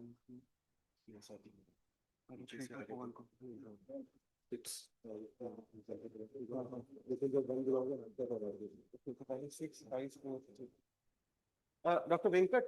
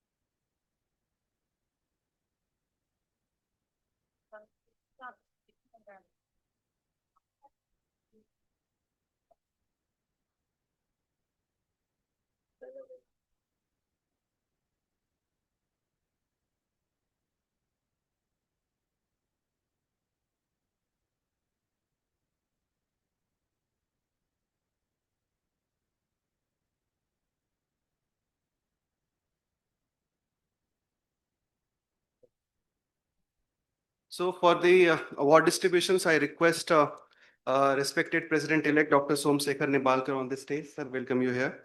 Dr. Parul Datta,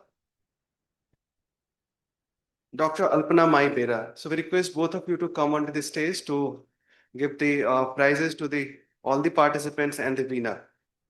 So first I call upon to those who qualified at 6 positions. So Chaya and Jean Rupa P. Mathur, they are from the Bapuji Child Health Institute and Research Center, JJM Medical College. I also request Dr. Ashish Jain to come onto the stage. Dr. Ashish. 6th. Chaya and Rupa.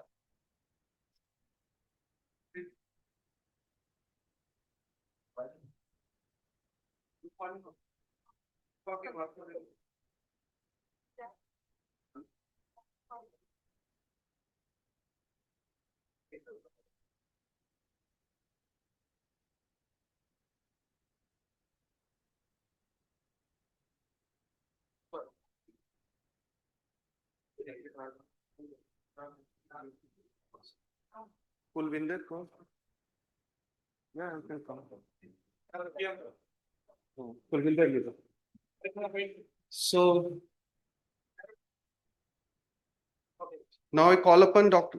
Kulvinder Kaur and Nidhi Sharma from DMC Ludhiana to collect the participation certificate from Dr. Somsekhar Nibalkar, Dr. Ashish Jain, Parul ma'am, and Dr.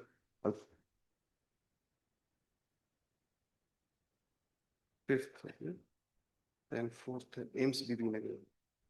AIMS, sixth. Monica and Sorbi Mohan from AIMS BB Nagar. They qualified for fourth. Monica and Sorbi, please come on the stage.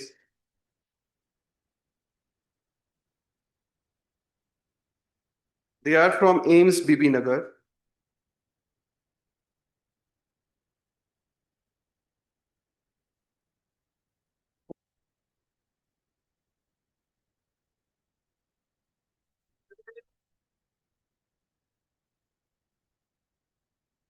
Now I call from AIMS Bhubaneswar, Rupali Mohapatra and Miss Anisa Manna. They have qualified for third rank. So congratulations to AIMS Bhubaneswar team, Rupali and Anisha Manna.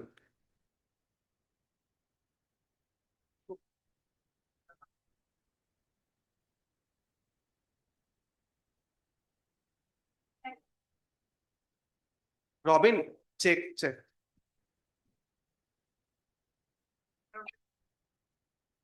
Check for third prize.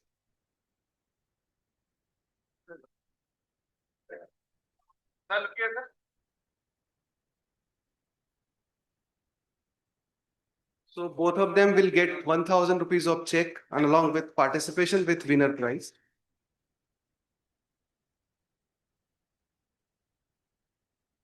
So now I call upon for the team from the Armed Forces Medical College, Pune.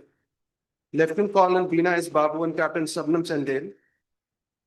During PG also they got the first prize, sir. So I will call the teachers of that, and this is Dr. Vishnu Tiwari and Dr. Ashutosh. Please come on the stage.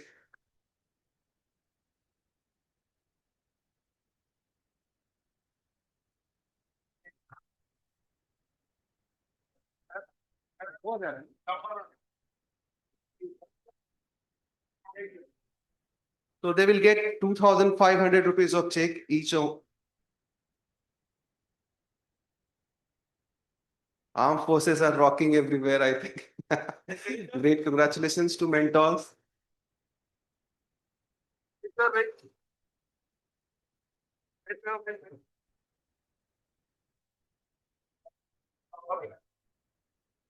And now the winner team from Chengapattu Medical College, they have done really very well because I am following the quiz for last 2 years. They have done, I mean, extremely good job. Many congratulations to team. And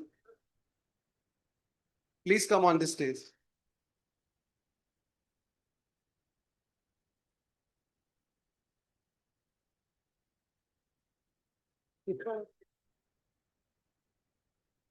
So they will get the check amount of 4,000 each and the prizes from the Himalaya. They are from the team of Dr. Mani. So last year I was with Dr. Mani. I was conducting quiz with him. So it's a real homage to him.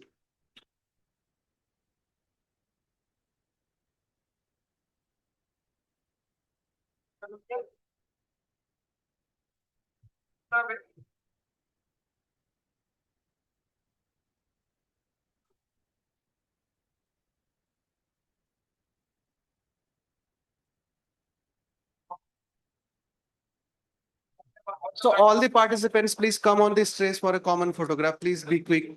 All participants, please come on the stage. Participants, please come on the stage for a common photograph, please.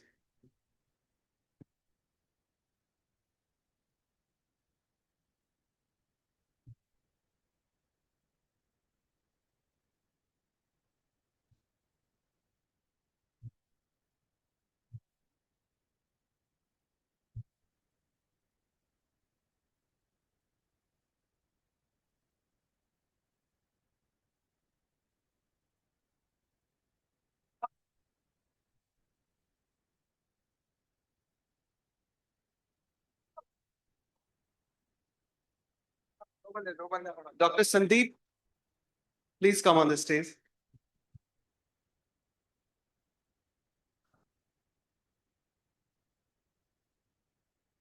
Madam. Sarita. Sarita.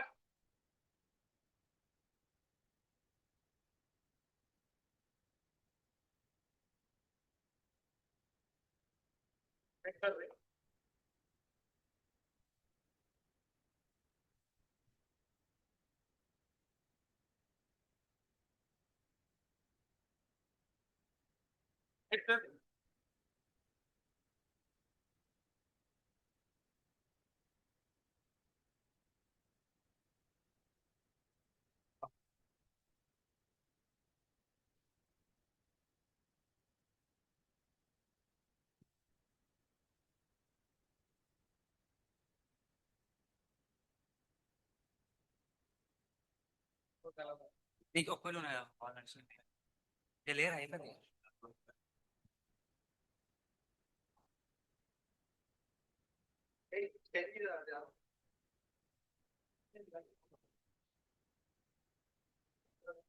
Panel పెట్టి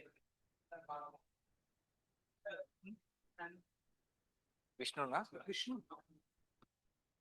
panel ready చేయించి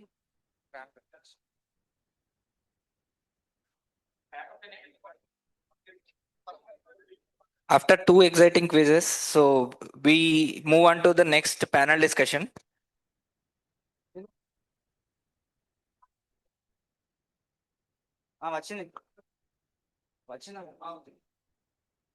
From hip to heel, tackling orthopedic problems in units.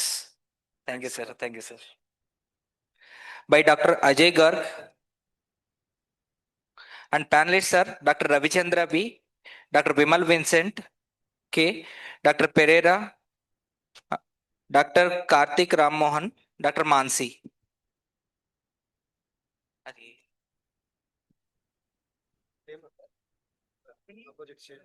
Opposite చేసాం అక్కడ ఉంచేయండి లేదంటే పర్లేదు అక్కడ పెట్టేయండి 4 పర్లేదు chairs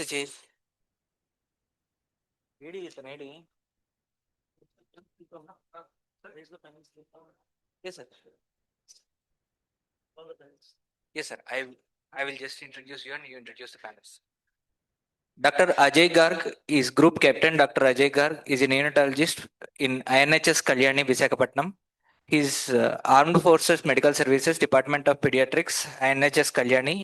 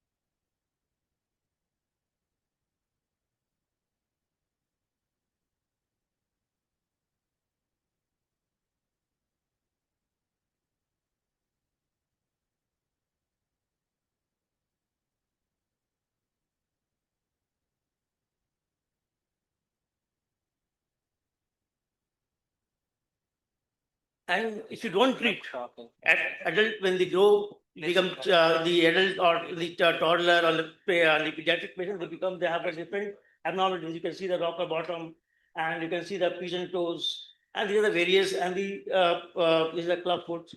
And the other good thing is that these are the celebrities who had the similar problem of the head to toe problems, hip to toe problems, but they have overcome. And with this, they have been done excellent in their, even the sports persons. They have been the footballers. They have been the Olympic gold medalists of figure skating. They had this problem, but due to the good their workup and were managed properly in time, they were able to overcome their issues.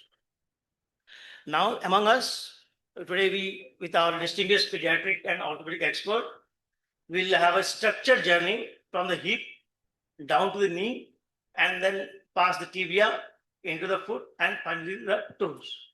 And welcome you also. This is the questions for the audience. Can you tell me what is the condition? It's very easy. What is this condition?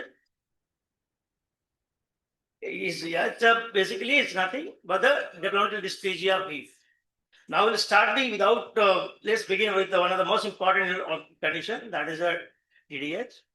And I'd like to ask the Karthik sir, what are the risk factors? Like a lot of taking near postural, we take it around, and sometimes we get this condition. What are the risk factors that you can tell the audience so that we to look into, so that we need the follow-up, sir? Thank you, Dr. Garg. So we should all remember the main risk factors for developmental dysplasia hip. One is it is a packaging disorder. So anything which leads a baby to be inside a tight uterus, twins, other things like that. Second is female gender. Third is breech. And fourth is family history. So all of these, easy way to remember is H is hormonal factors like relaxin in female babies, intrauterine forces like breech, oligohydramnios in firstborn infants, packaging disorders like associated with torticollis, metatarsus adductus and foot deformities, relatives, that is family history, infant factors like postnatal swaddling, where they put the baby's legs straight and swaddle up the babies, skeletal factors like associated syndromes, and knee-foot association, as I said, knee hyperextension, calcaneovalgus due to packaging disorders. Thank you. Thank you so much. Why this is required? Because unless brain, no, the eye doesn't see. That's why you're trying to miss during our post-natal ward. So these are, when these factors are there, you should be more cautious and following these children for the long term. Now, I'd like to ask Dr. Vincent, can you tell us how should we screen the newborn before discharge from the postal ward so that we don't miss such condition? Yeah, it's very important that you should look for this development dysplasia hip. You have to screen every newborn during your rounds for the newborn rounds, even in all the well babies. So I would like to ask the audience, how many of you are doing the screening for development dysplasia of hip routinely in all the well babies? Yeah, good. So that's very important, because if you miss it, it can be medically, you can be questioned for that.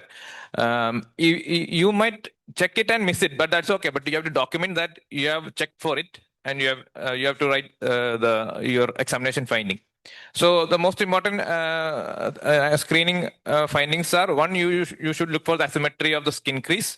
Second one, you should look for the abduction. That's very important. At least you have to abduct the thigh. You should be able to abduct the thigh up to 60 degree, minimum of 60 degree. And you should look for asymmetry. If one side you are able to do it, the other side, if you are not able to do, that is more important.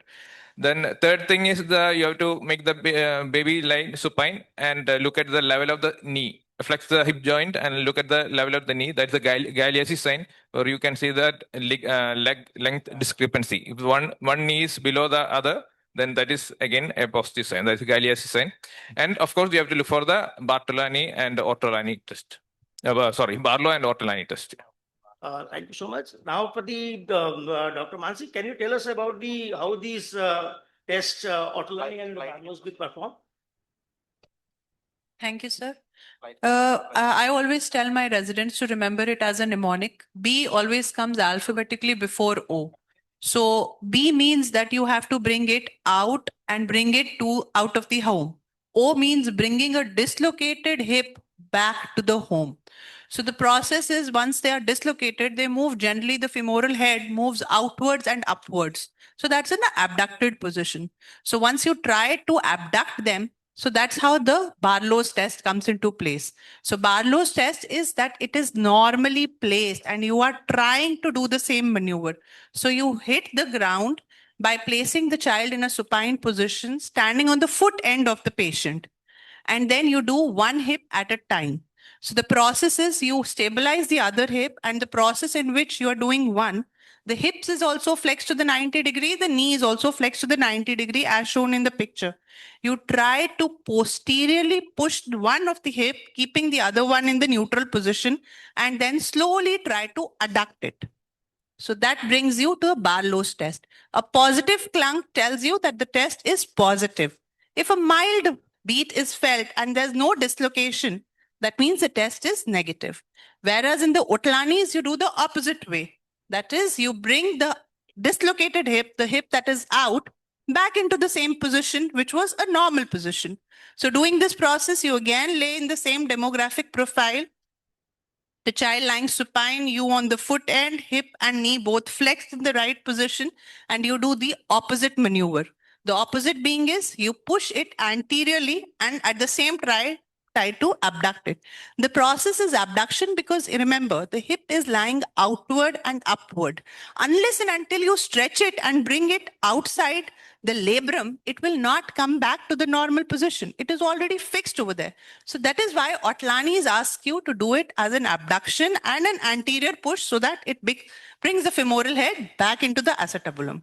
So that's the whole process. Again, one step at a time, one hip is checked at one time, and the process has to be a slightly forceful one, and not a pediatric hand should be thinking that a clunk will be felt. After 3 months, the test is of no use because the hips are already into the place. Thank you. Thank you, ma'am. So, sir, I'll just add. So, bar law is bahar law. Okay. So, bar law is a test of dislocatability, and Otlani is a test of reducibility. So, when you do Otlani, you have to put your thumb on the medial aspect of the thigh and your middle and your index fingers on the greater trochanter. The moment you do that and give a gentle push on the greater trochanter, the hip automatically reduces if it's a reducible hip. And as Madam had said, keep the child comfortable in a quiet room with parents not very anxiously around you, because if the child starts crying, then you don't actually hear the click, you palpate the click. So don't try to hear the click and don't try to actually pull it out. It doesn't come. It's a gentle click that you palpate. This is a clinical examination. There are a lot of like imaging modalities we try to do it. I'd like to ask the Dr. Pereira. So what are the different imaging modalities that are recommended to diagnose the DTI? So, yes, I think we use most of the time ultrasonography, ultrasound scan, because the ossification has not happened, especially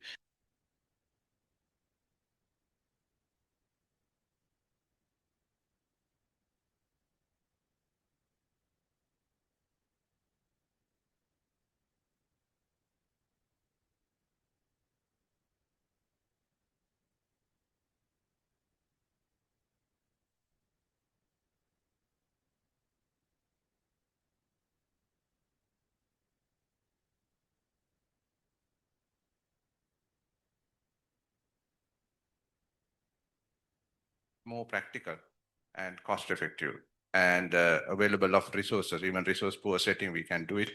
And when it comes to universal, certain countries practice it, and around 1 month they screen all the babies. And then one of the downside is we may screen, we may treat borderline cases.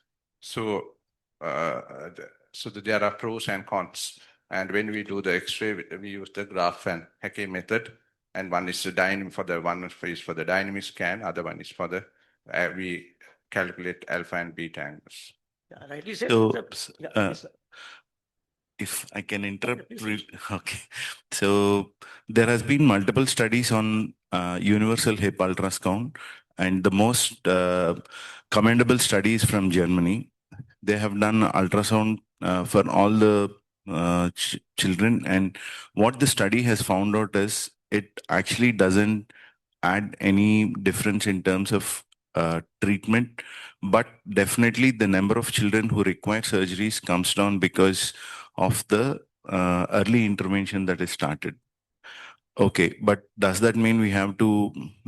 There is also, as Sir has rightly pointed out, there is a problem of picking up too many subluxable hips or dislocatable hips, which actually get better over a period of 6 weeks.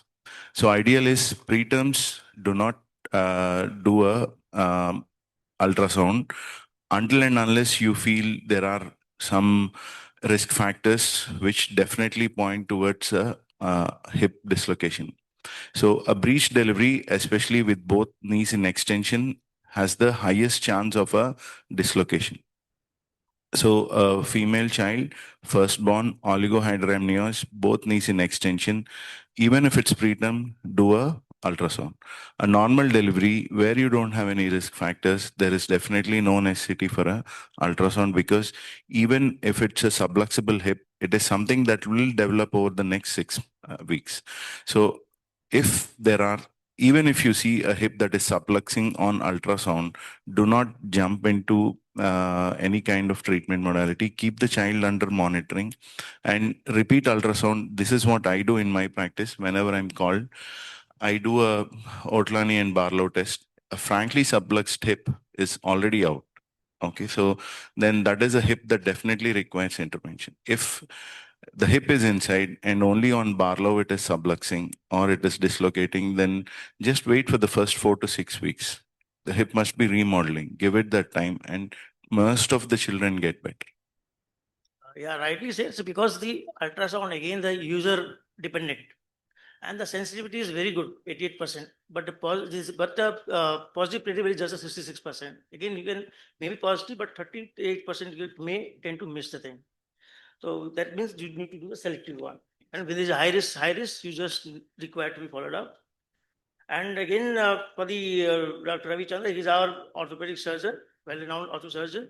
So what is the clinical red flag sign should alert the pediatrician to the possibility of DDH and prompt urgent ortho referral? So first question. Second question, sir, how should the innovative DDH with risk factors be followed up and managed? And what if don't, then what are the complications expected? So I think I'm premature. I had already spoken all this out of 10. So if I can, I think I will start off this way. Around 7 weeks of gestation, the pre-cartilaginous matrix starts separating into the hip and the acetabular cartilages. By around 11 weeks, there's a differentiation. So whatever insult happens between the 7th to 11th week ends up as PFFD and the more disastrous set of disorders that we see. After that, whatever insult happens, they are mechanical rather than developmental. Developmental in the sense of anatomy being formed. So what happens after the 12th week or 16th week are mechanical causes. Like I had said before, breech presentation, footlink presentation, or a breech with the knees extended, oligohydramnios. These are all the factors which are going to cause some mechanical stress resulting in the head to be outside. Okay. Because the head is a globular structure, the hip also develops as a cup. Sorry to interrupt, sir. No, sir. I will end up before the, yeah. Because if you know this, then I can answer all these much easier. So because we are looking at neonates and we have already discussed about Ortonani and Barlow, and we now know what are the risk factors, we know whom to do a ultrasound screening. Okay, sir. So because we know who, so you see them immediately at birth. Don't worry, reassure them, keep them reassured. Okay, you can start off with the Pavlik harness by the 4th week.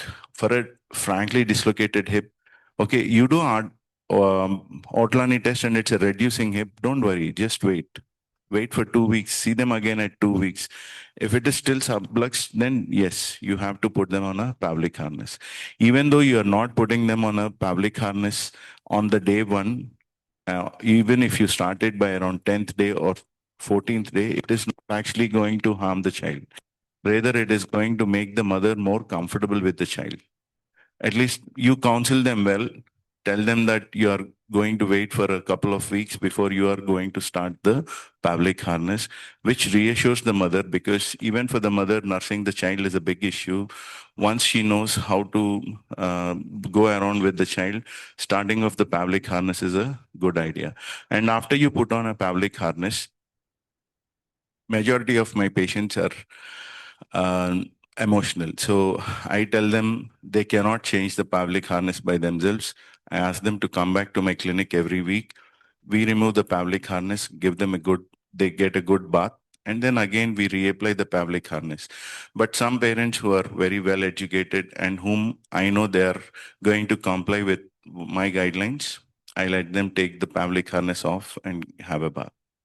And we have to monitor them on serial ultrasounds to ensure that the hip is being inside the joint. Thank you so much, sir. And this was the Brigadier Karthik, sir. Sir, any preventive strategy you think of to be told to the parents so that doesn't or prevent the BTS? Because it's a developmental disorder, not a congenital. So, what are your advice you give to the parents, sir? So, DDH, as I said, is more of this swaddling. We do not, we nurse children with abduction at their hips. So I don't think so. We need to re-educate our parents, but I think we have to sensitize them not to do the other way. And most important is any child with any congenital anomaly, I always make it a point to screen their hips at 6 weeks. Say I have a child with clubfoot. I have a child with torticollis. I have a child with metatarsus adductus. Even though my Ortlani Barlow tests are negative, I do a routine ultrasound screening at 6 weeks. What is my pickup rate? It is very less, but I haven't at least missed 1 or 2 DH because they had some other. So with metatarsus adductus, I think the incidence is around 10% of having a coexistent DDH. Or with congenital hyperextension, I think it is up to 20%. So you have to screen all these people for a DDH at 6 weeks. Thank you, sir. I think sir has Nothing further to add. Nothing further to add. The Indian method of swaddling. So the Indian method of holding the Indian method of holding the baby's thighs are abducted.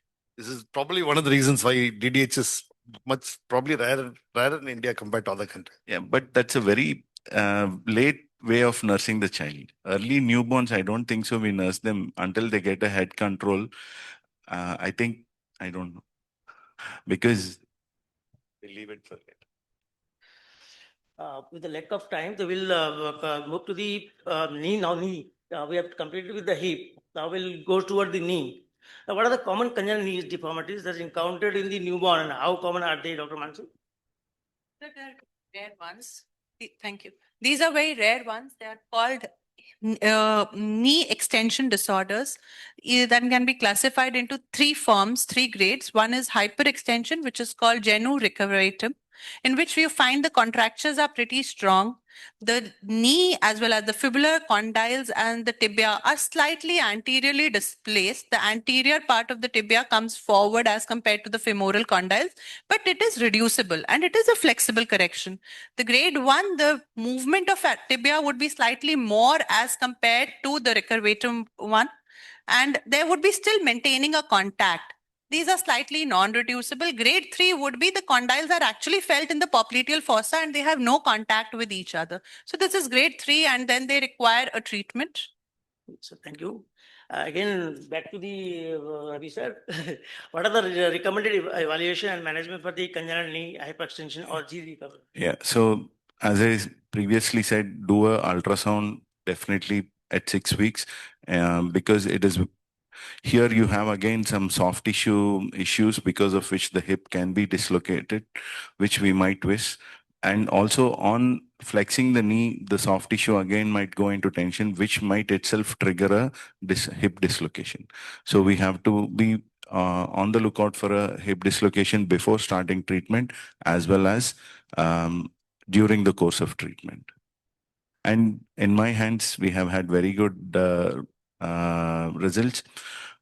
Fortunately, I didn't have the necessity to operate any of them. We put them on a progressive flexion cast. Thank you, sir. Now, these are the commonest when you take the round, you can commonly see the various bow legs, knee flexion contractures, and tibial torsions. And Dr.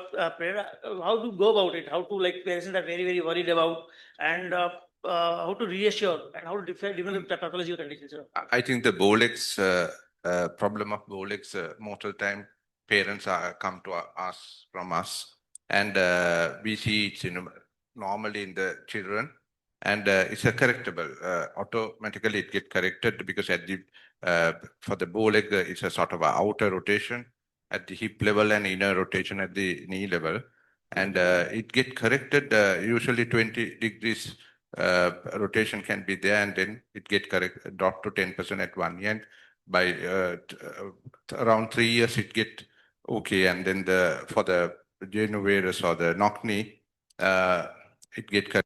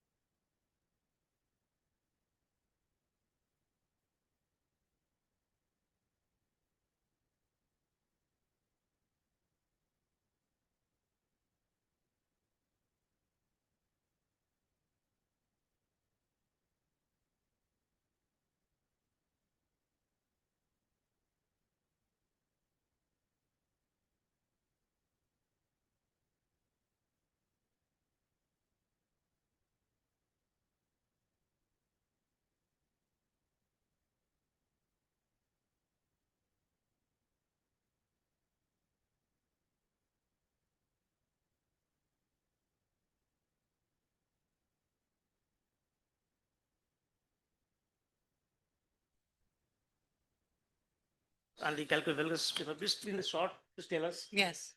Sir, we are the pediatricians, we are not orthopedicians. So my first take would be reassurance because that is what best we can do. And as per our experience, we have also learned most of the abnormalities by nature itself are self-resolving.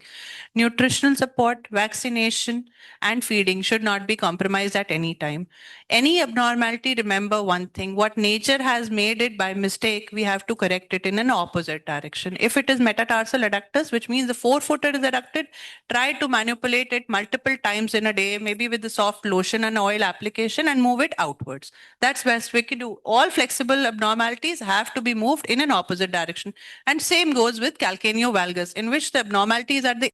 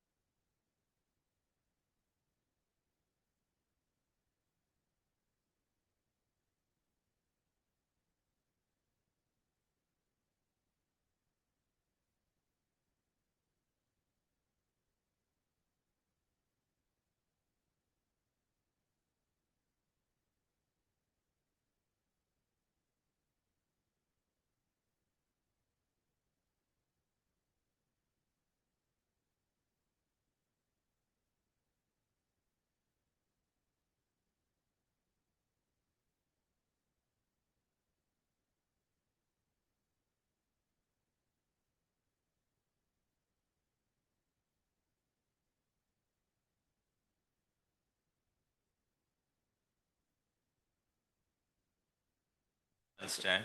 I request Dr. Srinivas sir to please give the mementos to. I thank Dr. Ravichandran sir, Dr. Vimal Vincent, Dr. Karthik, and Dr. Mansi for this excellent panel covering from hip to heel. Now moving to the lung club. Now we have Dr. Binu Govind giving neonatal interfaces for respiratory care of Indian premises. I request Dr. Srinivas sir again to chair the session also. Dr. Srinivas sir, you have to chair this session. Really, Dr. Shobana? Okay.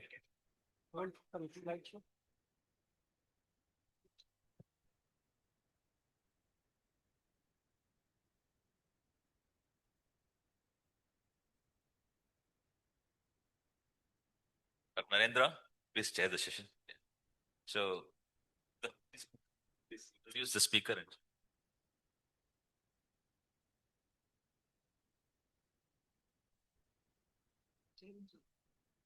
Dr. Binu Govind sir done is DM neonatology from CMC Vellore. Presently, he is the HOD of Department of Neonatology, Lifeline Hospital, Adoor, Kerala. His areas of special interest is extreme preterm care and regular speaker at the at state and national conferences, and he published around 20 publications in index journals. Continues. Good afternoon, everybody. Maybe the fag end of the sessions. So I'll just rush through my talk.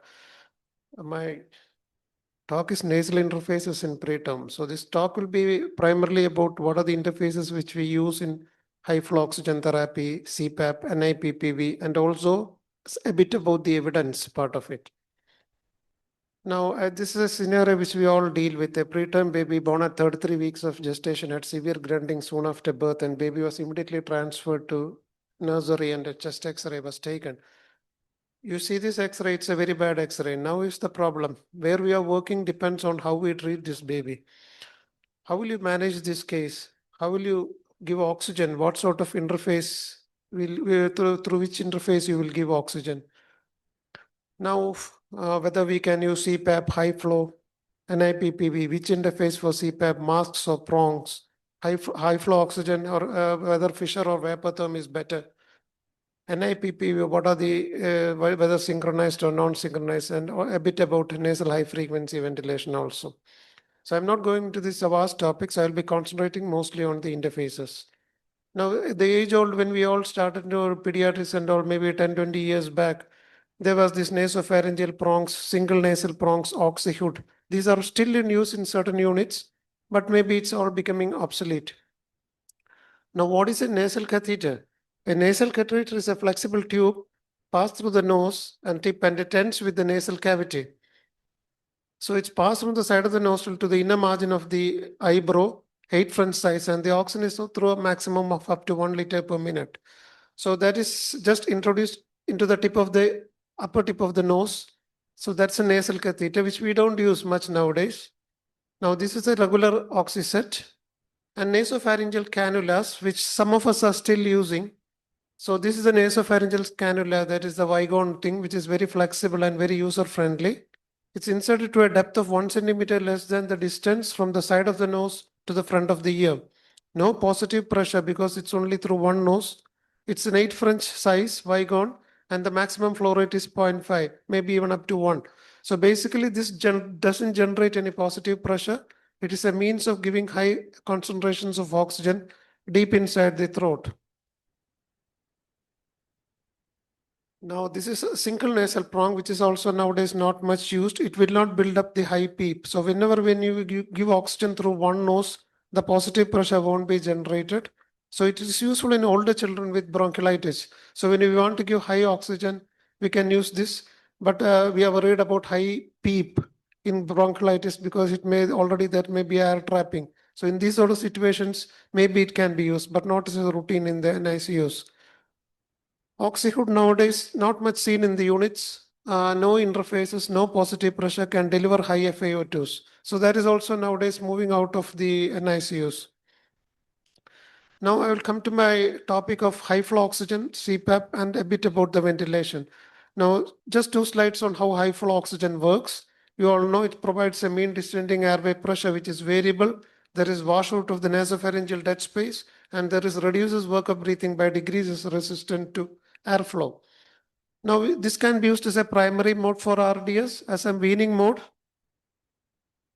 post-extubation support for babies with nasal trauma from bubble CPAP, and also for prevention of apnea. So all these devices are used randomly according to the unit protocols. Some people for respiratory distress start with CPAP, some with high flow, some with NIV, NIPPV. So depending on which the unit protocols, there is but there is evidence which is good and which is bad. I will put a few slides towards the end for that. Now, contraindications to high flow, severe ventilatory or cardiovascular instability, you don't try high flow, immediately ventilate the child, and also frequent apneas or airway abnormalities. Now, when you select the cannula for the high flow, you have to make sure that it doesn't occupy more than less than 50% of the nares. So that is what the most important thing, because there is no expiratory limb in high flow oxygen. So the baby has to expire out through the side of the prongs. So you have to leave enough space for that. Now, this is the one which is the Fisher and Paykel, which is commonly seen nowadays. And the blue one is the one which is mostly used in neonates. And the S is for slightly bigger babies and M for the older children. And then is the green one for the adults. We have the purple also for very small babies, but I think mostly the blue is okay.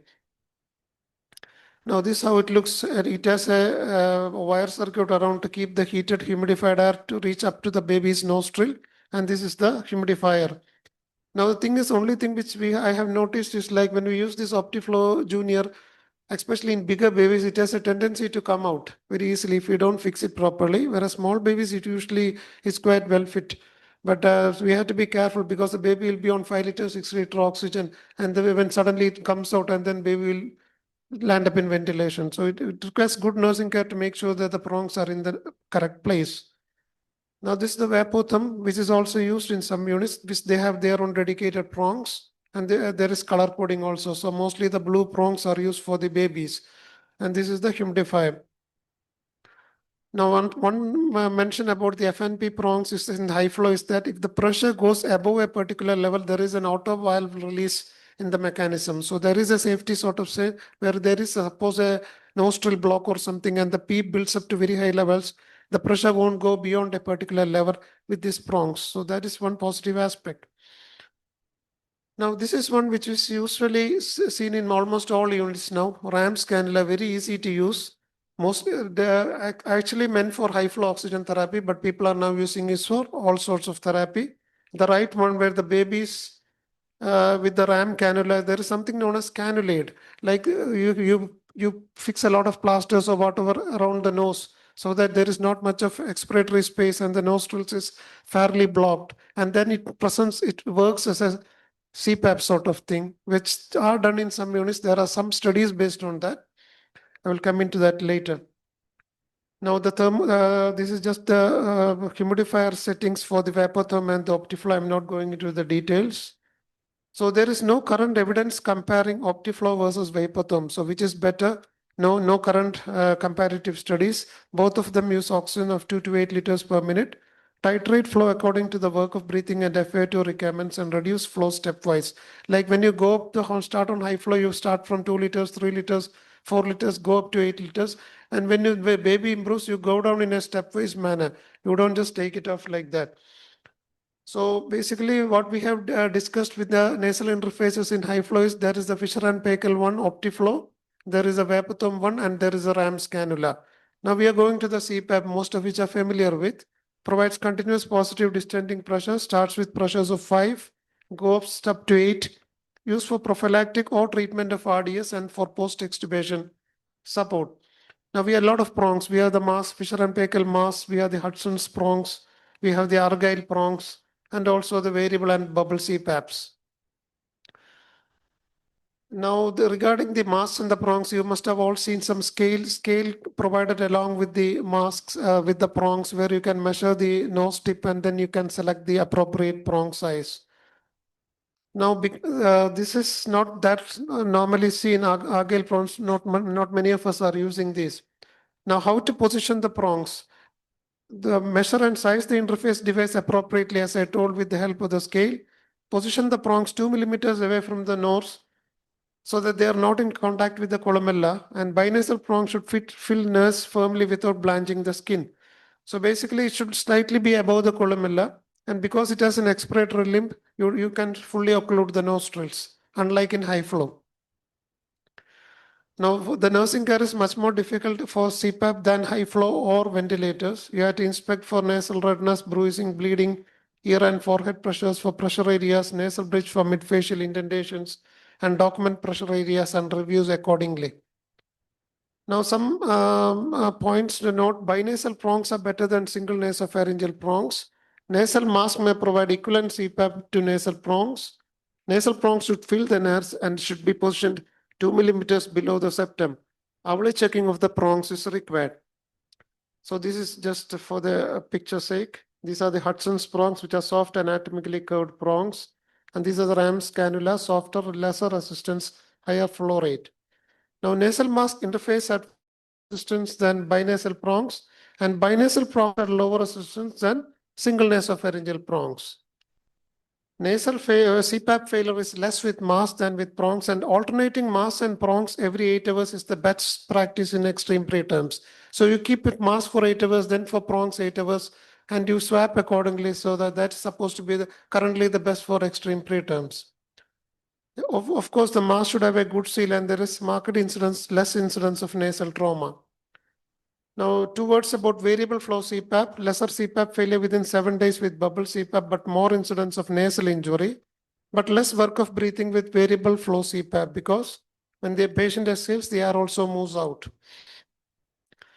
Now, a few slides on current evidences, and then I will conclude my talk. Regarding CPAP, primary support for RDS and post-extubations. Prophylactic CPAP is advised for extreme preterms as the initial mode. So now there is no confusion. For extreme preterms, use prophylactic CPAP, coin trail, 610 infant support, and Vermont trails. Post-extubation nasal CPAP is associated with a lower risk of respiration failure than on oxyhood. But nowadays, nobody uses oxyhood, so that may be a bit obsolete. Now, something about NIPPV, you know the mechanism of action: increase in tidal volume, reducing respiratory resistance, and all. Most centers use non-synchronized mode. Synchronization with flow sensors is difficult, even though a lot of companies say it is well synchronized. The studies don't replicate the things. So pneumatic capsule synchronization is supposed to be good, but not much available. Some physiological benefits are there for synchronization. NAVA may be good, but lack of studies. Nasal high frequency, it's better to give through binasal prongs. Nasal mask may lead to lower transmission than prongs. So basically, nasal NIPPV is good enough, and nasal high frequency both through the prongs, and also CPAP. We prefer masks more than the prongs, and of course binasal more than single nasal. Just one sentence about RAM cannula, which is being freely used. RAM cannula had limitations to deliver set peak or distending pressure during CPAP or NIPPV. So it is not recommended to use RAM cannula during CPAP or non-invasive positive pressure ventilation, even though most of the units have this practice. The pressure we intend will not be delivered to the patient, and they may end up in ventilation. NIPPV evidence is lower risk of respiratory failure within 1 week and lower risk of intubation with NIPPV versus CPAP. Lower risk of respiratory failure with NIPPV in the first week post-extubation. Nasal high flow evidence, there is a higher incidence of treatment failure in respiratory distress with high flow. And high flow versus NIPPV was comparable, but only 3 studies. Nasal high flow with nasal CPAP for extubation failure also showed no significant difference. Bit confusing. What I would suggest is most of the studies are for more than 28 weeks. So less than 28 weeks, not many studies, but the way to go about will be either bubble CPAP or non-invasive positive pressure as a primary support for RDS, and after ventilation or as a post-extubation support may be nasal high flow, nasal NIPPV or bubble CPAP in that order. But as a primary support, preferably bubble CPAP or NIPPV, not high flow oxygen therapy. That is the current recommendation, but not many studies in extreme preterms. I think. Thank you. Thank you, sir. Thank you for your excellent presentation. Sir, I have one doubt. What is the cutoff gestation age for treating the RDS for for using H3PNC in RDS? Any lower cutoff gestation age for using as a primary mode for H3PNC? No, I didn't get you. No, we start from 23 weeks onwards. We do care babies. And of course, H3PNC is high flow nasal cannula. high flow? Nasal cannula. High flow Any nasal cutoff cannula? gestational age for No, there use is as no a primary respiratory support?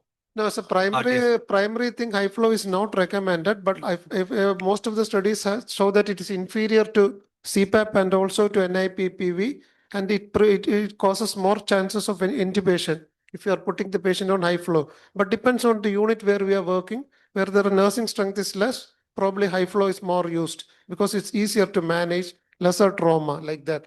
But not recommended currently. What is your experience on nasal HFOV, sir? And use as a primary mode? I have put only very few babies in nasal HFOV because basically I feel more comfortable in ventilating these sort of babies who are sitting on the brink because we have already tried with nasal CPAP. We have gone for non-invasive positive pressure. Again, going to high frequency and then taking time. These are small babies. So personally, I haven't done much, maybe 2 or 3 babies. And finally, they all end up in intubation. So I can't comment more than that. Okay, sir. Thank you, sir. Any doubts from audience? I think we will take questions later on, please, because of time constraint. Okay, thank you. Thank you, Narendra. I request, thank you, Dr. Binu. I request Dr. Narendra to present memento to Dr. Binu. Now moving to in the lung club, second topic, breathing without breaths, apneic oxygenation during resuscitation. I invite Dr. Ashok C. I request Dr. Chakravarti sir, HOD of Pediatrics, KGH, to chair the session. Please introduce the speaker, sir. And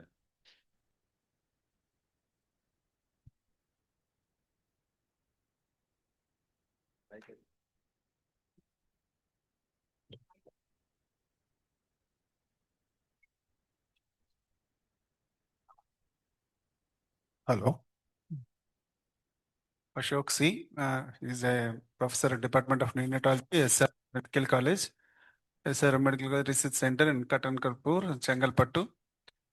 And his major achievements, he's a neonatologist gold medalist, and also is an academic pediatric association Global Health Research Awards, and key role in organizing 20-bedded level 3 care in NICU and SRM, Katankalkur. Trained for advanced and basic NRP. Welcome, sir. Thank you, sir.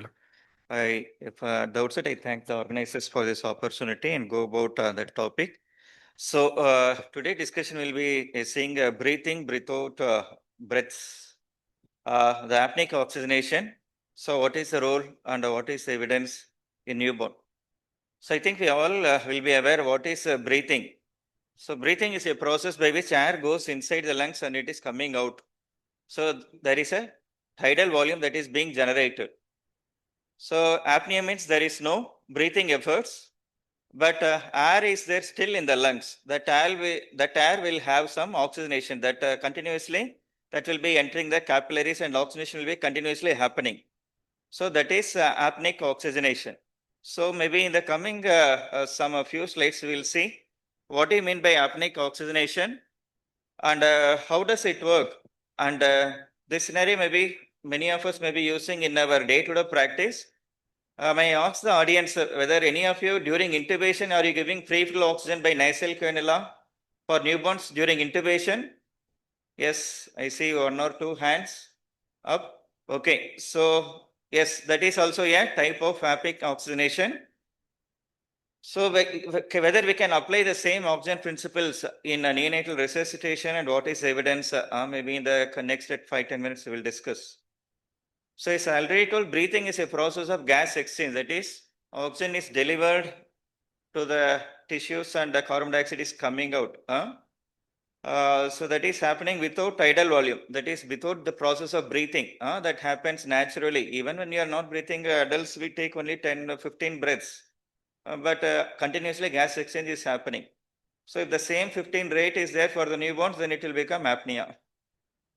So yes, so apneic oxygenation, that is a delivery of oxygen at apneic phase before intubation. So by definition, where they have used this term in literature, So this is the term where they have used the delivery of oxygen. It can be 100% or it can be 50% or it can be 21%, just a room air. During the apneic phase of intubation, that is during intubation, in literature, Western world, they have used sedation with fentanyl. So they assume once sedation is there and muscle relaxation is there, there is no breathing and that is just apneic oxygenation happening at the lung. So this definition is there, but in India, it may not be the same. So how many of us during intubation, in elective intubation at least gave any fentanyl in our unit? Any hands? Again, one. Okay. So we are blocking the efforts and making the risk. Okay. So yes, that is there. So oxygen delivery, that is literature. So how this oxygen providing at this time can help? Yes, it can avoid bradycardia. That's what they assume, and success of intubation may be higher. That is a scenario by this method was taught. It's already discussed. During apneic oxygenation, alveoli is filled with oxygen, so it is going into capillaries, whereas carbon dioxide may be delivered out of the capillaries. So that is apneic oxygenation.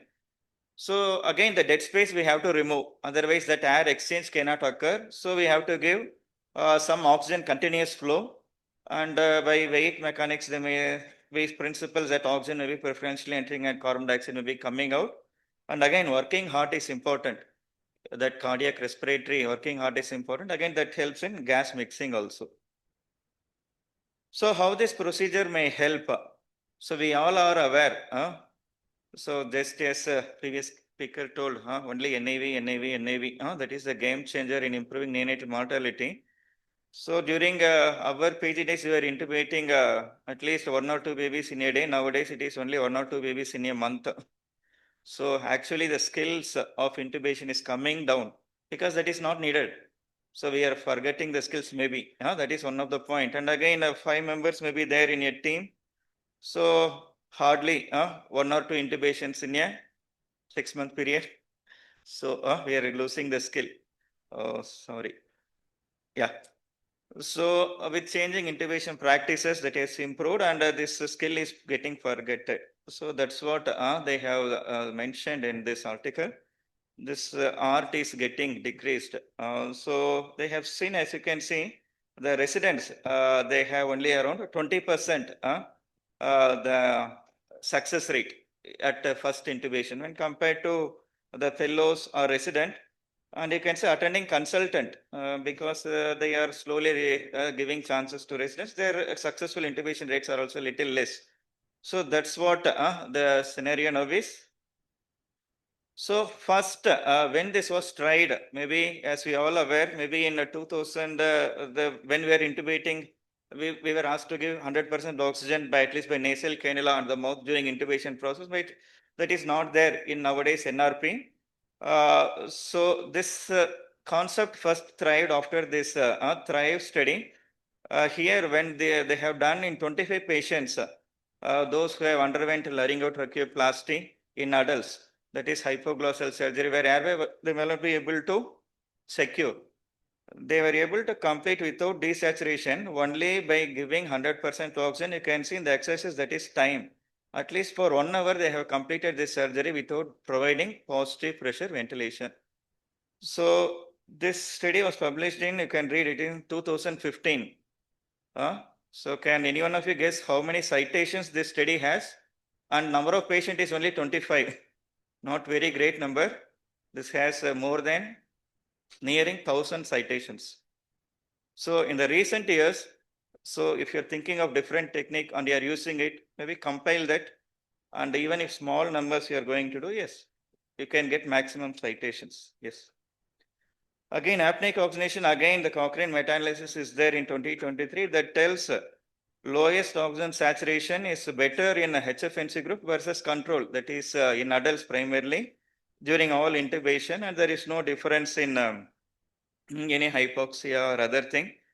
Again, you know that the previous study that was not in RCT, so it is not included in Cochrane meta-analysis, but that is a game changer that has thrived, stimulated many persons to do trials. In children, so what is the evidence?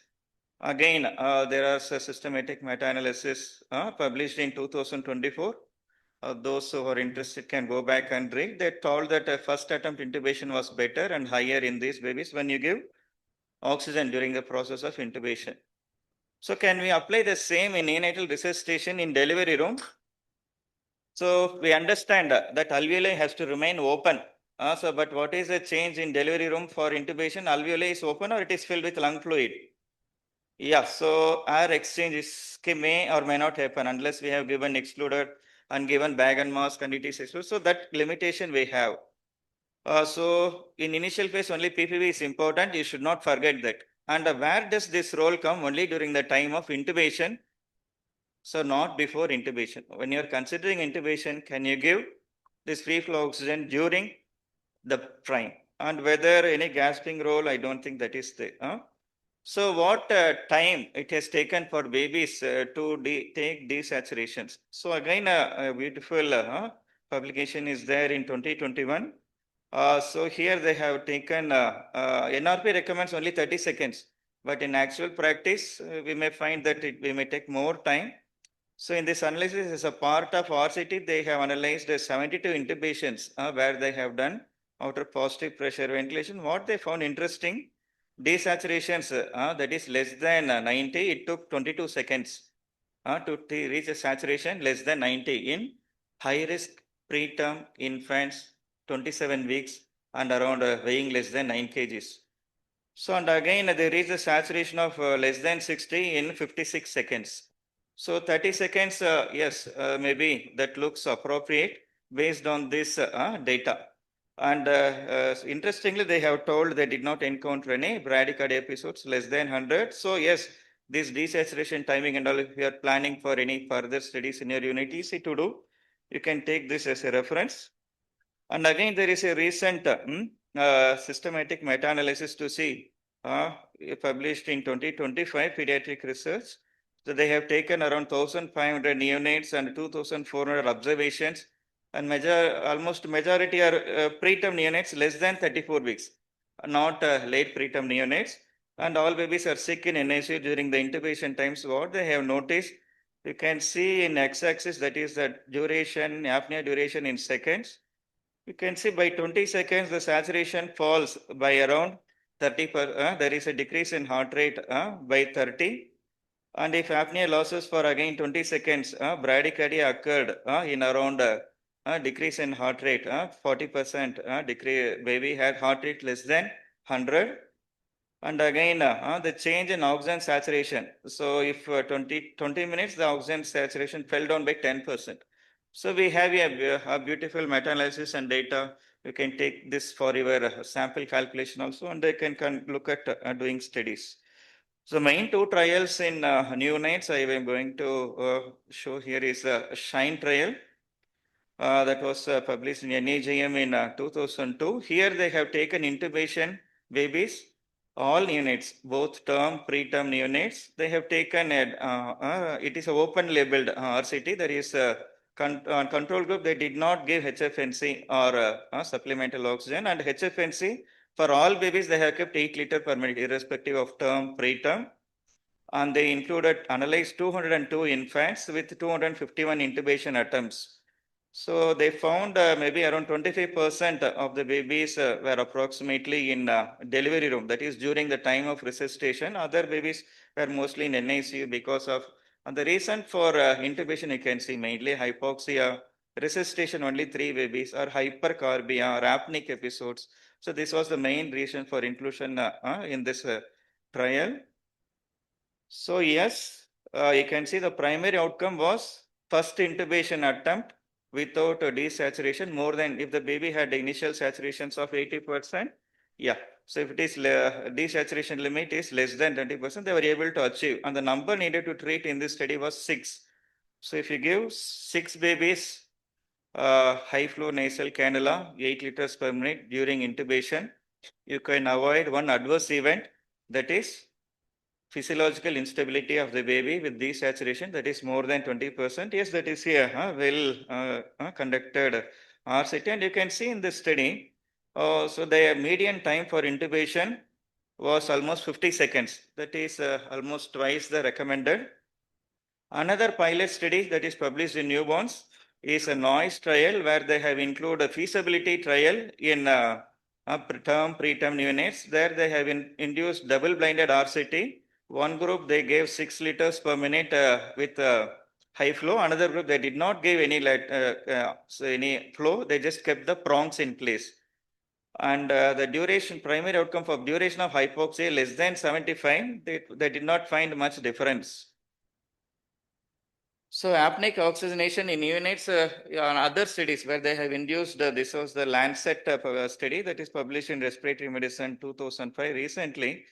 In this PACU, NICU babies all were encoded. They have enrolled 15 neonates here during this study, but they did not find much difference in apnea times or desaturation episodes between the oxygen group and another group, and other 2 or 3 studies is there.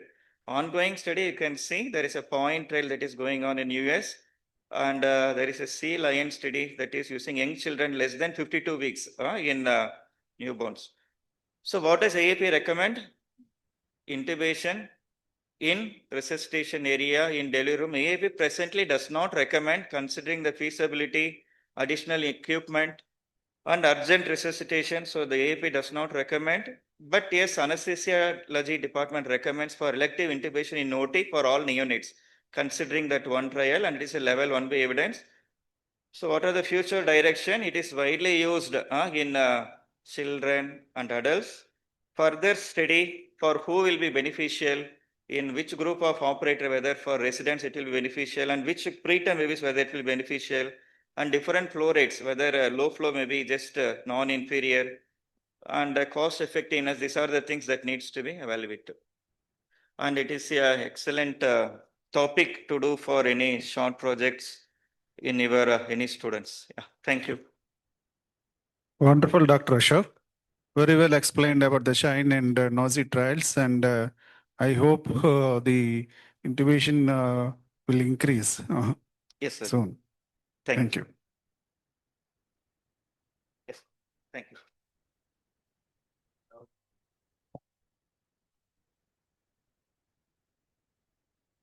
Memento. Next panel discussion. Dr. Chakravarti sir, can you please give memento to Dr. Ashok?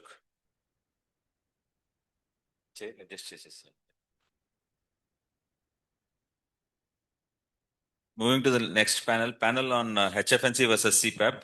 I request moderator Dr. P. Satish Kumar, neonatologist from Krishna Hospital IVF from Visakhapatnam, to moderate the session. And the panelists are Dr. Vishal, Dr. Surendranath, Dr. Munshekar, and Dr. Ramesh Krishna, Dr. Chaudhary Babu from Visakhapatnam. So, Ashok, please collect the memento.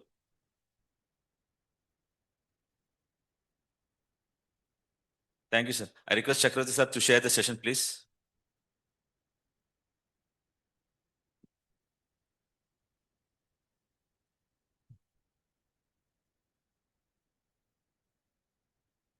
I request Chakravarti sir to please introduce the moderator, and he will introduce the speakers.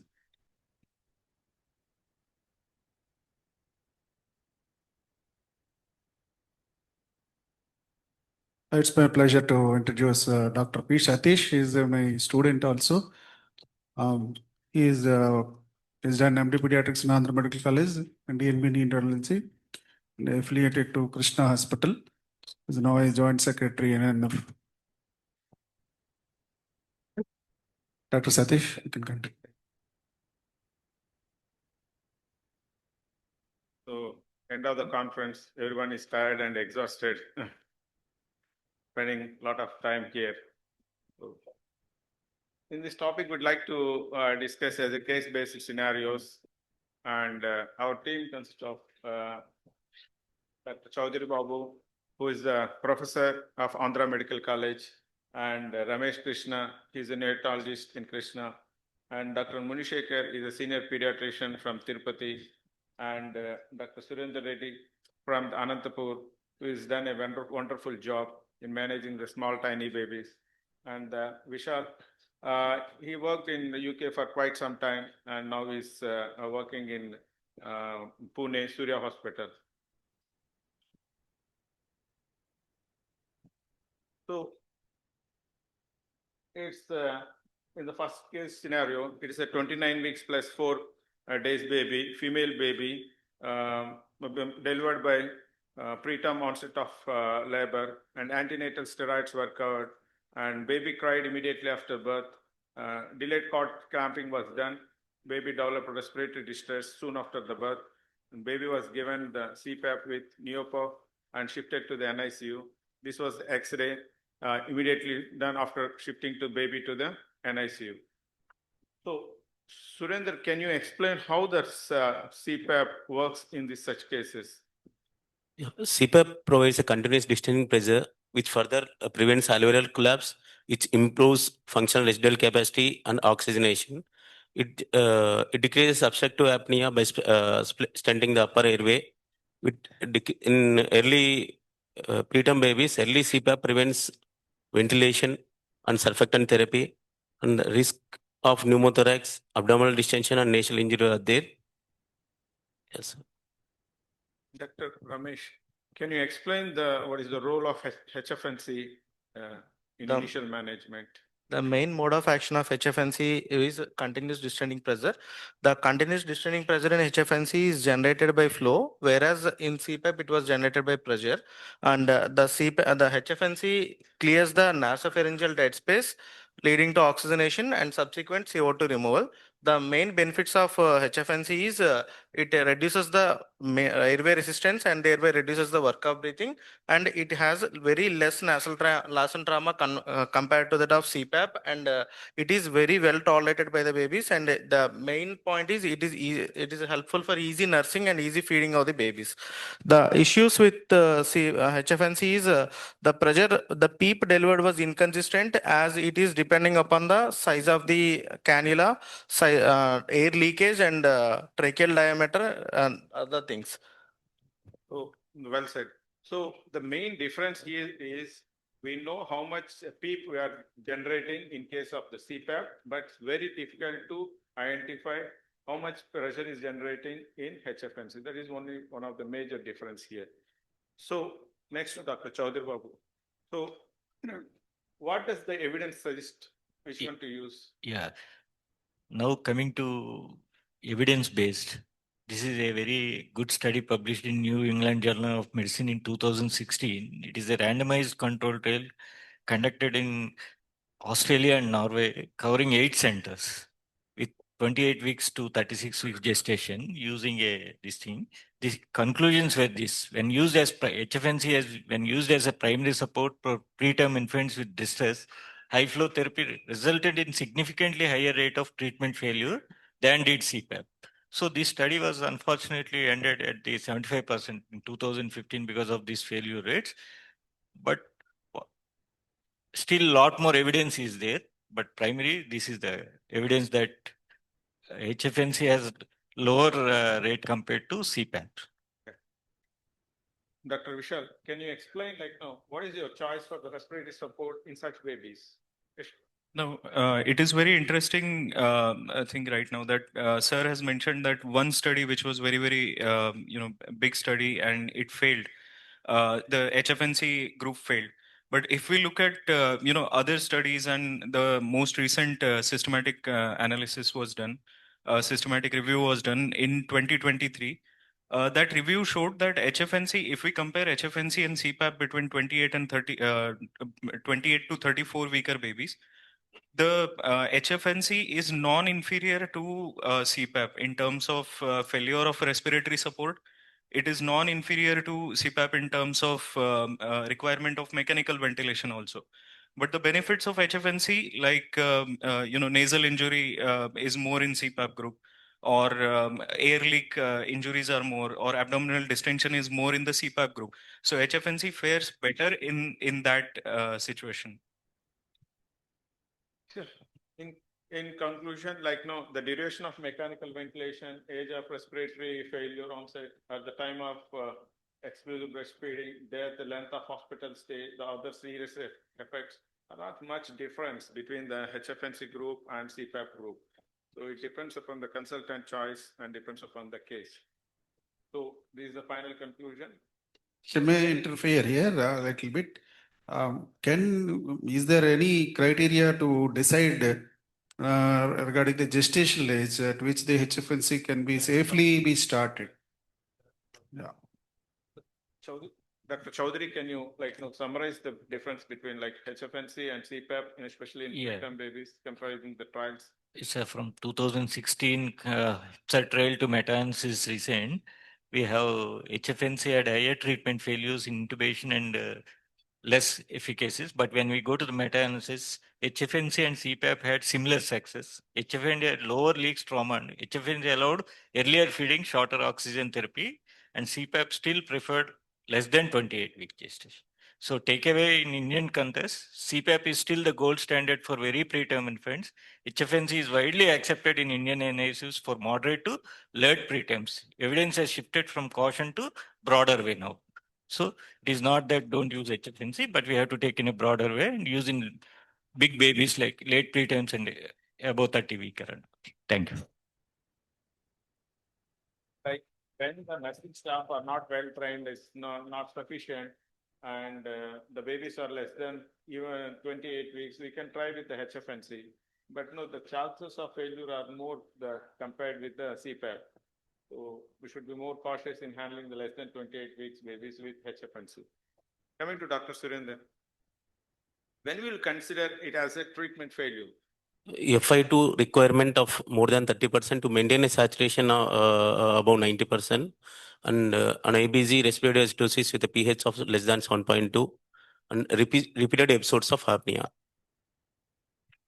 What will be next steps?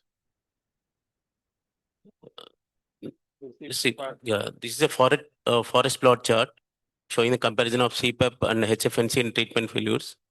The diamond shape showing clearly at the center, which shows no statistical significant difference between HFNC and CPAP in treatment failures. So we have to go for the mechanical ventilation if any fails. Dr. Munshekar, what is your take-home message for this? With these all trials, meta-analysis, primary non-invasive respiratory support in preterm babies more than 28 weeks, high flow nasal cannula is non-inferior to CPAP. In case of treatment failure only, we can step up to CPAP. CPAP doesn't reduce the chances of intubation also. And in case of LISA, brief CPAP support is necessary and needed. Thank you. So be careful in handling babies less than 28 weeks. So be gentle, and depending upon your center, the professional, the people who are trained or not, you have to take a call when you are going to decide which one you have to start. Okay, maybe the CPAP or HFNC. Coming to the next case, the case still continues because we have done a wonderful job and baby has recovered after giving the 2 doses of surfactant and spontaneous respiratory efforts. So ready for extubation. Dr. Ramesh, what is your choice immediately after extubation? Is it CPAP or HFNC? The evidence, this is a systematic meta-analysis done in Portuguese showing the comparison between the CPAP versus HFNC in post-extubation more than 28 weeks. This was done, the conclusions was done in five setups. The first forest plot is showing the extubation failure at 72 hours and 7 days. That shows there is no statistical significance.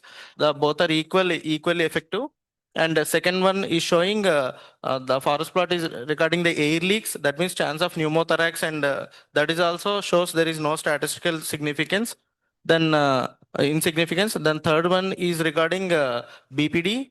That one shows even HFNC is better than CPAP. Fourth forest plot is showing abdominal distension and chance of NEC.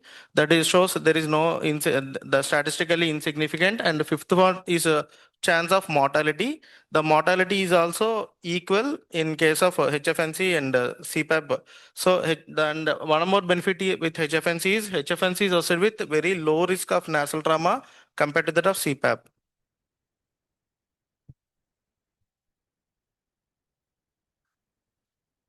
Dr. Chaudhary, so what is the effect of HFNC versus CPAP on feed intolerance in preterm babies with RDS? Yes.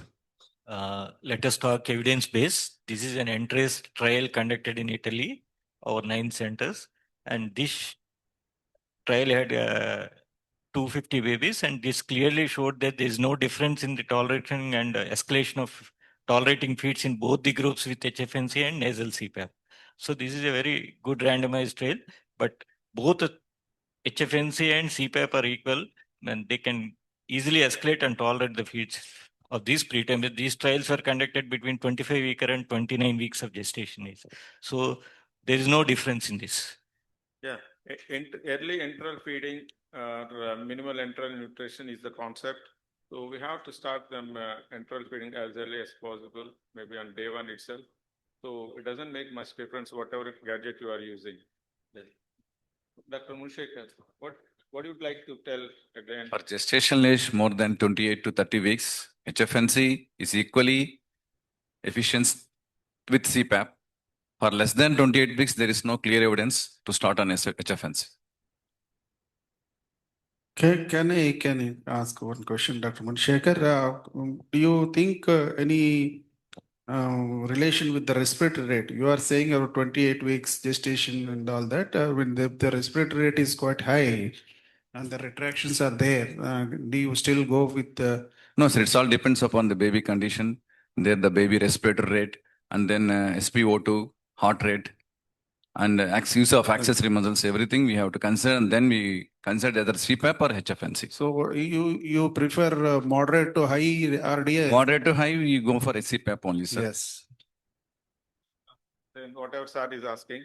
So it's an extreme preterm baby, boy, done by delivered by emergency C-section because of fetal distress, and steroids were not given. Baby cried after birth and stabilized using the Neocon, and the heart rate was 150 and the respiratory rate was 76 per minute. And the scoring was Silverman-Anderson scoring was 7 by 10, and saturation was 93% with Neocon CPAP of 6 and 30% FiO2. That is the respiratory rate. So the X-ray is suggestive to of almost whiteout.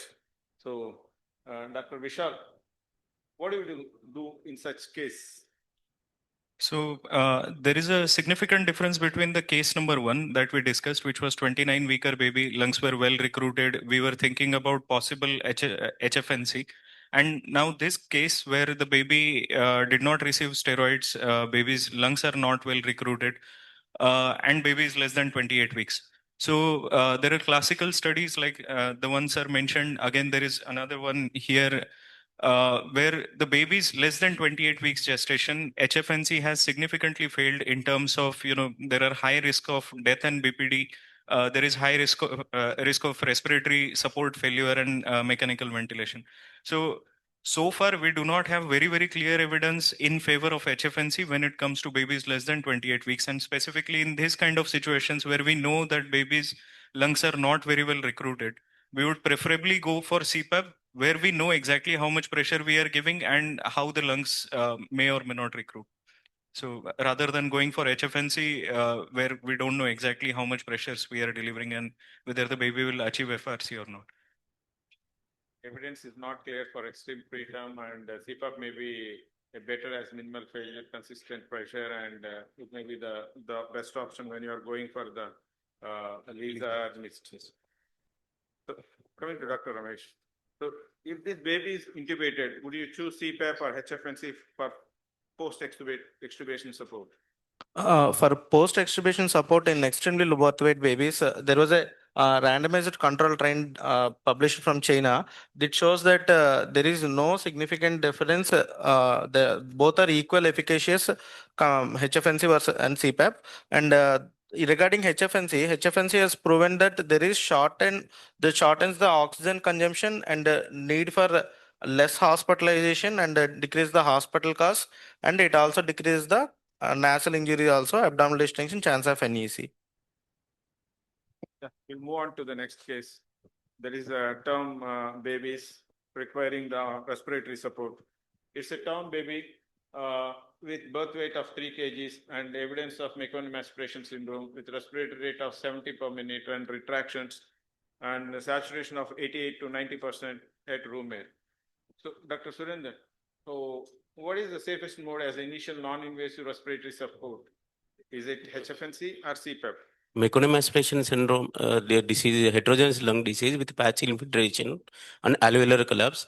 CPAP provides a stable PEEP, which improves alveolar recruitment and oxygenation.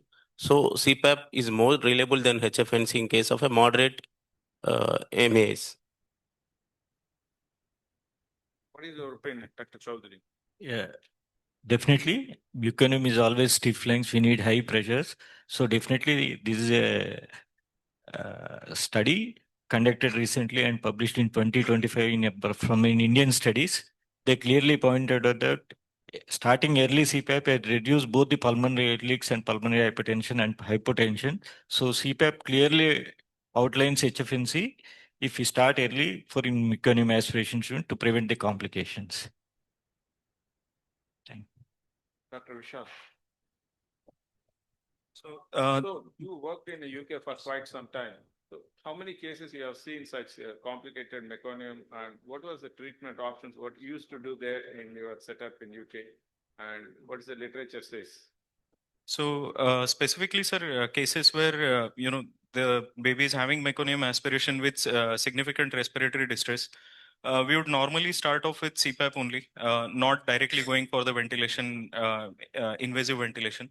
There is this meta-analysis which was published, which uh, which were comparing between the invasive ventilation versus initial CPAP. So that clearly mentions that CPAP is non-inferior to invasive ventilation in terms of respiratory support and respiratory improvement. Dr. Surendran. So where HFNC fits in meconium aspiration syndrome? If HFNC is better with milder meconium aspiration syndrome, as a less nasal trauma is better for comfort. It can be used as a step down after CPAP. Dr. Munshekhar. In case of moderate meconium aspiration, CPAP remains the most reliable and initial non-invasive support, whereas HFNC is used in only selected cases, that is preferred for only mild mass and for step-down therapy in case of post-extubation cases. So in conclusion, no single best. So in conclusion, no single best. HFNC and CPAP are both non-invasive, excellent modalities used in different scenarios, and strategy matters, whereas CPAP is the initial mode of non-invasive ventilation for initial stabilization of baby, whereas HFNC stands for its comfort and tolerability in case of mild ODS and post-extubation cases. And switching is common in clinicians can frequently switch over to the HFNC and CPAP, whether based on the needs of the baby and tolerability of the baby and also outcome of the baby without interfering the feeding outcome. Thank you. Yeah, Dr. Chaudhary, can you summarize this one? Yeah. HFNC and CPAP in preterm babies, especially. Say in preterm babies, effectiveness is similar and no need for mechanical event, no significant difference compared to CPAP if you see HFNC. And safety-wise, minimal air leaks and nasal trauma, especially with the comfortness of HFNC, there are minimal air leaks and no secondary events and difference compared to HFNC, though adverse, no significant difference compared to CPAP. If you see the CPAP, similar effectiveness, no differences. High risk of nasal trauma and air leaks are more, and abdominal distension are more common in CPAP. And earlier initiation of mechanical oxygen ventilation and shorter oxygen therapy, and no significant difference in both. Switching to CPAP after HFNC earlier, but not reduce the intubation rates. So rescue we can use. Suppose you use HFNC, if it fails, we can go for CPAP before intubation. So that is the advantage of CPAP. Thank you very much.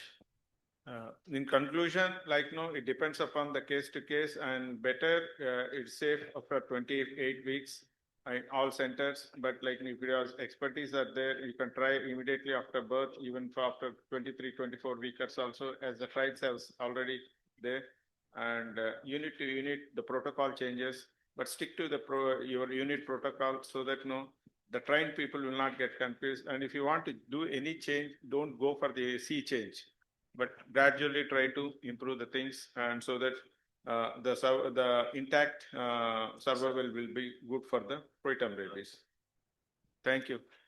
So thank you all. Thank you, moderator Dr. Satish and others panel speakers. So to conclude, may I take this message that for a moderate to severe RDS, we would prefer CPAP, and also less than 28 weeks, maybe 23, 24 weeks, CPAP is the better alternative.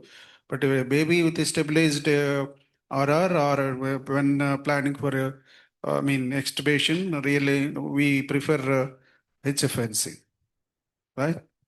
Thank you. Thank you. Thank you, sir. Thank you, Dr. Satish and the panelists for this panel discussion. I request Dr. Chakravarti, sir, and all the moderator and panelists to please collect the memento from the memento stand. Sir, please, sir. Now, I think we have we have ended this session here with this panel discussion. And thank you very much. I request all of you to please join for the valedictory function in the hall A. Thank you. Thank you.